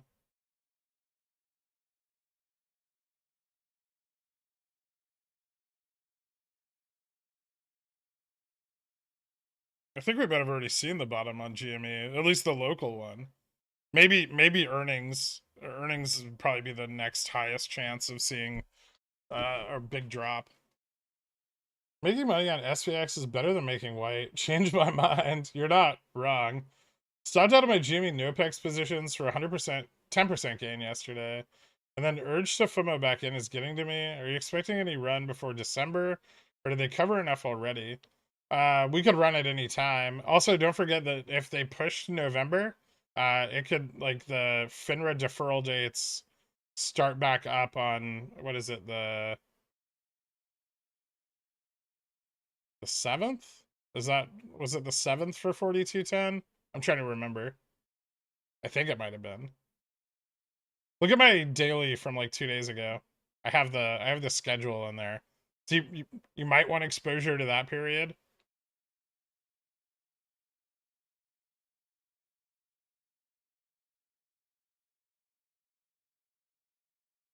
So you sell CCs when you would sell calls, yeah, right? Ideally, you sell your CCs before you sell your calls. That way, if it moves up, your CCs are hedged. How would you play GME if you didn't have a long-term shareholding position in it?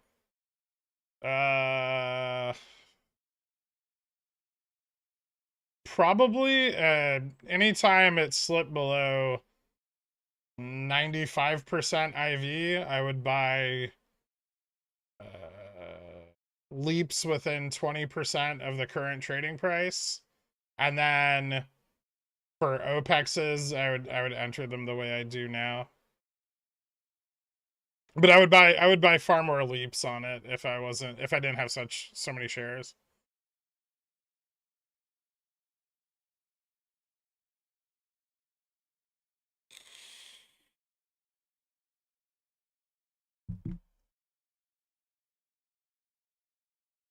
Stopped out my Jimmy Nopex position for 10% gain yesterday. Expecting. Okay, so I kind of covered that. Sorry to hear that. Username and user face. I hope you feel better, man.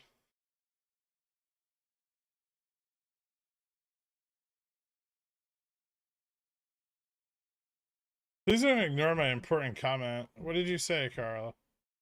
I want to identify as a flip-flop. Okay.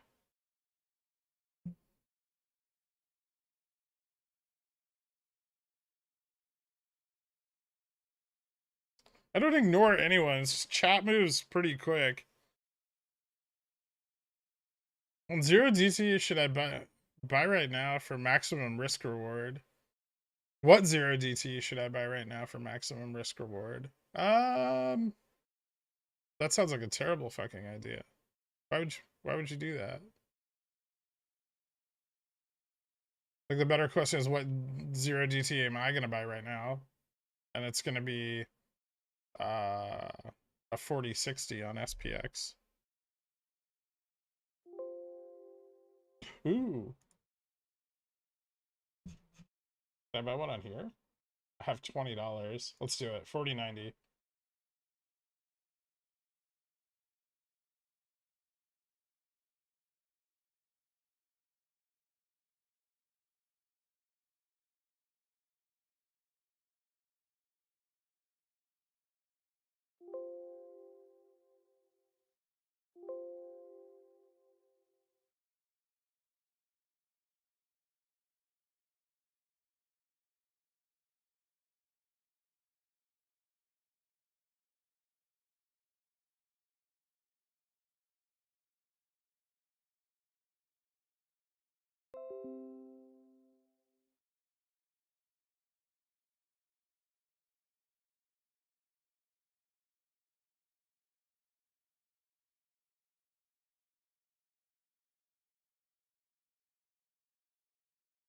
Besides the tax benefits of long-term versus short-term capital gains upon the sale of a stock, are there any benefits of holding stock for more than a year?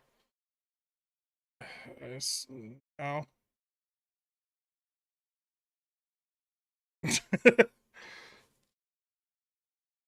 No, I bought a bunch of 4060s. If they'd fucking fill. Susan, did you just buy a 4090 0 DTE with 2 hours left in the day? Maybe. I had $20 left in this account, settled, so.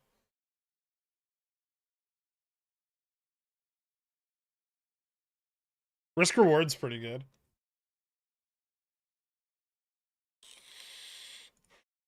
I haven't gotten a fill on it yet, but I might.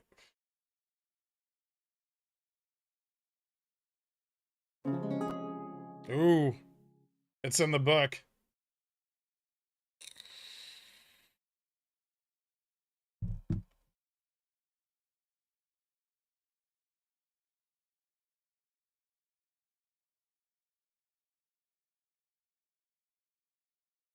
How many 4060s did you buy? It's like 15.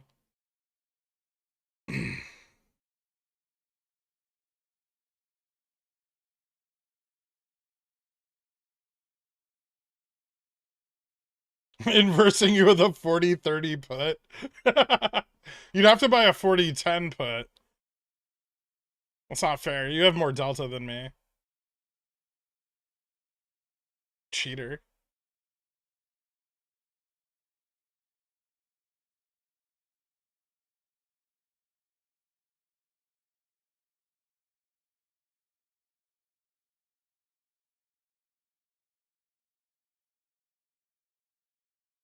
So did Jimmy Leap, Jan 2023, $30 strike, 81% IV, be in line with what you recommend?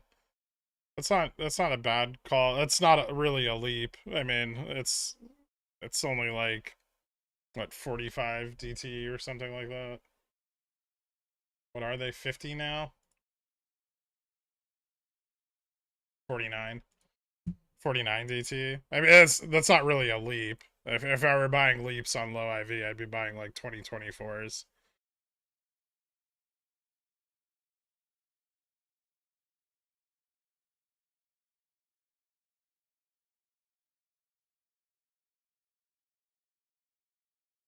About an upstart gen 24 100C trying to capture IV. Looking at Greeks and trying to find high Vega. It's already dropped 6%. What did I do wrong? Low OI and IV dropping. It could be both. Although I think the upstart 24 100s have decent OI. Yeah, the OI on these is like okay. I mean, there's a little bit of slippage. It depends where you bought in the spread. Like if you bought closer to the bid, you shouldn't really be seeing too much slippage because IV is up a little bit today. But yeah, it's going to be very sensitive to changes in volatility. I want a popsicle, maybe a cookie. Both? Fuck it. I'm going to have a Pop Tart. What about an ice cream sandwich? So you get cookies and ice. I guess you could take the ice, just get 2 cookies and put them around a Pop Tart, like a popsicle. You could suck that off for the rest of the day, Carl.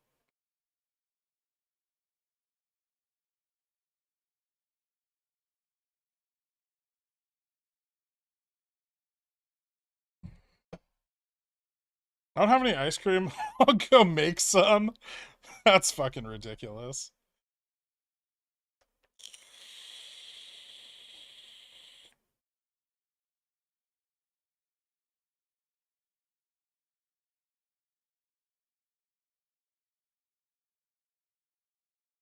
He's not banning you, he's timing you out. Spy 410, SPX 4100, test, end of day. No, that's ridiculous.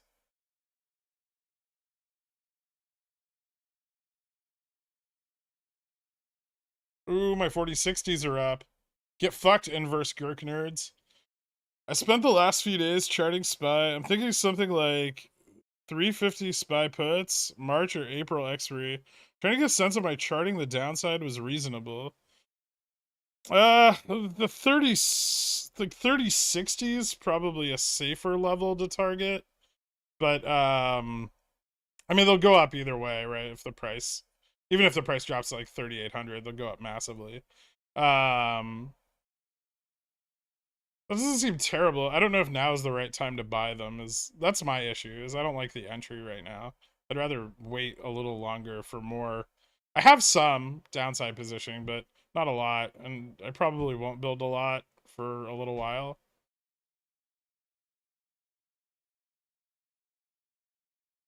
Are you trying to inverse me again, Dan Weeklies? Thank God. I was worried it wouldn't rip. Would you sell out of the money? Yes. The last time you inversed me, we went up 300 basis points.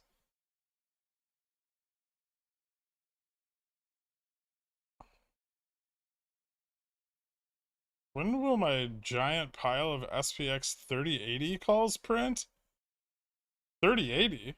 Dude, those are like $100 in the money.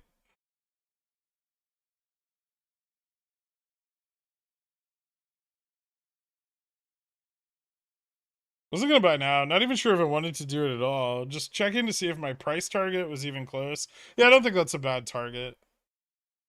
It's a little low, but I don't think it's a bad target.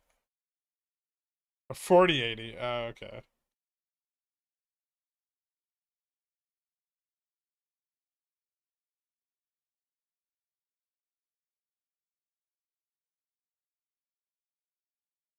I want to 10x my 14090 TT so bad.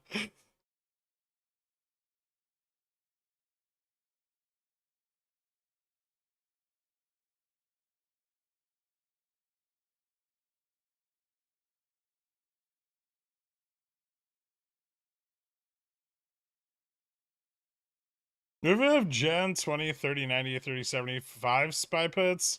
Are we still good for the next 2 weeks? Yeah, I mean, Theta should be fine on those.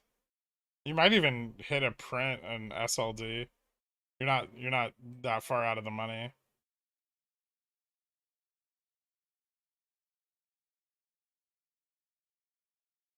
When do we expect the shorts to capitulate on Dole? Oh, Jesus Christ.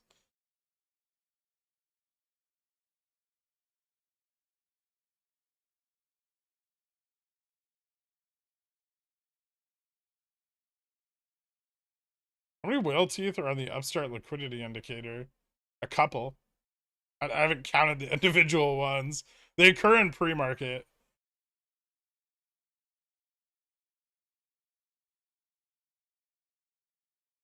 Is it ever worth straddling with 0 DTA on SPX? Sometimes. After big moves, yes. So if you get like a big move and it stalls at resistance, those are really good like intraday straddle points. By big, I mean like 50 BPS. Like a really big move. Is silver the next short squeeze? No, but it was a pickles pick like a month ago. It's way up. My wife is banging the milkman. Sure, yeah, that's what he does for a living. I didn't even know we had a milkman. Anyways, I'm gonna take that ice cream now because she just got me free milk. What a woman. Just providing, right, Carl? I mean, someone has to until you get your tea back.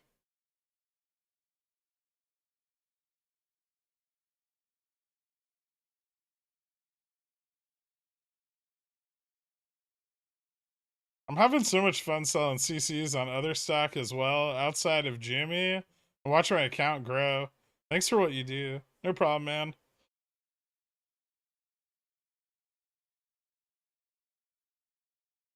What sort of breakdown would make 4060s out of the question today? I mean, I already bought 4060s. But I would say, you know, if it probably if it were to fall below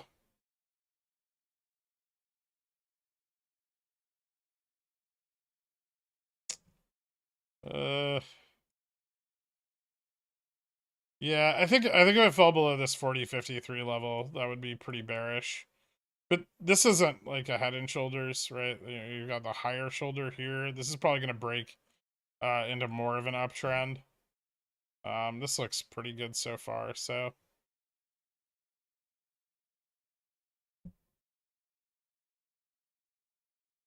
yeah, I really like where it's at. I do think it's going to consolidate a bit more before the end of the day, but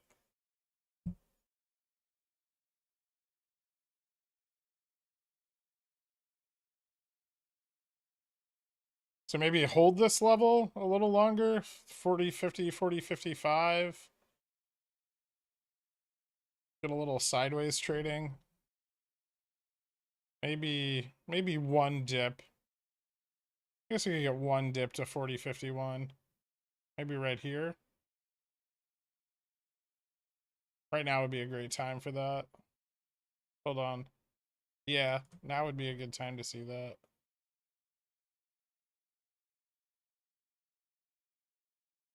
So here's the low, which would also be a really good entry if we hit it. I don't know if we will hit it, but if we were, that's a really good entry. And then for an upside confirmation, we want to see a break of 40.55. So bullish, bearish.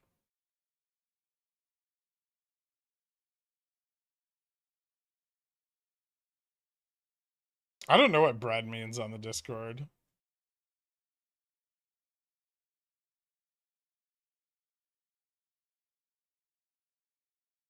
Thanks for being straight up on MMTLP earlier this week. You said it was up 10x. I sold it $10. What's it at now?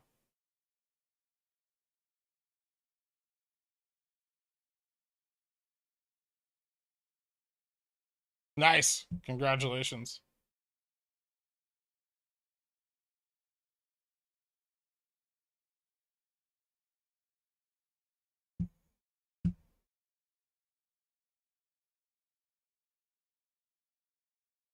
Like, even if you bought back in now on the test of resistance, you still have locked in that profit.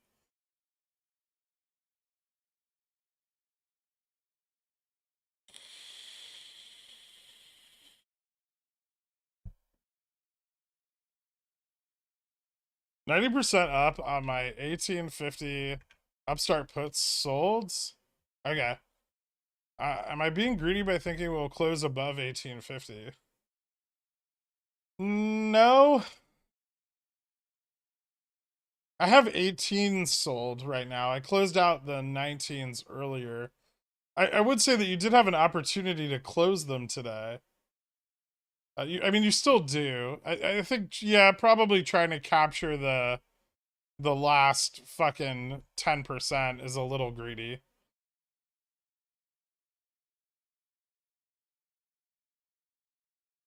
Because, you know, if they shorten to close 7 cents, you're fucked, right? If you don't want assignment. If you do want assignment, then whatever, right?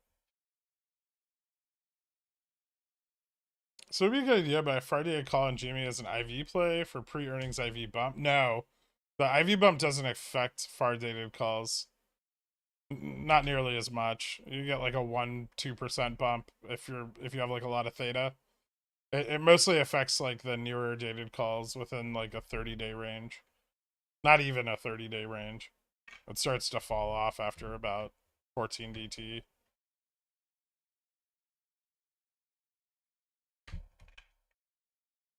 Oh no.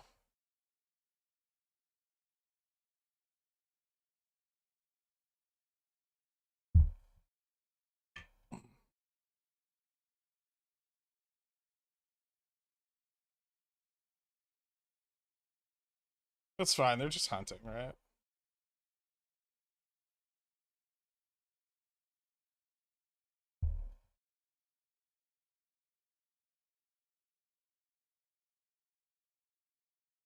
My calls are fine. I have no stops on them. I'm going to buy some more 4060s now, though.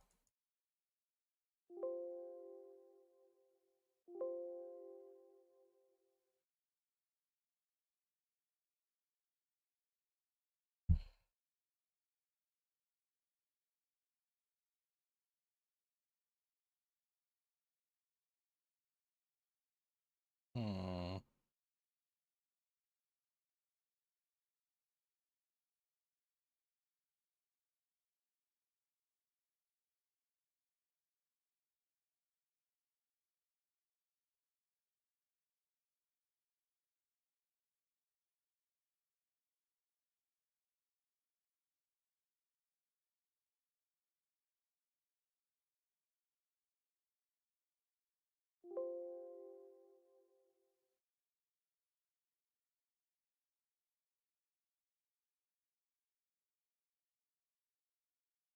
I have a straddle at 4050. But that's for like next week. I'm going to carry that through the weekend. That has nothing to do with my 0 DTE plays.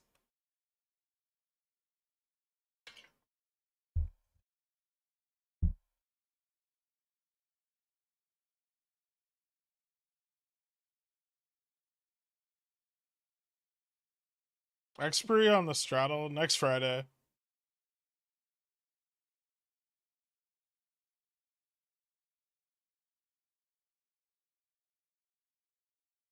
We could do the Baba $92 strike. I mean, they're worthless. So either Baba rips into close or it doesn't, right? They've been underwater all day.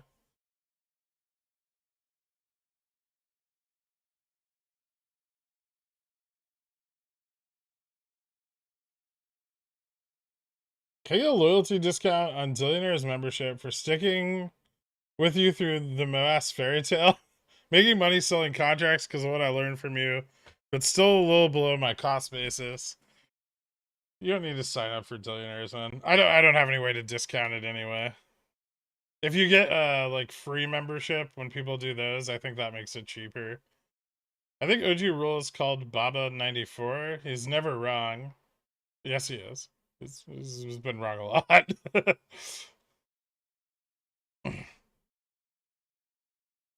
I wish Baba would go to 94. I don't think it will, but I guess there's a chance.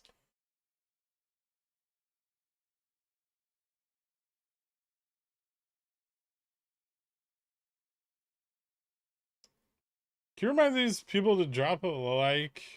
FFs, only 300 out of 1,000 people in here. I feel like we probably have more likes than that. Yeah, we have like 450. If you guys could drop a like, it's a big help. Very much appreciated.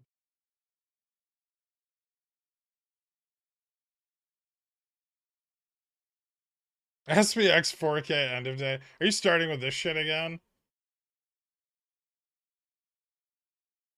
I'll start buying my calls for T+2.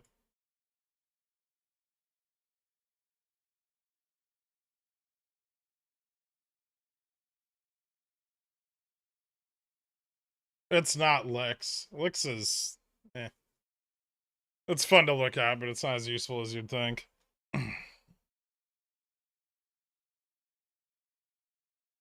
Nice try, Yaga. You'll never have it.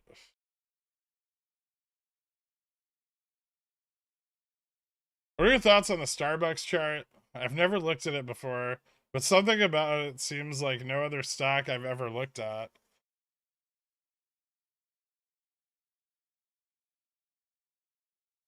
Is it just still rocketing straight down?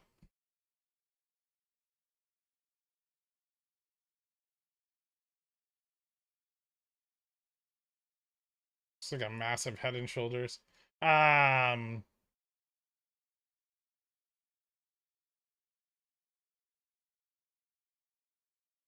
yeah, they're doing okay right now.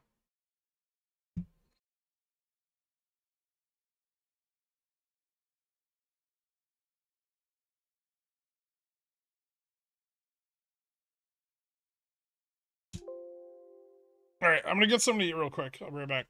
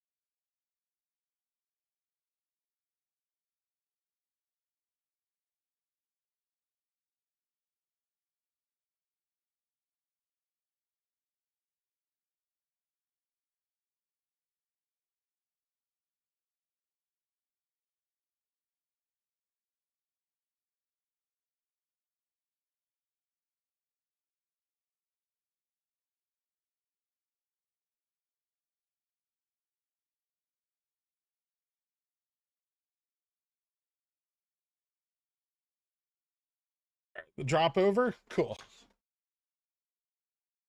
Perfect timing.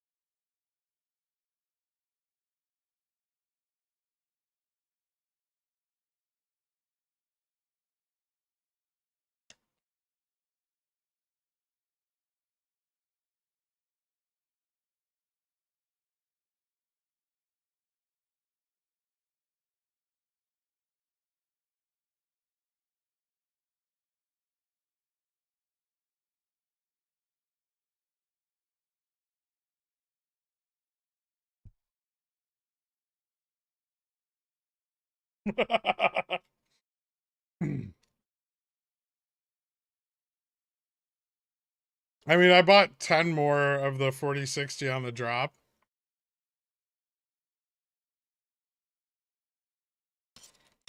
Bro, I don't like walking away from my computer with 7 DTE options and you just strolled to the kitchen with 2.5-hour DTEs. I've never been more anxious for someone else in my life. I mean, it's not that much money. They're pretty cheap. It's just fun.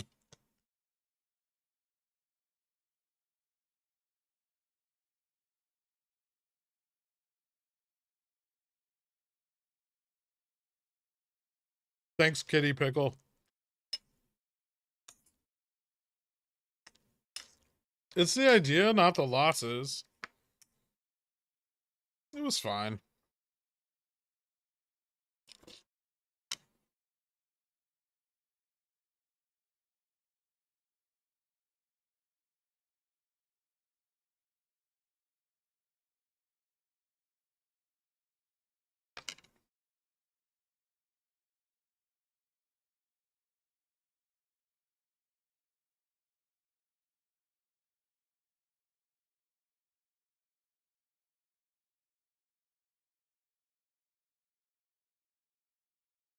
Just sell my 20 GME shares that I got at $48 and buy a couple of far dated calls, or just hold my shares.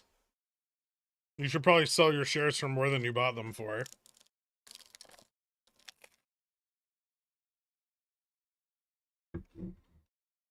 I mean, I don't know what to tell you. You can't sell covered calls, and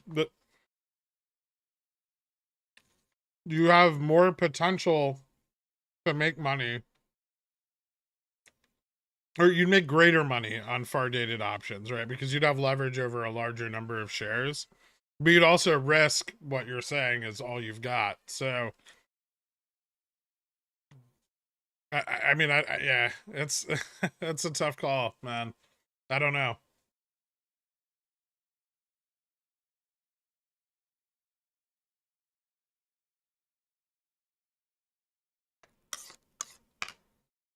Oh, Carl timed you out, Aluminum Falcon, because you spoke against the pigeon whales. Pigeon whales seem like big virgins, but I want to say you're the best. Thank you, Aluminum Falcon. But also, the pigeon whales are definitely not virgins at all, right, guys? Never.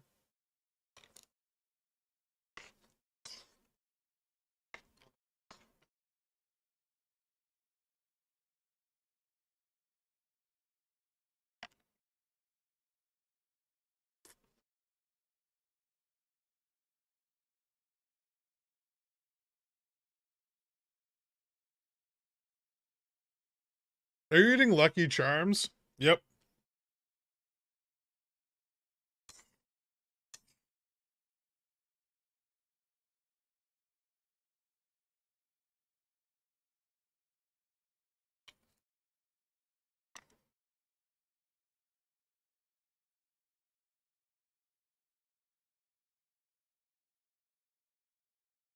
Who asked that question? Tell them I'm with their mother right now.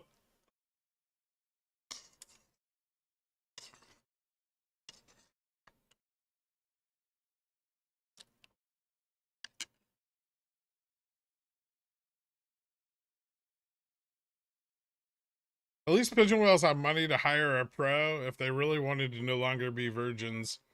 You're telling me, man, it's exhausting.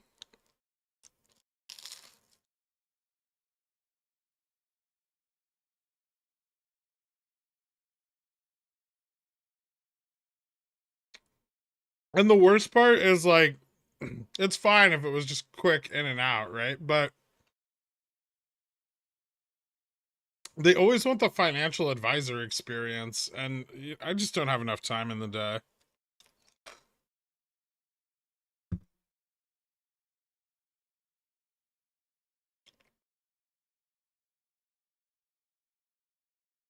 Can you unblur your screen? It's not blurry, just get better internet.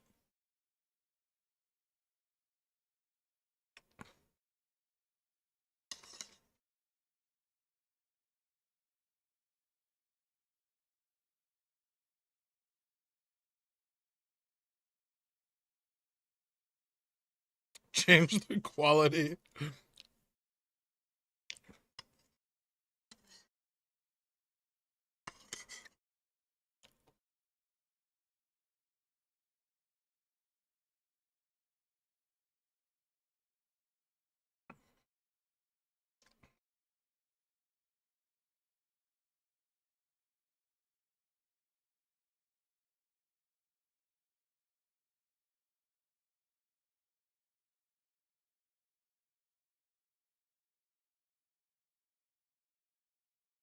Ah, they almost got my stop.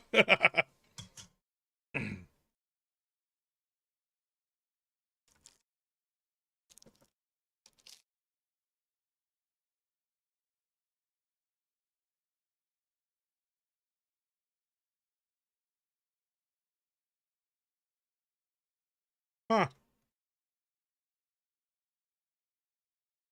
Did someone buy 400 shares of Upstart again?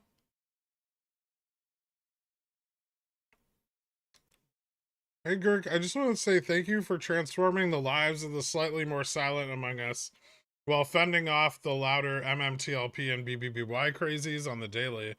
You're a motherfucking legend. You're a motherfucking legend, Mr. Sadman. You're welcome, man.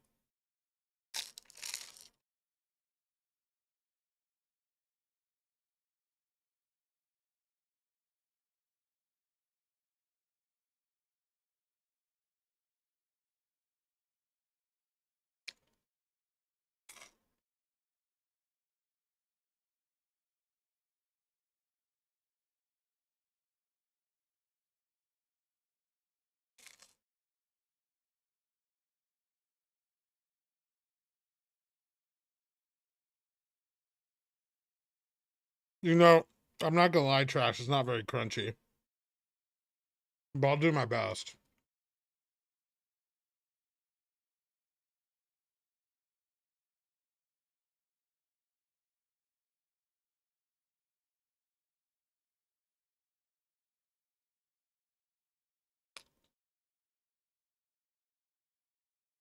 It's just got no crunch to it.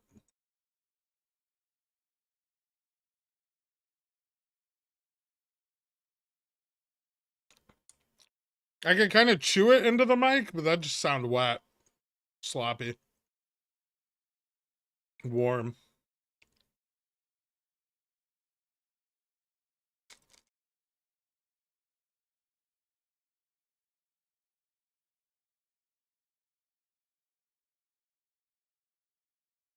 This one's got some crunch.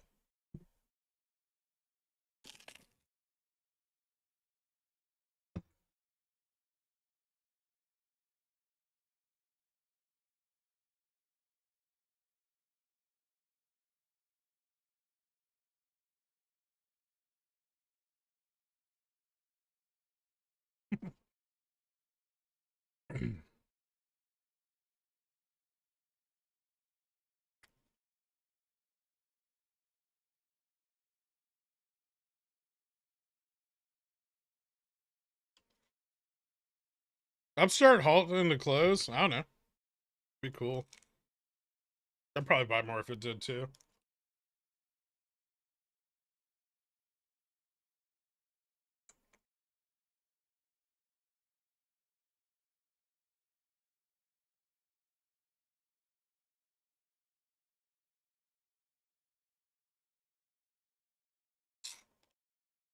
I just went to reposition my upstart calls. I sold what I had and then it jumped. You really can't make this up. Man, they needed your exit liquidity, bro.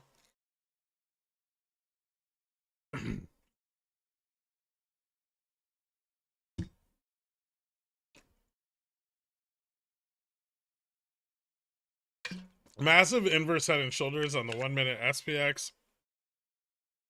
Sounds like the composite man sold me the wrong calls walking.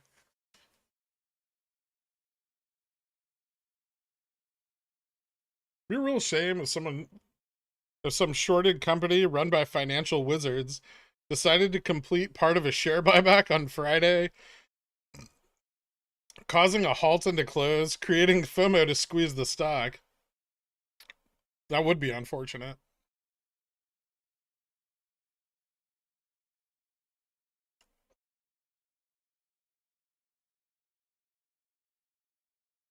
Yeah, YouTube has like a chat sensor.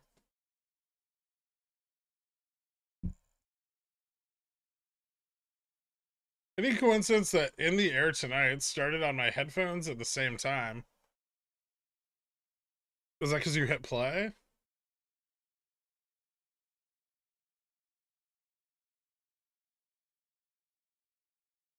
Colorado Kev selling his 6 call options is gonna trigger this fucking squeeze.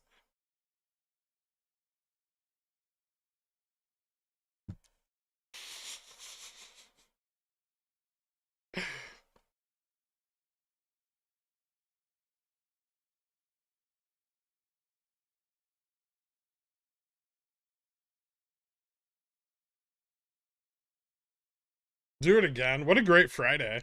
What a great Friday that would be. I don't have to listen to any whining or complaining the entire weekend, except from GME and BBBY holders and Revlon and got me something else. Who else is down right now? What other stocks are down? No, there's no MMTLP on the people on the Discord, right? Yeah, people who went short the SPY today, they're gonna be pretty sad. The SST crew was never a bunch of complainers. We all knew there were warrants.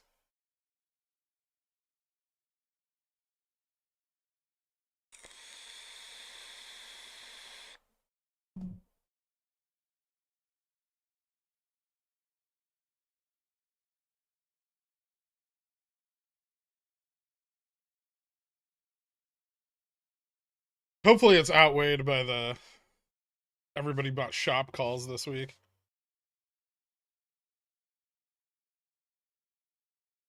Please don't remind me of SST.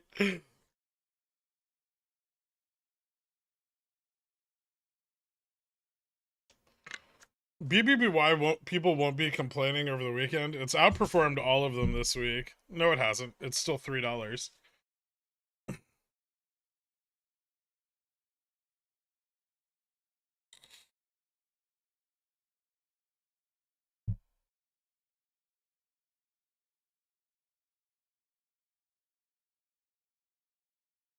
You got 5 more years of complaining about Palantir, Girk's publicist.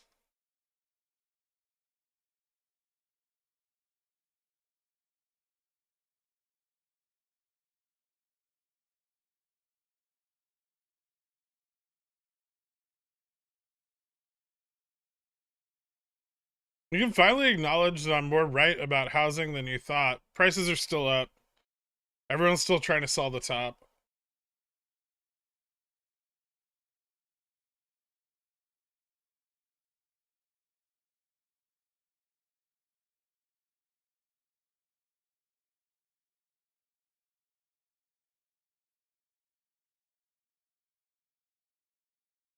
I'm still mostly at the paper trading level, but your insight is awesome, and the stream is hilarious content. Also, I assume Carl is a pigeon whale because timing out is what a virgin would do. Carl may or may not be a pigeon whale. He may or may not be a virgin. PK, welcome to Billionaire. Welcome aboard, dude. Hit me up on the Discord. I'll get you added. Happy birthday, Gherkin. Yeah. Yeah, we might have a chance, but we ain't got ropes. Give us more than a chance, cause we ain't no coke. Get the cash in advance, cause we I'm gonna buy more Palantir if it drops to $3 on a market correction. I know it's averaging up. I'm willing to average up my Palantir position to 0. That's my target. I'll buy it until my cost basis is at 0 again. Housing market liquidity is bottoming. Yeah, that's usually precedes a big surge in liquidity that tanks the prices. Wendigo bat pattern.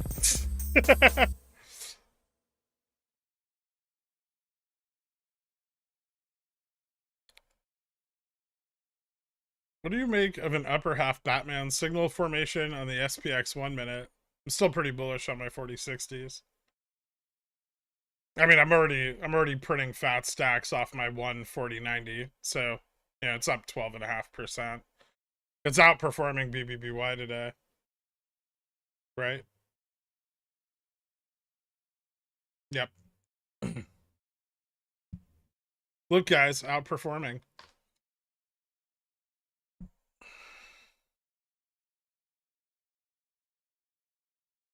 Lol, shill. It's true. Accurate. Not shill. We're using the same definition of outperforming.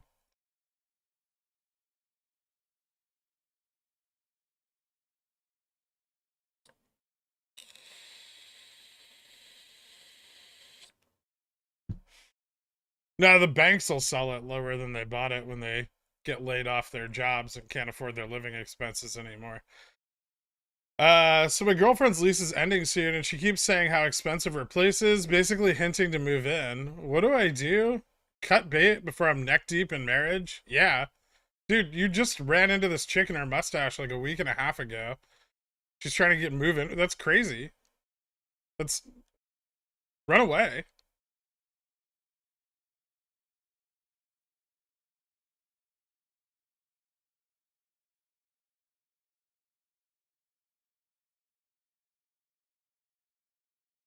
To be fair, if the housing market dropped 15% tomorrow, you'd be like, see, Surface Smurf, I told you. No, I wouldn't. I'd wait at least one extra day.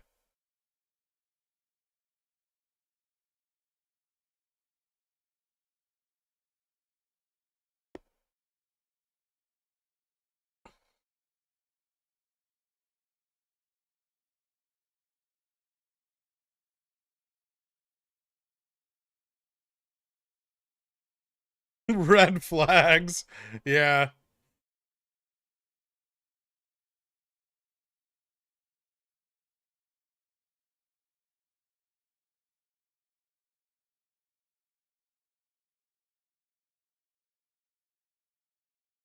Volatility goes up as liquidity goes down. If average volume goes down, volatility should also go down. You're such a contrarian. I know.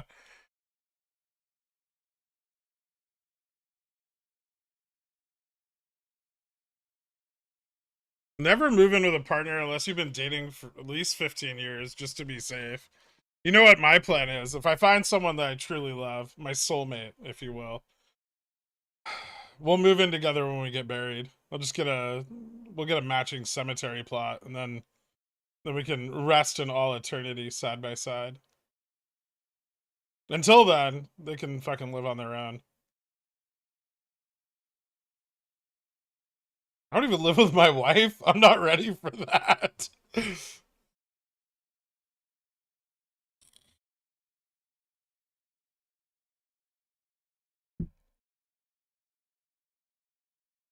Just gotta have a meeting. You talking about your rev shares? Yeah.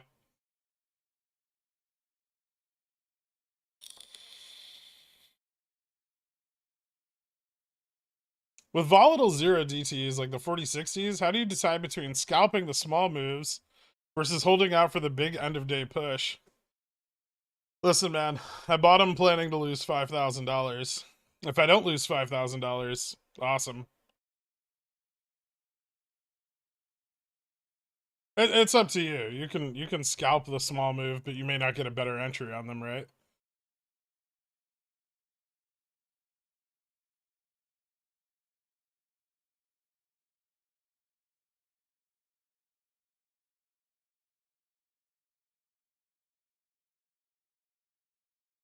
Soulmates, not housemates. I don't know why people don't get this. I don't either.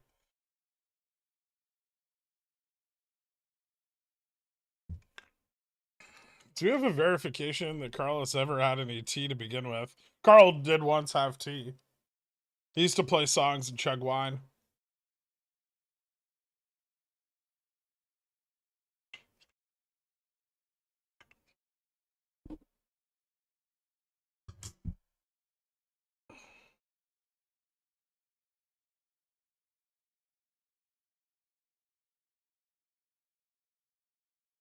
I have a purple seat cushion on my chair right now. It's not as great as you're making it out to be.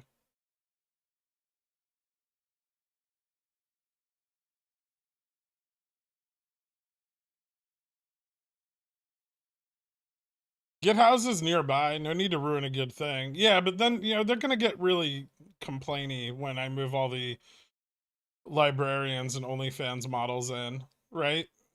It's just not good for me. I waited over 12 years of dating before marrying my wife a few months ago. Once she said she was willing to sacrifice her body for us to have children, is when I capitulated into marriage. What kind of children are you having?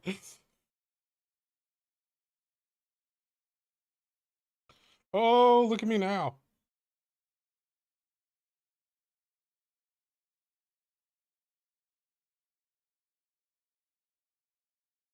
Centaurs?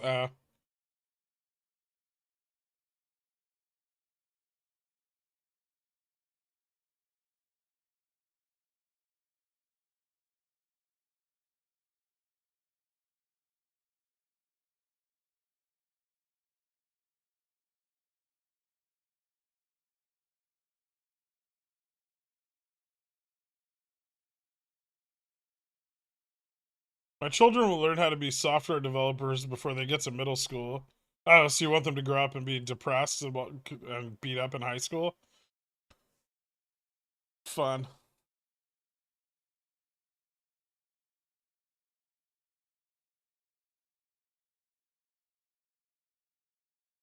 I feel like everyone says that about their kids, and then you just have a kid that's dumb. And you're like, ah, shit. Then you're doing their homework for them, trying to make them look smart. Because you already told everybody they were going to be so intelligent. You're setting the bar too high.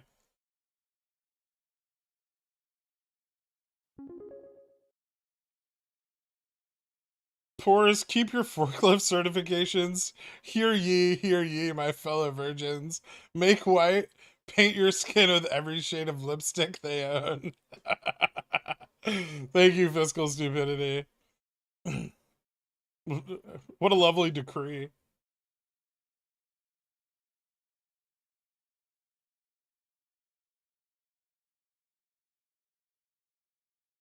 Software developers don't get beat up in high school. We had friends. It's fine.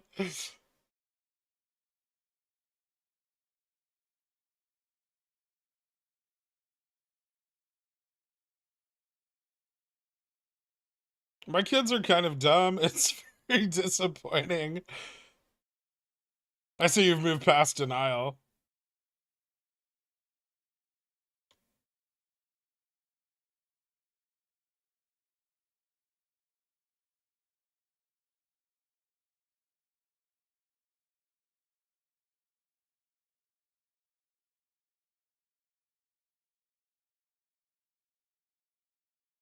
My son will be a data scientist. You got to keep expectations low.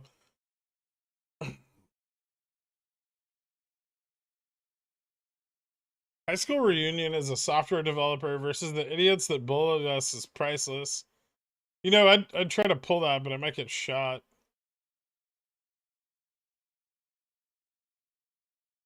They didn't get beat up. They ducked behind the Yu-Gi-Oh players.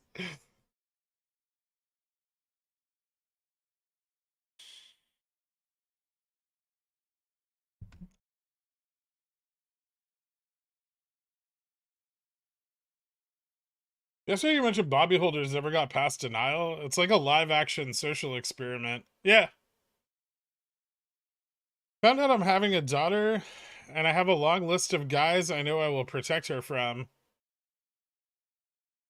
You can't protect your children from anything. You can just teach them to avoid scenarios that would put them in danger and hope they turn out okay.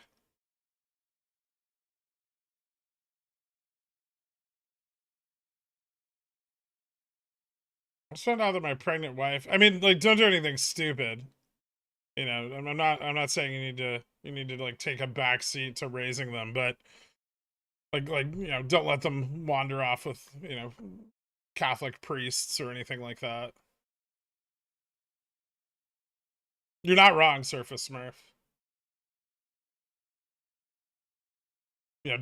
Don't set them up with a margin account. That kind of thing. Remember Dare as a kid? I'd like to implement where? Wives always ruin everything. We need to teach these kids while they're young.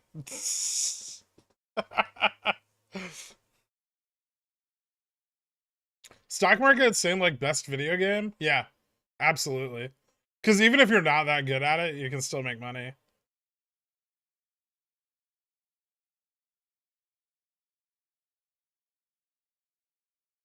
Fuck yeah, I didn't realize until today that IBKR lets me trade SPX. I just scalped 0 DTEs and doubled my money in the last 90 minutes. Thanks, PyFi. You're welcome. I've already beat the inverse Gherk. Where's Dan Weekly's Arama? How you doing, buddy?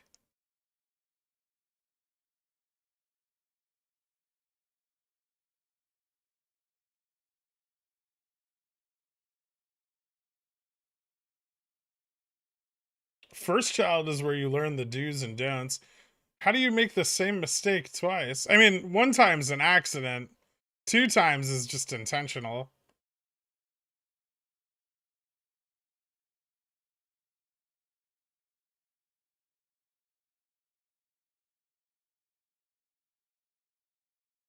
He defected. Yeah, guys, drop an F in chat for Dan Weekly's Arama. Thanks for inversing me, man. I always make the most money when you do that.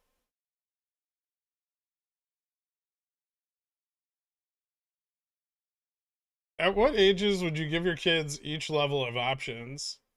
Level 1 at like 13, 12 or 13.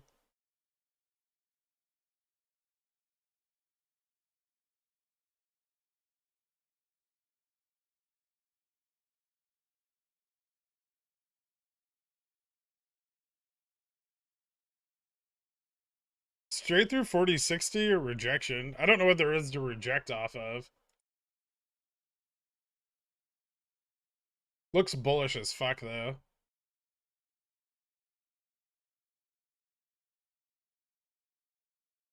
We'll see. It needs a little more momentum, but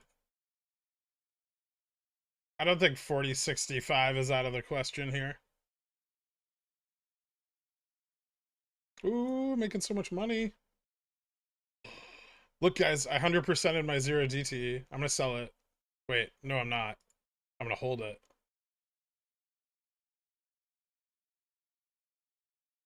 I'm gonna set some stops on my 40-60s, though.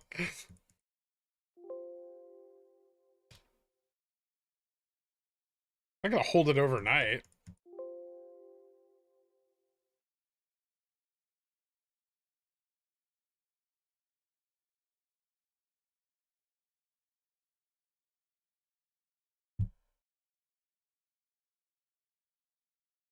Are you closing these? Yeah, I'll close them. If you hold them into close, you just you just exercise them.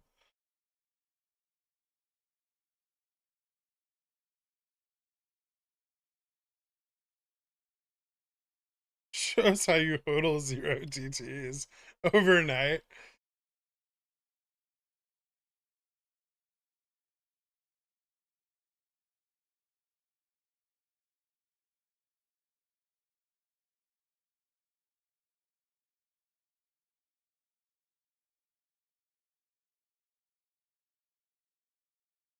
4065 test, right? Then rejection, then a move up in power hour.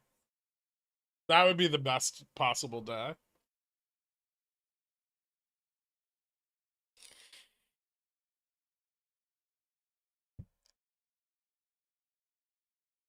Now look how much I'm outperforming Bobby.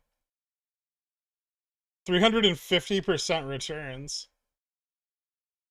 If I put $1 million in 4090s, I'd have $3.5 million right now. Unfortunately, I just used $10, but $20.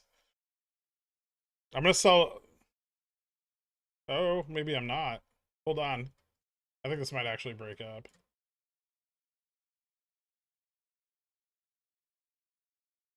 It's got to be running out of gas, right? We're not going to test the long-term resistance is at 4075, by the way.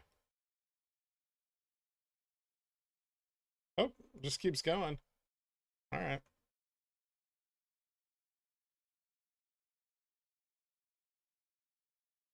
Fucking A, bro. I'm at 265, looking for 4x.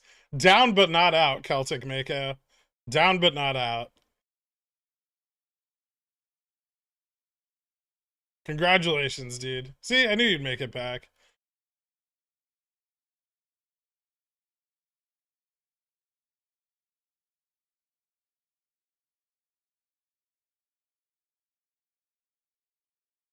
How the fuck did the price of our 4090 shoot up so fast? Just ballin'.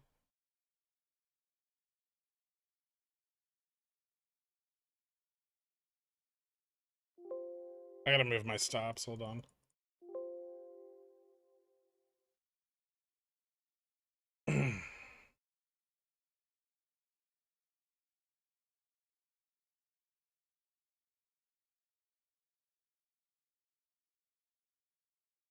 I freaking love SPX. It's so much fun.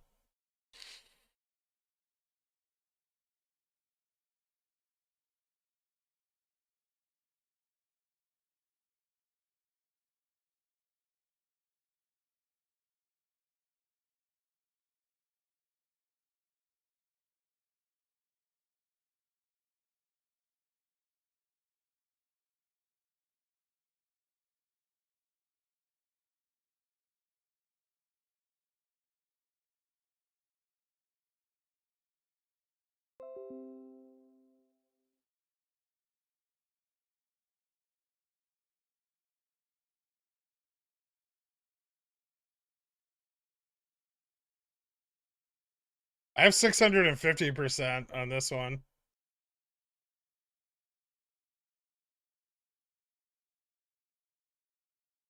Gherk, you missed my super chat. Hey Gherk, happy Fridays. Cheers to Upstart Moana and Power Hour today. Thanks, Tim Timmery. I appreciate it, dude. Oh no, I only locked in 5x scans. Sad face.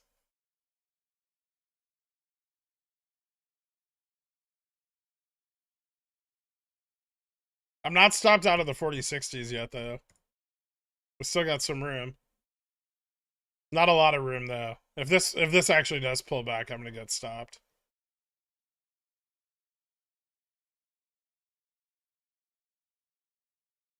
Only 118,000 left to pay in daycare costs. Jesus Christ! You're sending your kid to Harvard for daycare? Just give him like a fucking pudding and a spoon. Show him some flashcards for addition.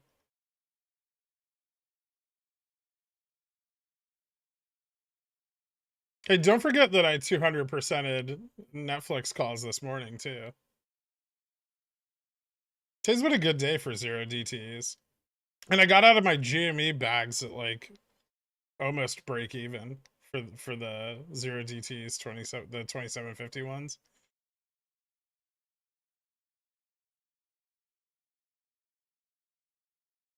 So every time you make a killer trade, say 5x gains, is someone losing 5x? Yeah. That's how that works. I like to think about that at night when I'm alone.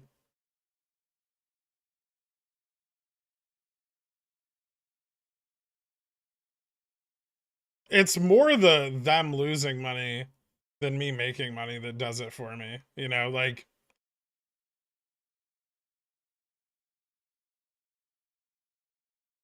sometimes I like light a candle, lay in bed. I like to think about the counterparties that have gotten burned over the course of a day.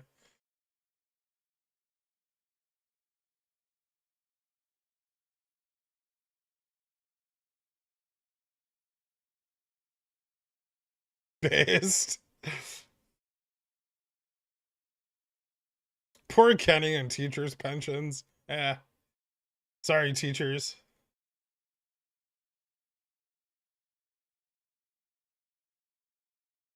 It's usually just some faceless market maker who has risk offloaded elsewhere. Yeah. So you think about me when you're alone at night? Is that going to make you feel better about your puts?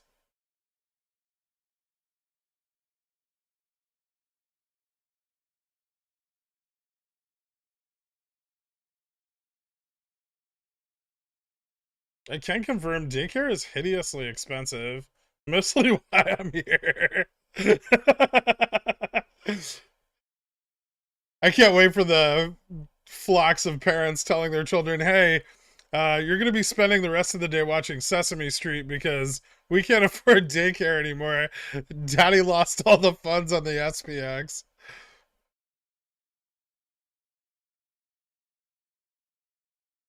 Man, you helped my port regain my losses on SPY yesterday. If I'd held on and not scaled out, I would be up for the week. I would be up 2,100 on SPX 0 DTs. Thanks, sir. Let's do this again. You're the best. Congrats, Charles Payne.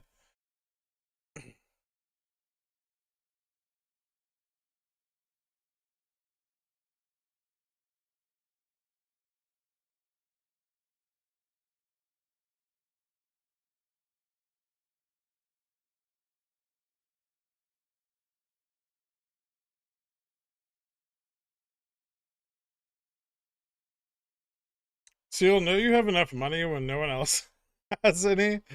I don't know about that. I just want more than Elon, right? Plenty of other people have money, but I just want more than the guy who has the most. Shouldn't take too long. 45? I could probably do it.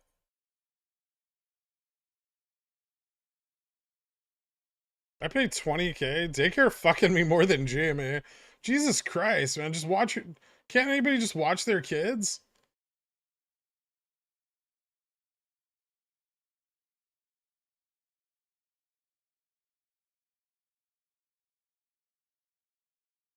Like, put them on a leash and tie them to your desk at work. They're just children.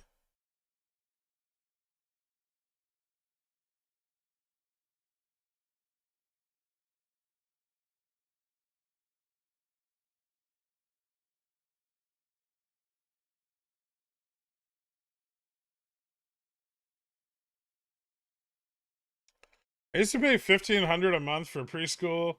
Glad they're in public school now. Christ, man. That's so much money.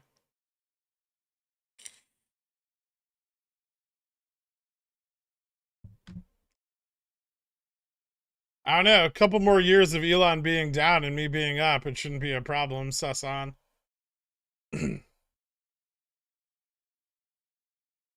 All I need him to do is buy at least one more social media platform.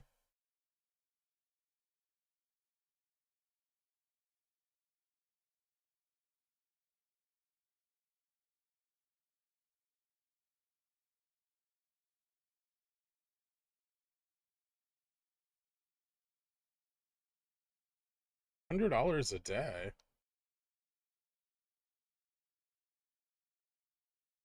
These are Midwest prices. Imagine New York City. Ah.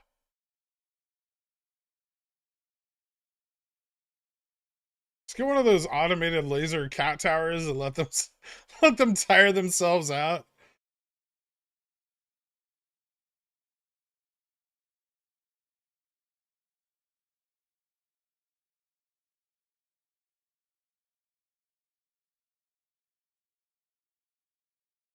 What's this SPX rally? Puts closing? Just moving up to like the positioning at 47.75.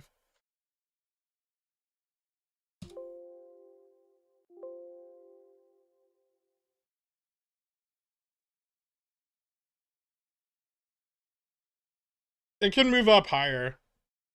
Gap's almost filled. 4080 is a bit weak though.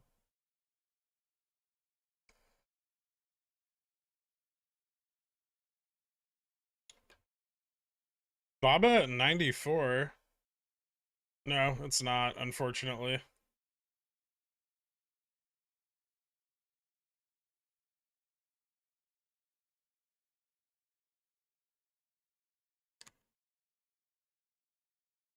What happens if I have an SPX call that expires in the money, no other cash in the account? If you have margin, they'll exercise it. If you don't, you just lose all your money.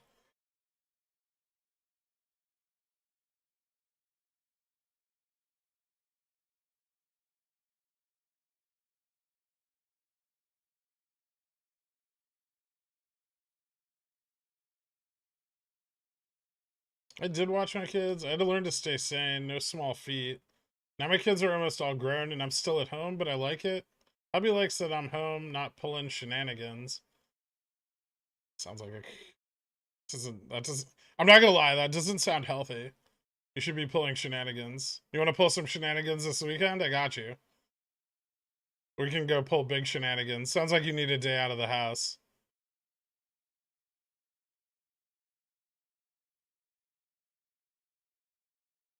Does 4100 have game to pull on SPX at this range? No, not really. A little bit, but not much. If you don't have any cash in your account, yeah, you can't execute it without 400 grand. Or, yeah, whatever, 300 grand.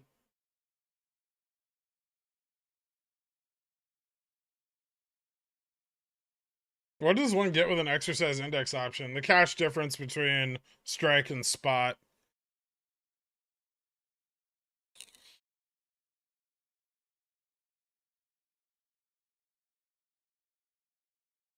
Trading bull markets is easier. Way. Yeah, you just buy things and then they go up.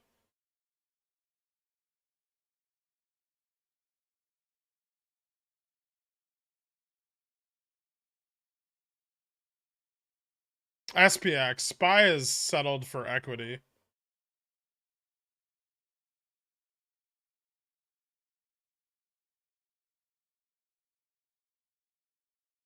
Yeah, we're still in a bear market.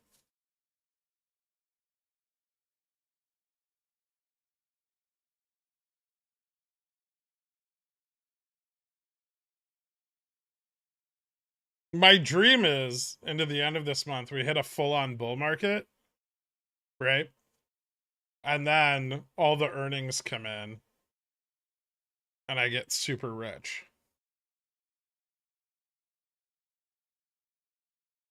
You want to go pull shenanigans is the perfect way to ask someone out. I know, that's what I just did. I fucking nailed it, trash. In cases like this, do you close the long side of your straddle and wait for downs? No? My straddle's for next Friday. I'm not closing shit. Have you read Option Volatility and Pricing by Nattenberg? Yes. Good book. Little advanced for here, but good book.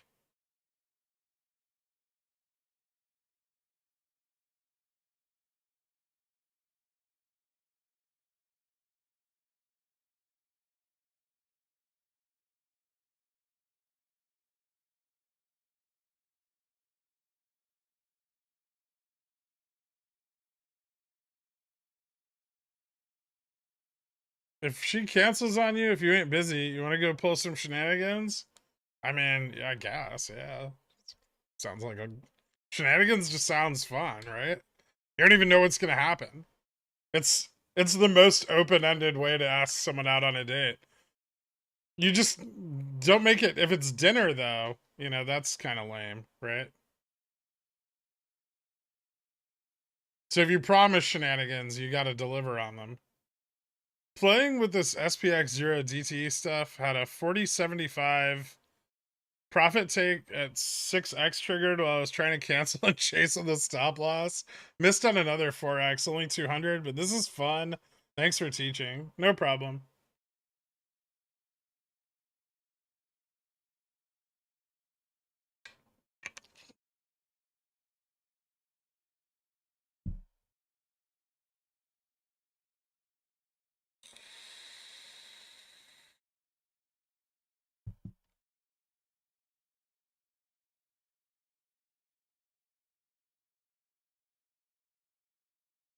Which fast food establishment has the best fries?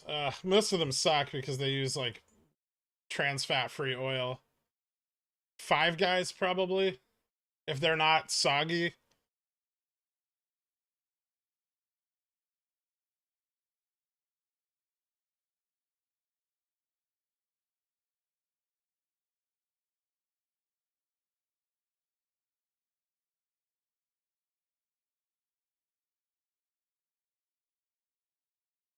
And SPX looks like it's in shape to move up to like 4,300 over the next couple of weeks.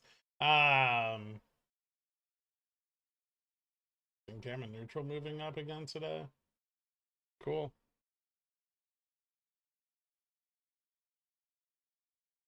Is this thing out of gas? I don't know, but I'm gonna move my stops up. It's got to be getting close to out of gas. I don't think there's enough long side positioning between here and 4,100 for it to do a lot better.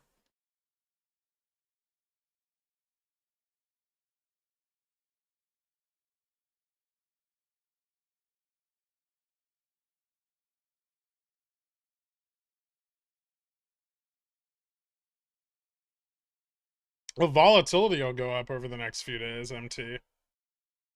I don't know, it's up to you. I think it'll probably stay fairly stable into the end of the day.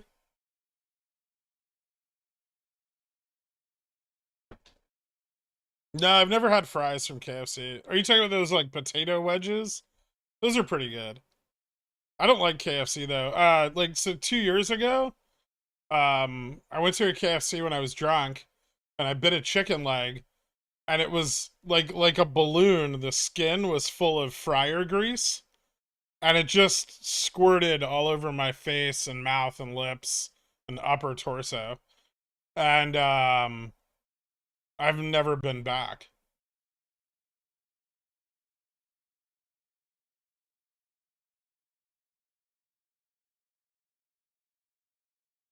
So hot. Yeah, it squirted pretty hard.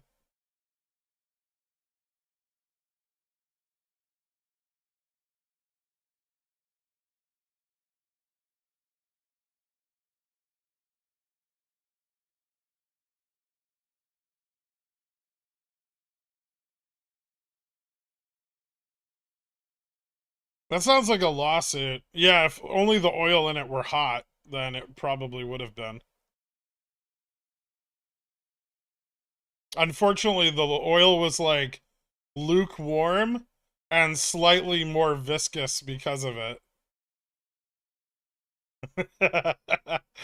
That's alright, Trash. Let us know when you're back from the bunk.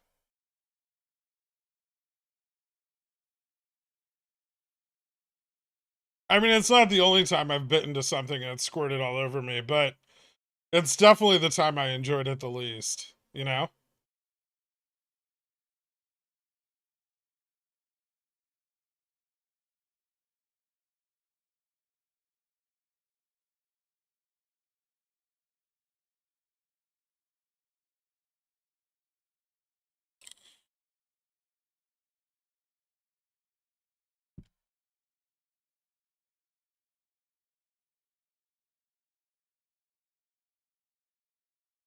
Upper torso.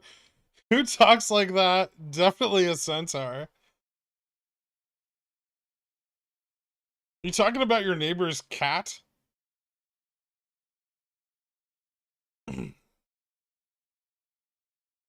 How bad are GFEs? Is it okay to get one? You can get, I think, 2 before they enact Any kind of restrictions, but you don't want them. They hang around for a long time. 3? Oh, okay.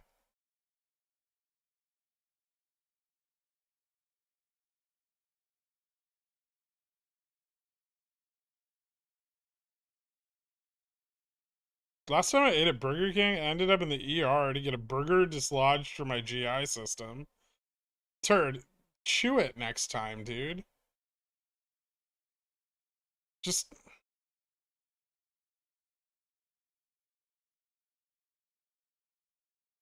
Then go on your permanent trading record.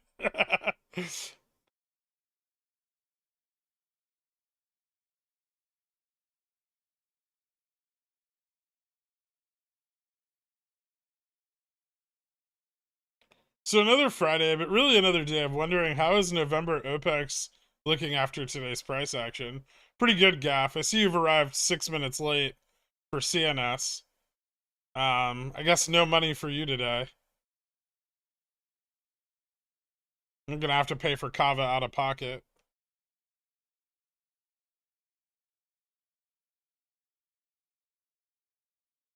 Now that Upstart is off Reg Show and kicked the can. Oh, the can's not kicked. It's just off Reg Show.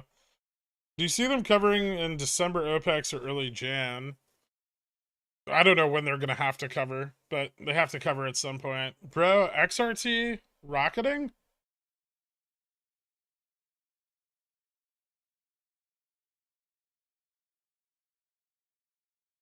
Where is it?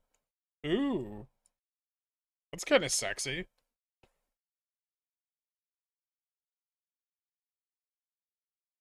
4080? Man, how the fuck is this thing still going? Now the 4100s are gonna have a little bit of an effect.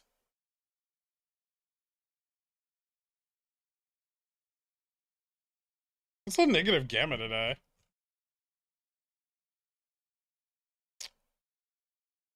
It's not even that high. It's like that can't be right. Oh, because that's GME.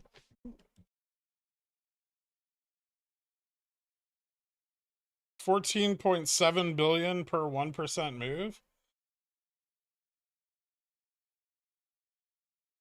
$362 million per dollar. All right. Well, we broke above the trend line. Again.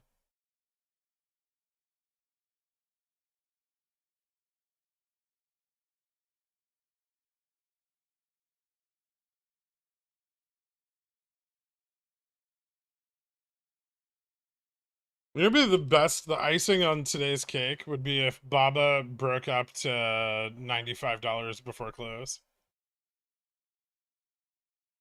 Did you see Sherwin today? No, but I do own a bunch of it.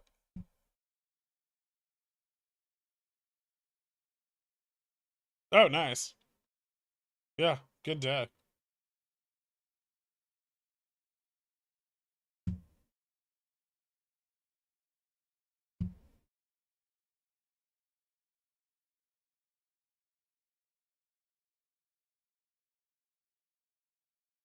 So big downs on Monday? Why?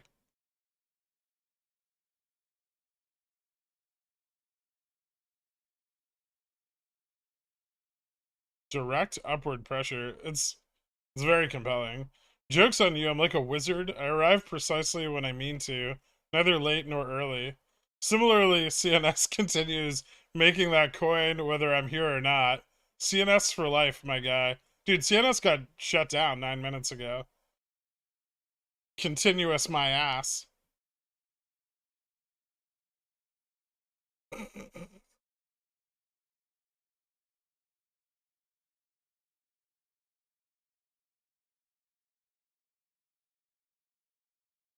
I can't believe I got stopped out at 40.68 at a 400% gain, and this thing is still ripping. It's a good move.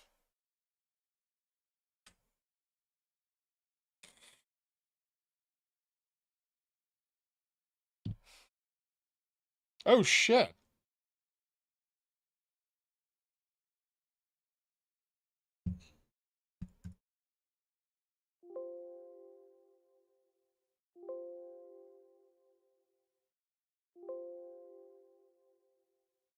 Okay.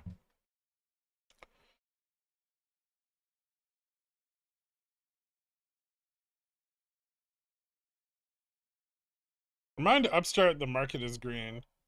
Don't worry. Let them hold it down.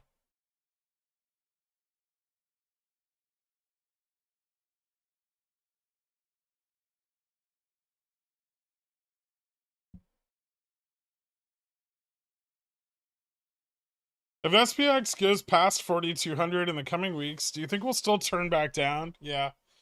I think the economic conditions that will cause a drop in the market in the next 8 months are already very much in place.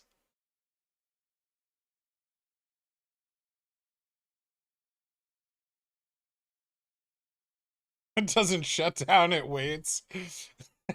At an art gallery in Miami, there's an ATM that takes your picture and displays your account balance on screen. The high score keeper is displayed until someone else takes their place. It's what you've always wanted. Oh my god. That sounds amazing. But then I'd have to put all my money in a bank account, which sounds terrible. Is that what holding theta feels like? Stress-free? Yeah, pretty much.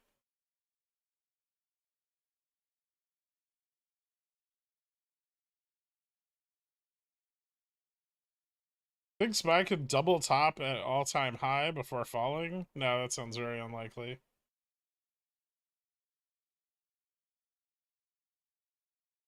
Are you sure one leaps for 23 or 24? 24. I do have some 23 calls at, what was it, 2020, I think? I have some Jan 23s, but I also have 2024s.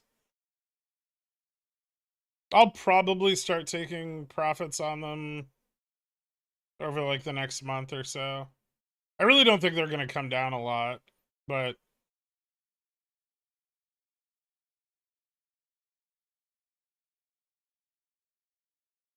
you fucking beautiful son of a bisque. They got my stop. Could have made more. Still an 8-bagger. And just like that, my week is green. We did it, Stock Daddy. Another boy. I just poured my whiskey and I'm calling it a day. It was a pleasure, sir. Congratulations, Celtic Mako. Good job, man. Thank you so much. I appreciate it. I'm glad to hear you're back in the game. I know you were down pretty hard earlier this week. It only takes one.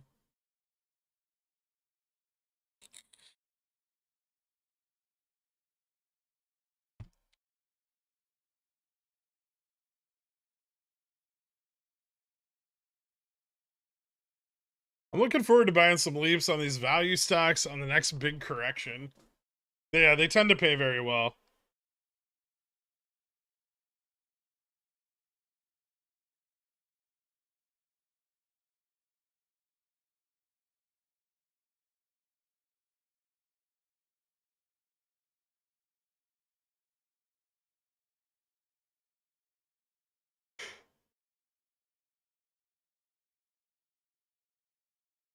What was the 8-bagger? SPX? I think he was playing Spy, but yeah.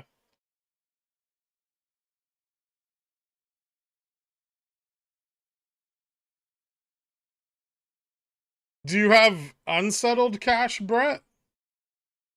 Are the earnings you were looking for in a market drop at the end of Jan? Yeah. They'll start coming in through the end of December. Don't forget there'll probably also be sell-offs for taxes into the end of the year as well. That's pretty common. It's like after Christmas into the new year, usually there's a decent amount of selling off.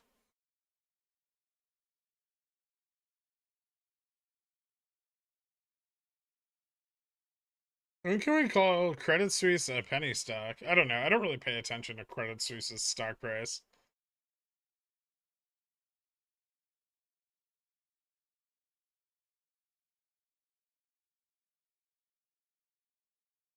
Thinkorswim just sold my GME call, said it was because of a margin sellout. That's weird. Did you hit like margin risk on one of your positions? I don't really know that much about Thinkorswim, but I thought they were kind of degenerate and didn't sell off your zero DTs.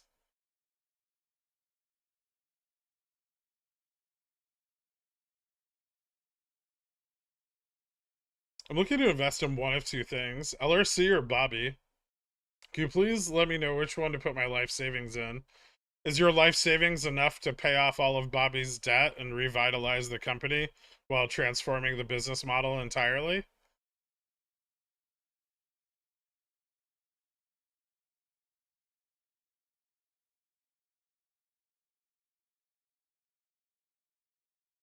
Just 10x those 40-60 calls. I hope we get a lot more power hour like this in the coming weeks. Thanks, man. Those entries were spot on. Yeah, it was a nice position to hit the 10x on for the day. It's been a good zero DTE day, I think. I've been watching your previous recordings and shadowing your moves. Why am I down? Wait, are you shadowing them in real time? Or days in advance?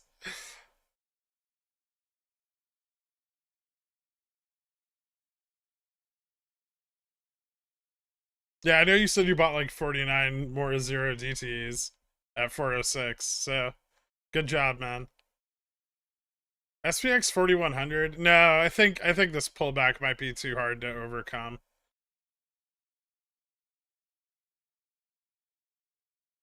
I fucking love SPX 0 DTs. I kind of want to move my strangle. So the 40-50 or straddle, the 40-50 calls I bought earlier are like 20 bucks in the money right now. And maybe I just like strangle and leave the puts open. Oh, the puts are so shitty though. But I'd scalp $30 of premium per contract by rolling it up. Fuck. Yeah,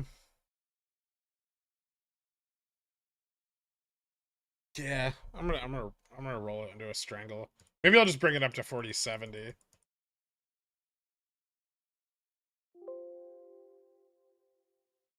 That just pays for all my puts.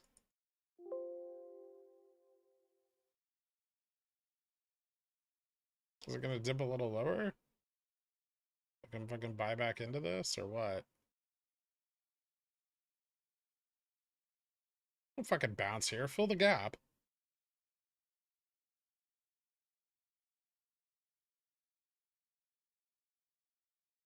Yeah, it's gonna fill the gap. Alright, I'll just wait to buy back in.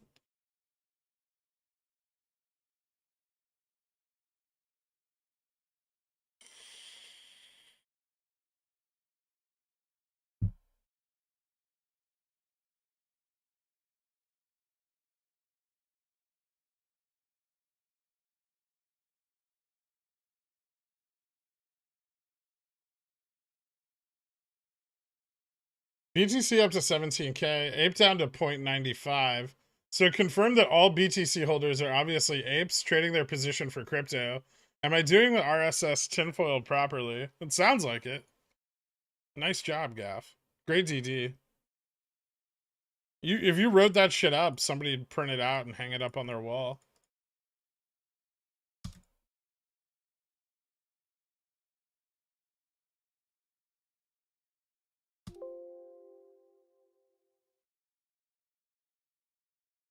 I think this is gonna drop a bit more. Maybe 40-65?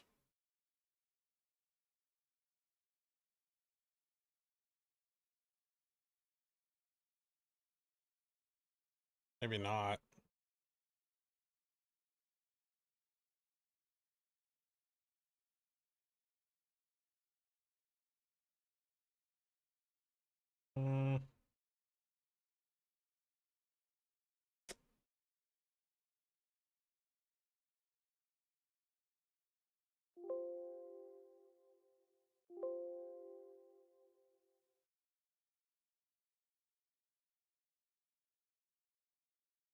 I can't wait until I watch this recording and see your response.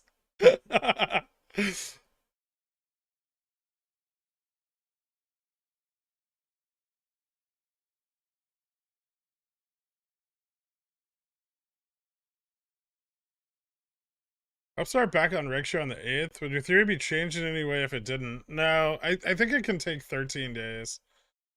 So it would be the 16th would be the earliest one. I'm just not sure if it's 5 or 13 days. I'd have to dig into a bunch of regulations, which I don't really want to look at right now. Thanks, brother. Thanks, brother, but it was you too. You called the strat perfectly. Had I been a little better with my stops, I could have 10x. Nice, man. I mean, you killed it, right? Like, 6xing 0 DTs, it's insane.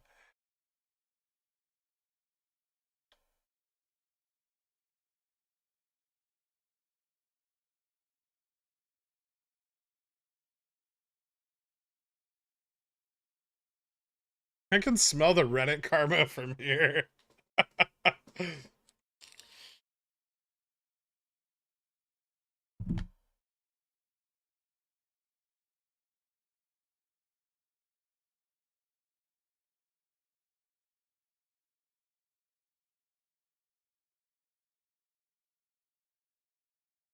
Just don't set stops. It's not that hard.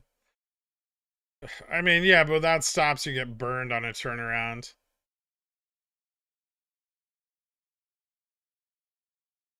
All right, gross. Well, now I have some of a strangle.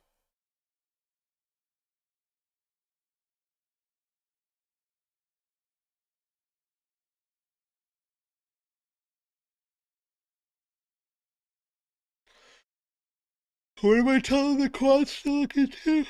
Ugh. Cobra? What do you want him to look at?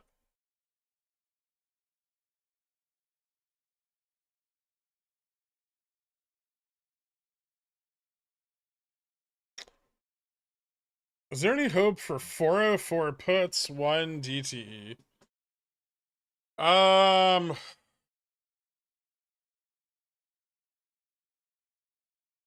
They might be worth more into the end of the day.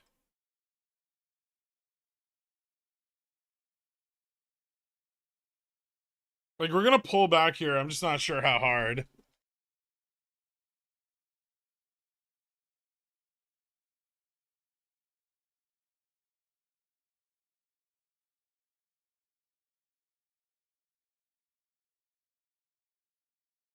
Humor me, ACIW.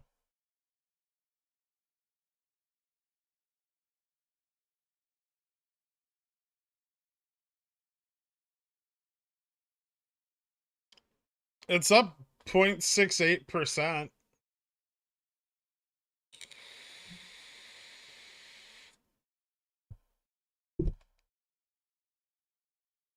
Looks like a solid $2 move above its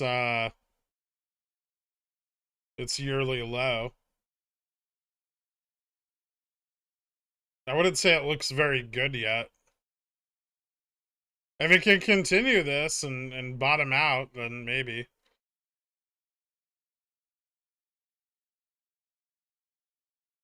Oh, good. Now I can enter more. 4065?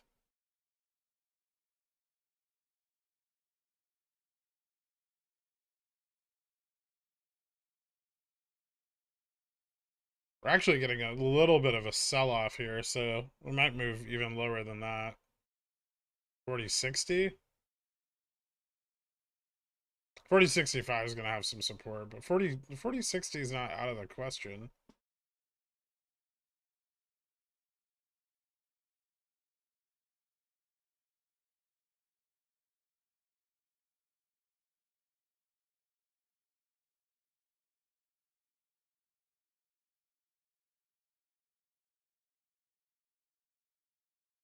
I volunteer to be the reg show quant. Just send me all the regulations to look through. All right.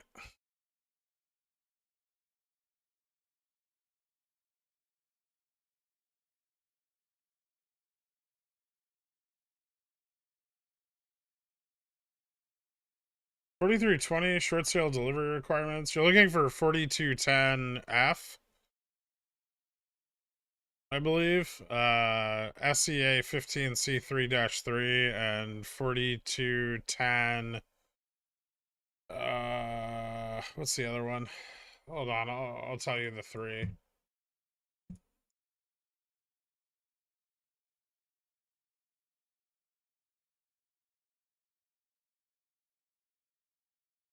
It's 4210 F6. And then 4210 G10D. Not 10D, 10G. D10G, the letter.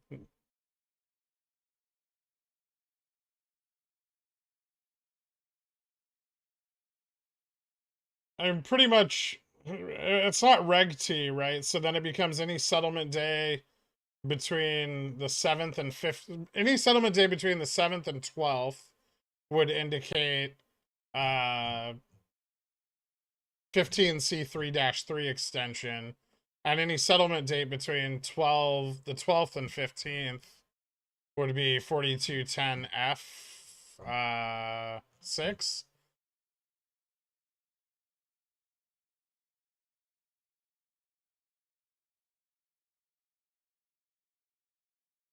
No, it's D10G, not 10D.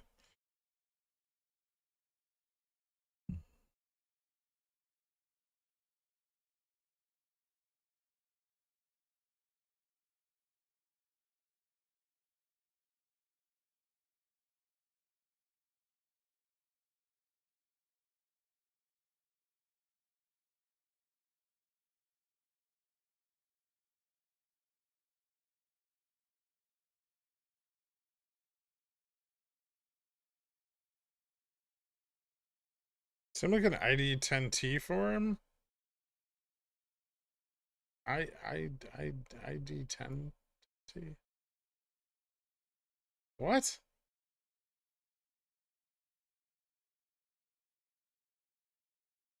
Got him. Oh, idiot. Ha.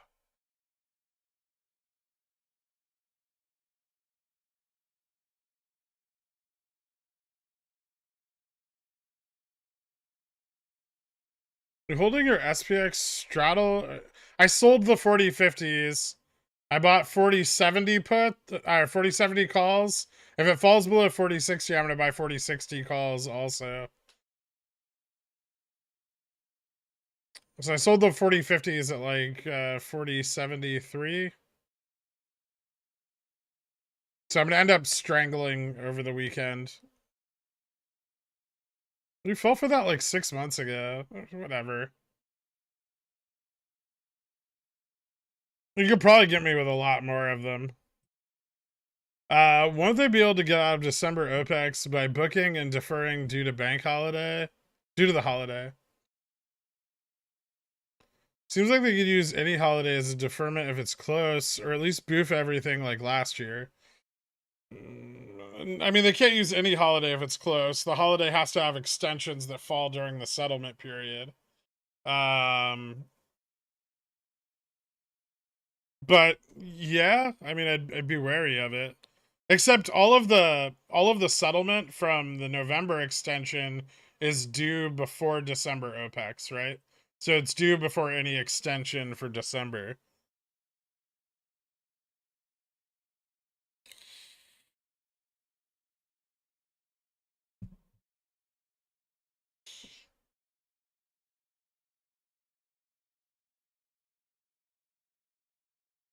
Thanks for talking about your 0DT SPX. It got me to trade 0DT SPX for the first time too. You're a good trader. Made my week. Congratulations, Spider. But stay looking good to pick up December 30, 4150 calls since we are likely bullish enter the Christmas or target's a bit too high. I think the target's a little too high. It's a bit overly optimistic right now. Maybe nearer to the CPI print, depending on where we're trading at that point. there's a chance that we run up into the CPI print, right? And then like dump into the print. That's another possibility. I gotta turn off the auto exercise on these.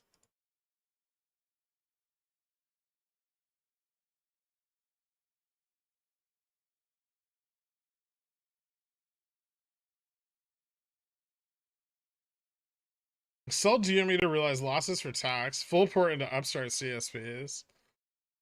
It's up to you, man.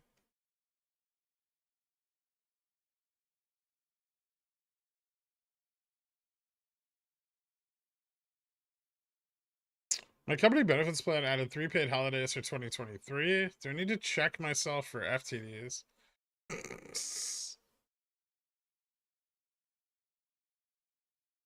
If you worked in finance as a quant, would you be banned from trading a private port? For the most part, yes. That's why I don't work. One of the main reasons I don't work in finance.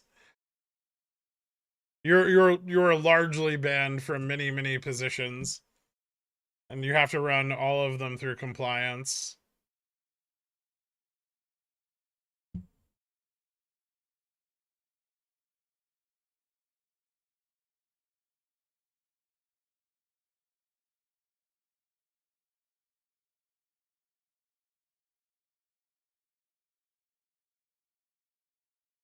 My brother sold 2750s. Can he be the new Moonwind? He might survive it.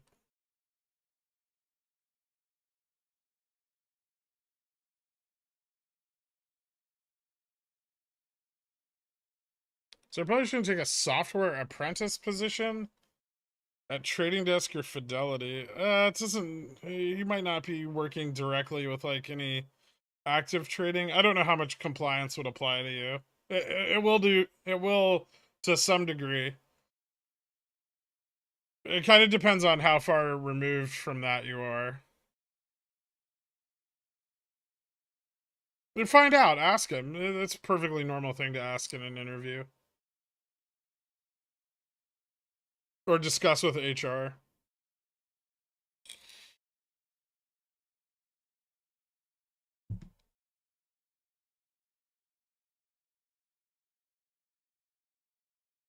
Just run for Congress, that you can trade what you want.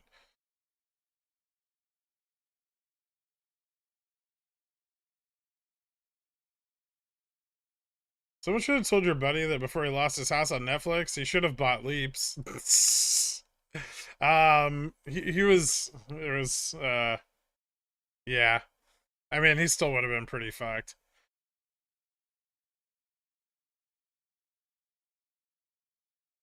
That's on VIX under 19. It's good. It's a good sign.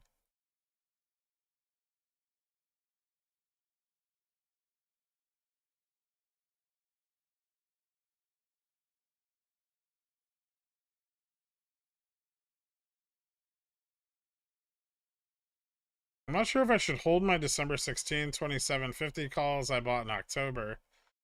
What are they worth? You didn't roll them or anything?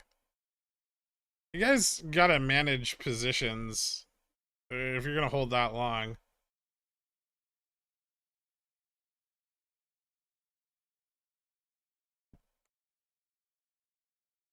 My buddy works in...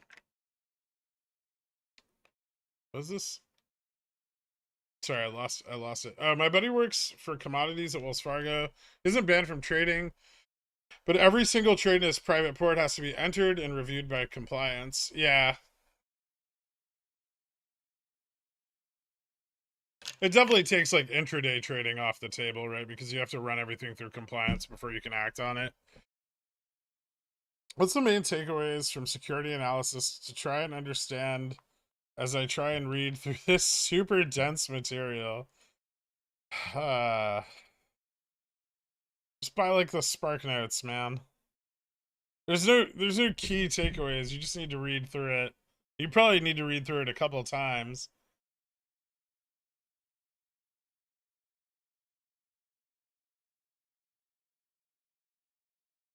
Theta good. Manage position.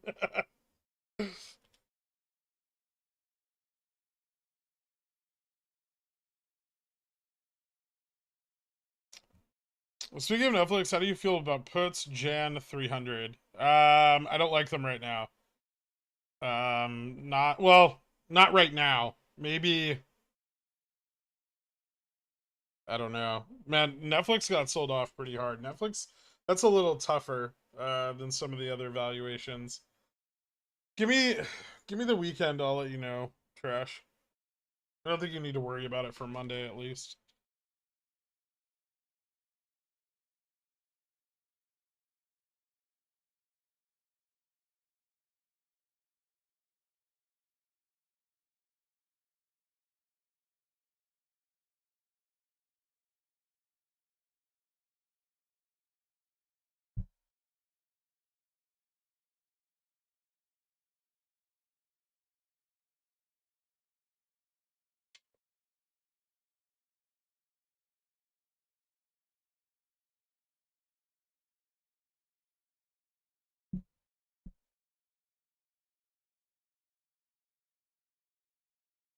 I mean, the reason you're reading securities analysis is to get an idea of how to value a company and to understand the reason I have people read it is because I want people to understand the difference between price and value, and how those are not necessarily interchangeable.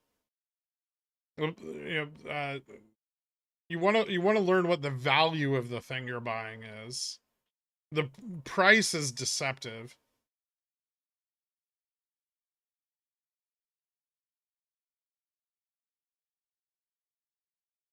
So that's kind of the takeaway that I hope people realize.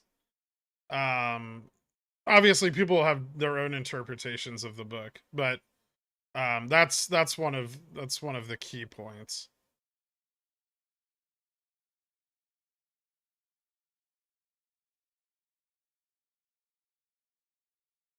I believe that the market is inherently inefficient, and identifying inefficiencies is valuable. Lots of people disagree with my assessment, but it works for me. Most investors believe that the market is efficient.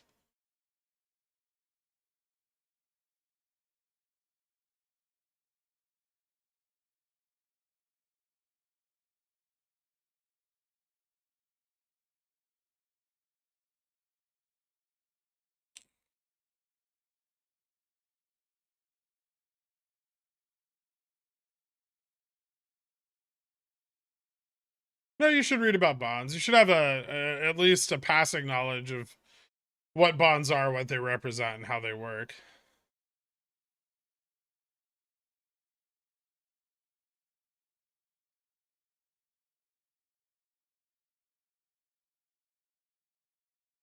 Are you buying deep in the money Jimmy Leaps on your other monitor so that Guy's brother can become the new Moonwind for real? No, I'm not.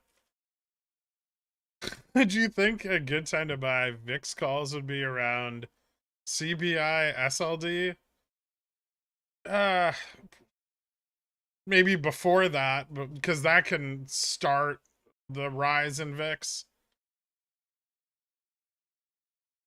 I'm gonna probably be moving, like, so I'm out of my VIX shorts. I have been for about a week now.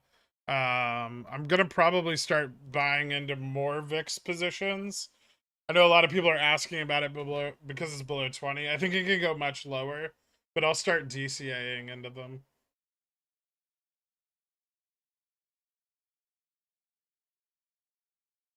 Thoughts on long yang instead of VIX? I don't like it.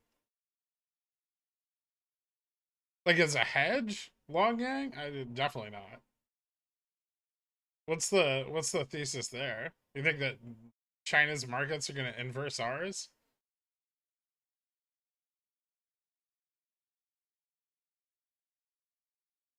Oh wait, is Yang the bear one, or is that fucking racist ETFs? Um, which one's the bear one? Are you trying to go long the bear one? Yang is the bear one. Okay. Maybe. I don't like the reliability of that. But I mean that might be a different position rather than,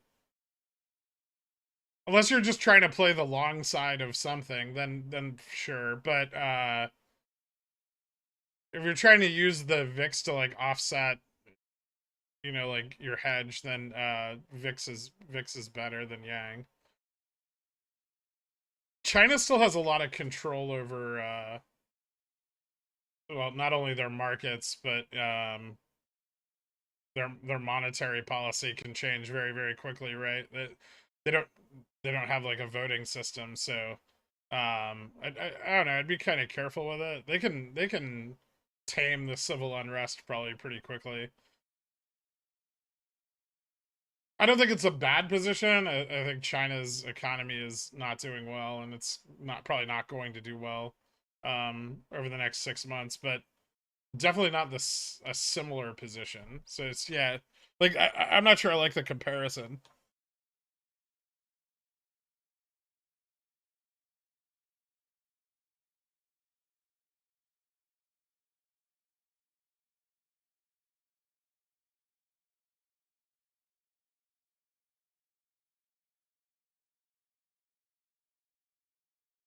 Any last 10-minute TA for the super Dgen still playing 0 DTEs?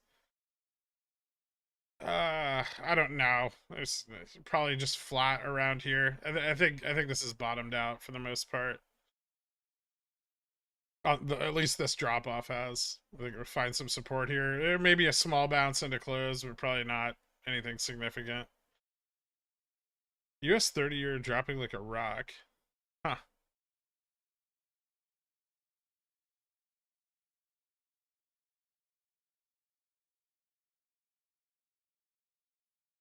Well, it's like after they released their economic data, right? Their economic data was atrocious, right? So the initial reaction would be like short HSI, right? Like Hang Seng. But then they immediately instructed their banks to start buying equities. So if you went short, you just got destroyed real fast, right? And that's like a instantaneous decision. Their government doesn't move slow. So um there's a lot of like fears of QE on trying to play the downside of the Chinese market, because they can enact that policy in an hour and have it effective, right?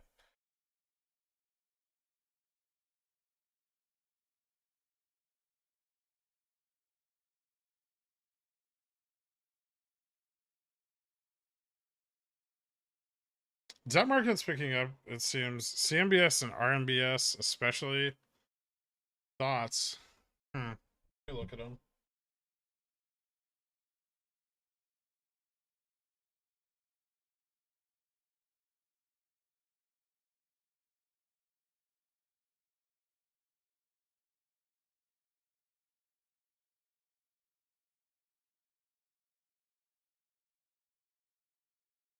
I don't know, maybe a little more confidence with slightly lowered inflation, or the Fed pulling back rates. I don't know if I trust it to persist.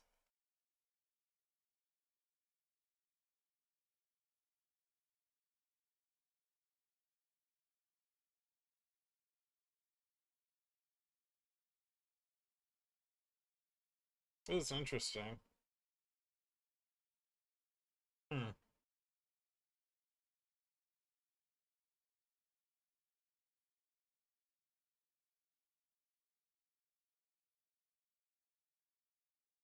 End of quarter book closings. Yeah, but end of quarter's the, well,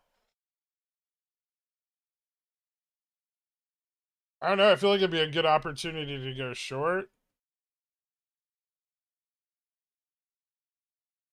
Kind of lends a little credence to a big sell off into the end of the year. Yeah, I agree.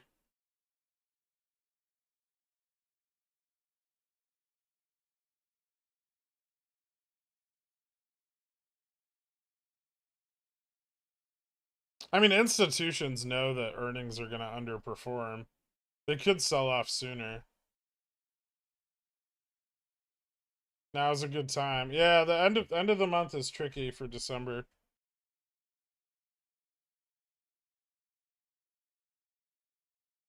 Then I'm gonna start keeping a little bit closer eye on those. I didn't expect those to react so violently to the rise in the market. Seems like a bit overly enthusiastic.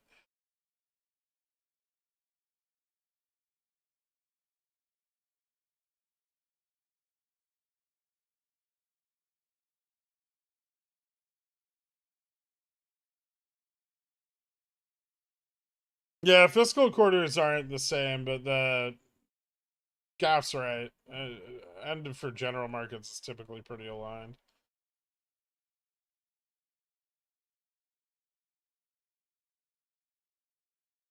Pump to 29, do it. Oh, GME. We'll see. Hey, look, the SPX is pumping into the end of the day. Look at that. Should have bought more.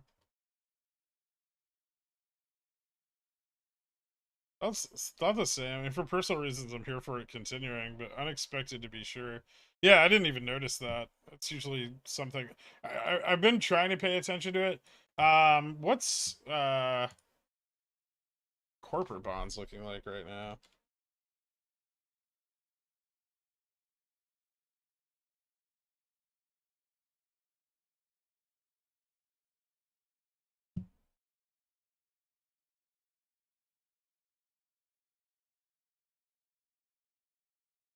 Risk on. Risky.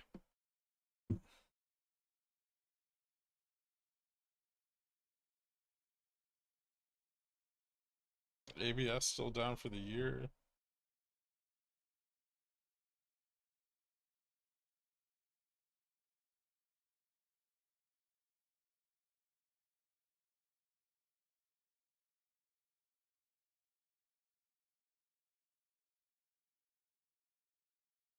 Hmm.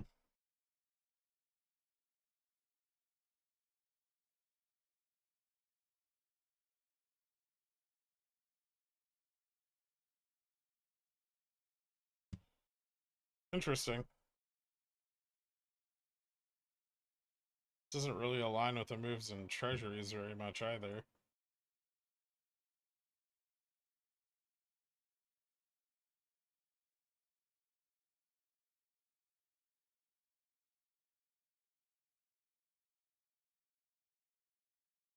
I feel like that's like a little bit of a canary in the coal mine.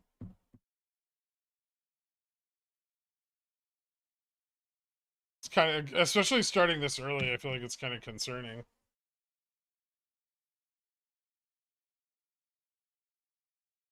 You've definitely given me something to think about. Fixed income always ahead of equities. Yeah.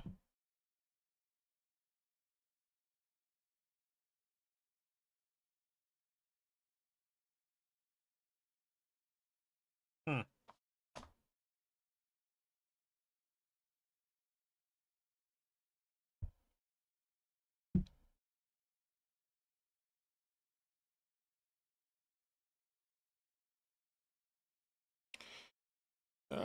Dork, can you do me a favor, man? Show me the. Can you DM me a picture of the yield curve inversion? The 210 and the 520.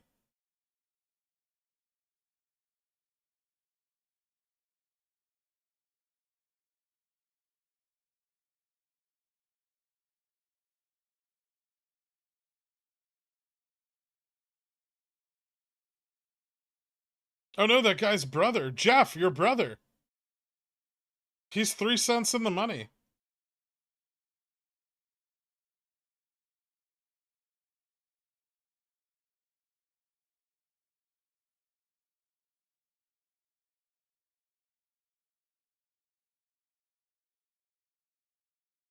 Investment grades are picking up, but predictably HYs are down for good reason. I think there's some hopeful trends in the market, but a lot of recent issuance is in the financials and munis. Okay. Yeah, I don't like the hopeful trends in the bond market. That seems extremely overly enthusiastic. Even though the Fed's pulling back rates, right? They're not they're not pulling back rates. I mean, it's almost like betting on a full pivot before end of year, which seems ludicrous. Ding ding. Yeah. Speaking of in the money, enjoy your new upstart shares, Garrick. No, I closed the 19s earlier today. So I only have the 18s open. I'm good. Yeah, the second we got above $19, I closed those motherfuckers. I got a red bar and Jimmy to 26 on the last tick. Bullish glitch? Maybe.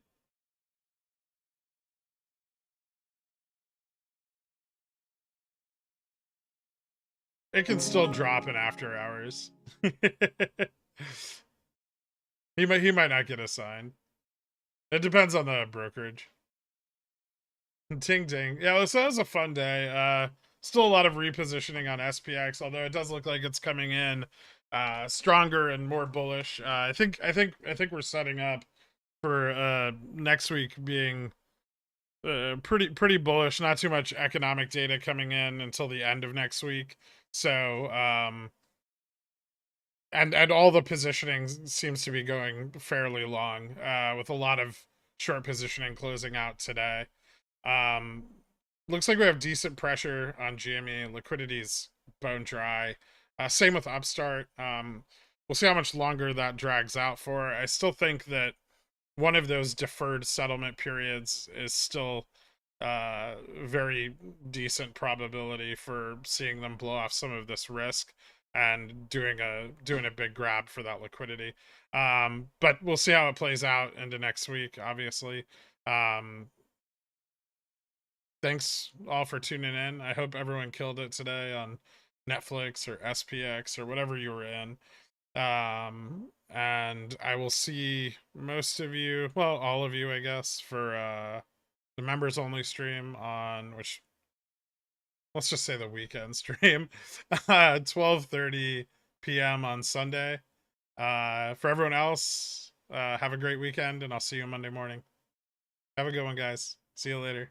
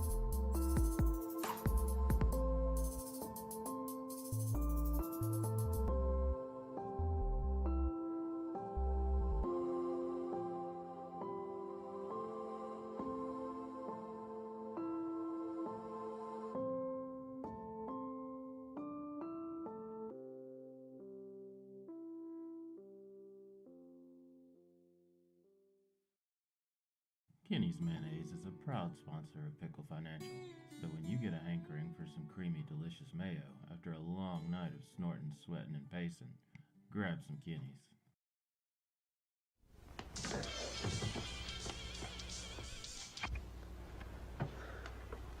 It's yours? No, Your mother said she found it in your closet. I don't know. One of the guys must Must have what?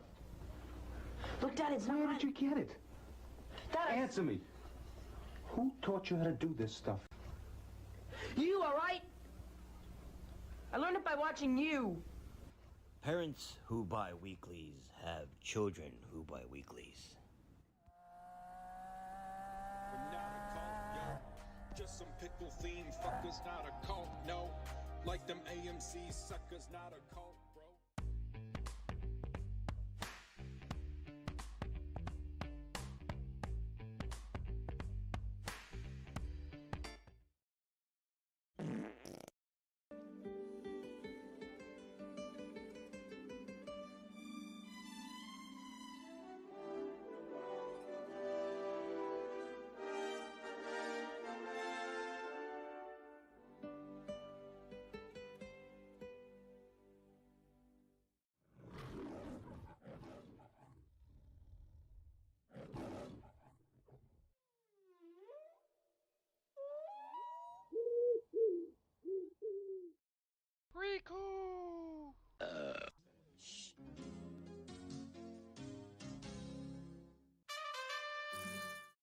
Sit, Krian. Sit.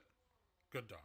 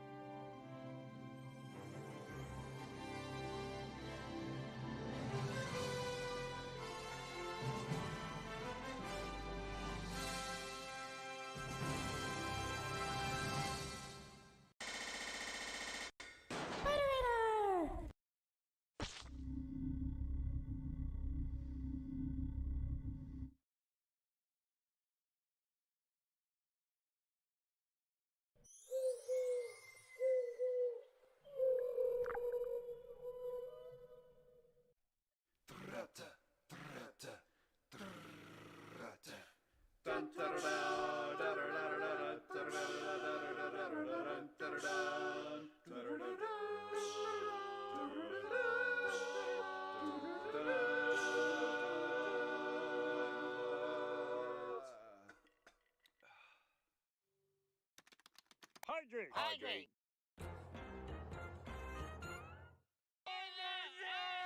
Did you get any of that? It's a good show! Not an advisor. Frigulon.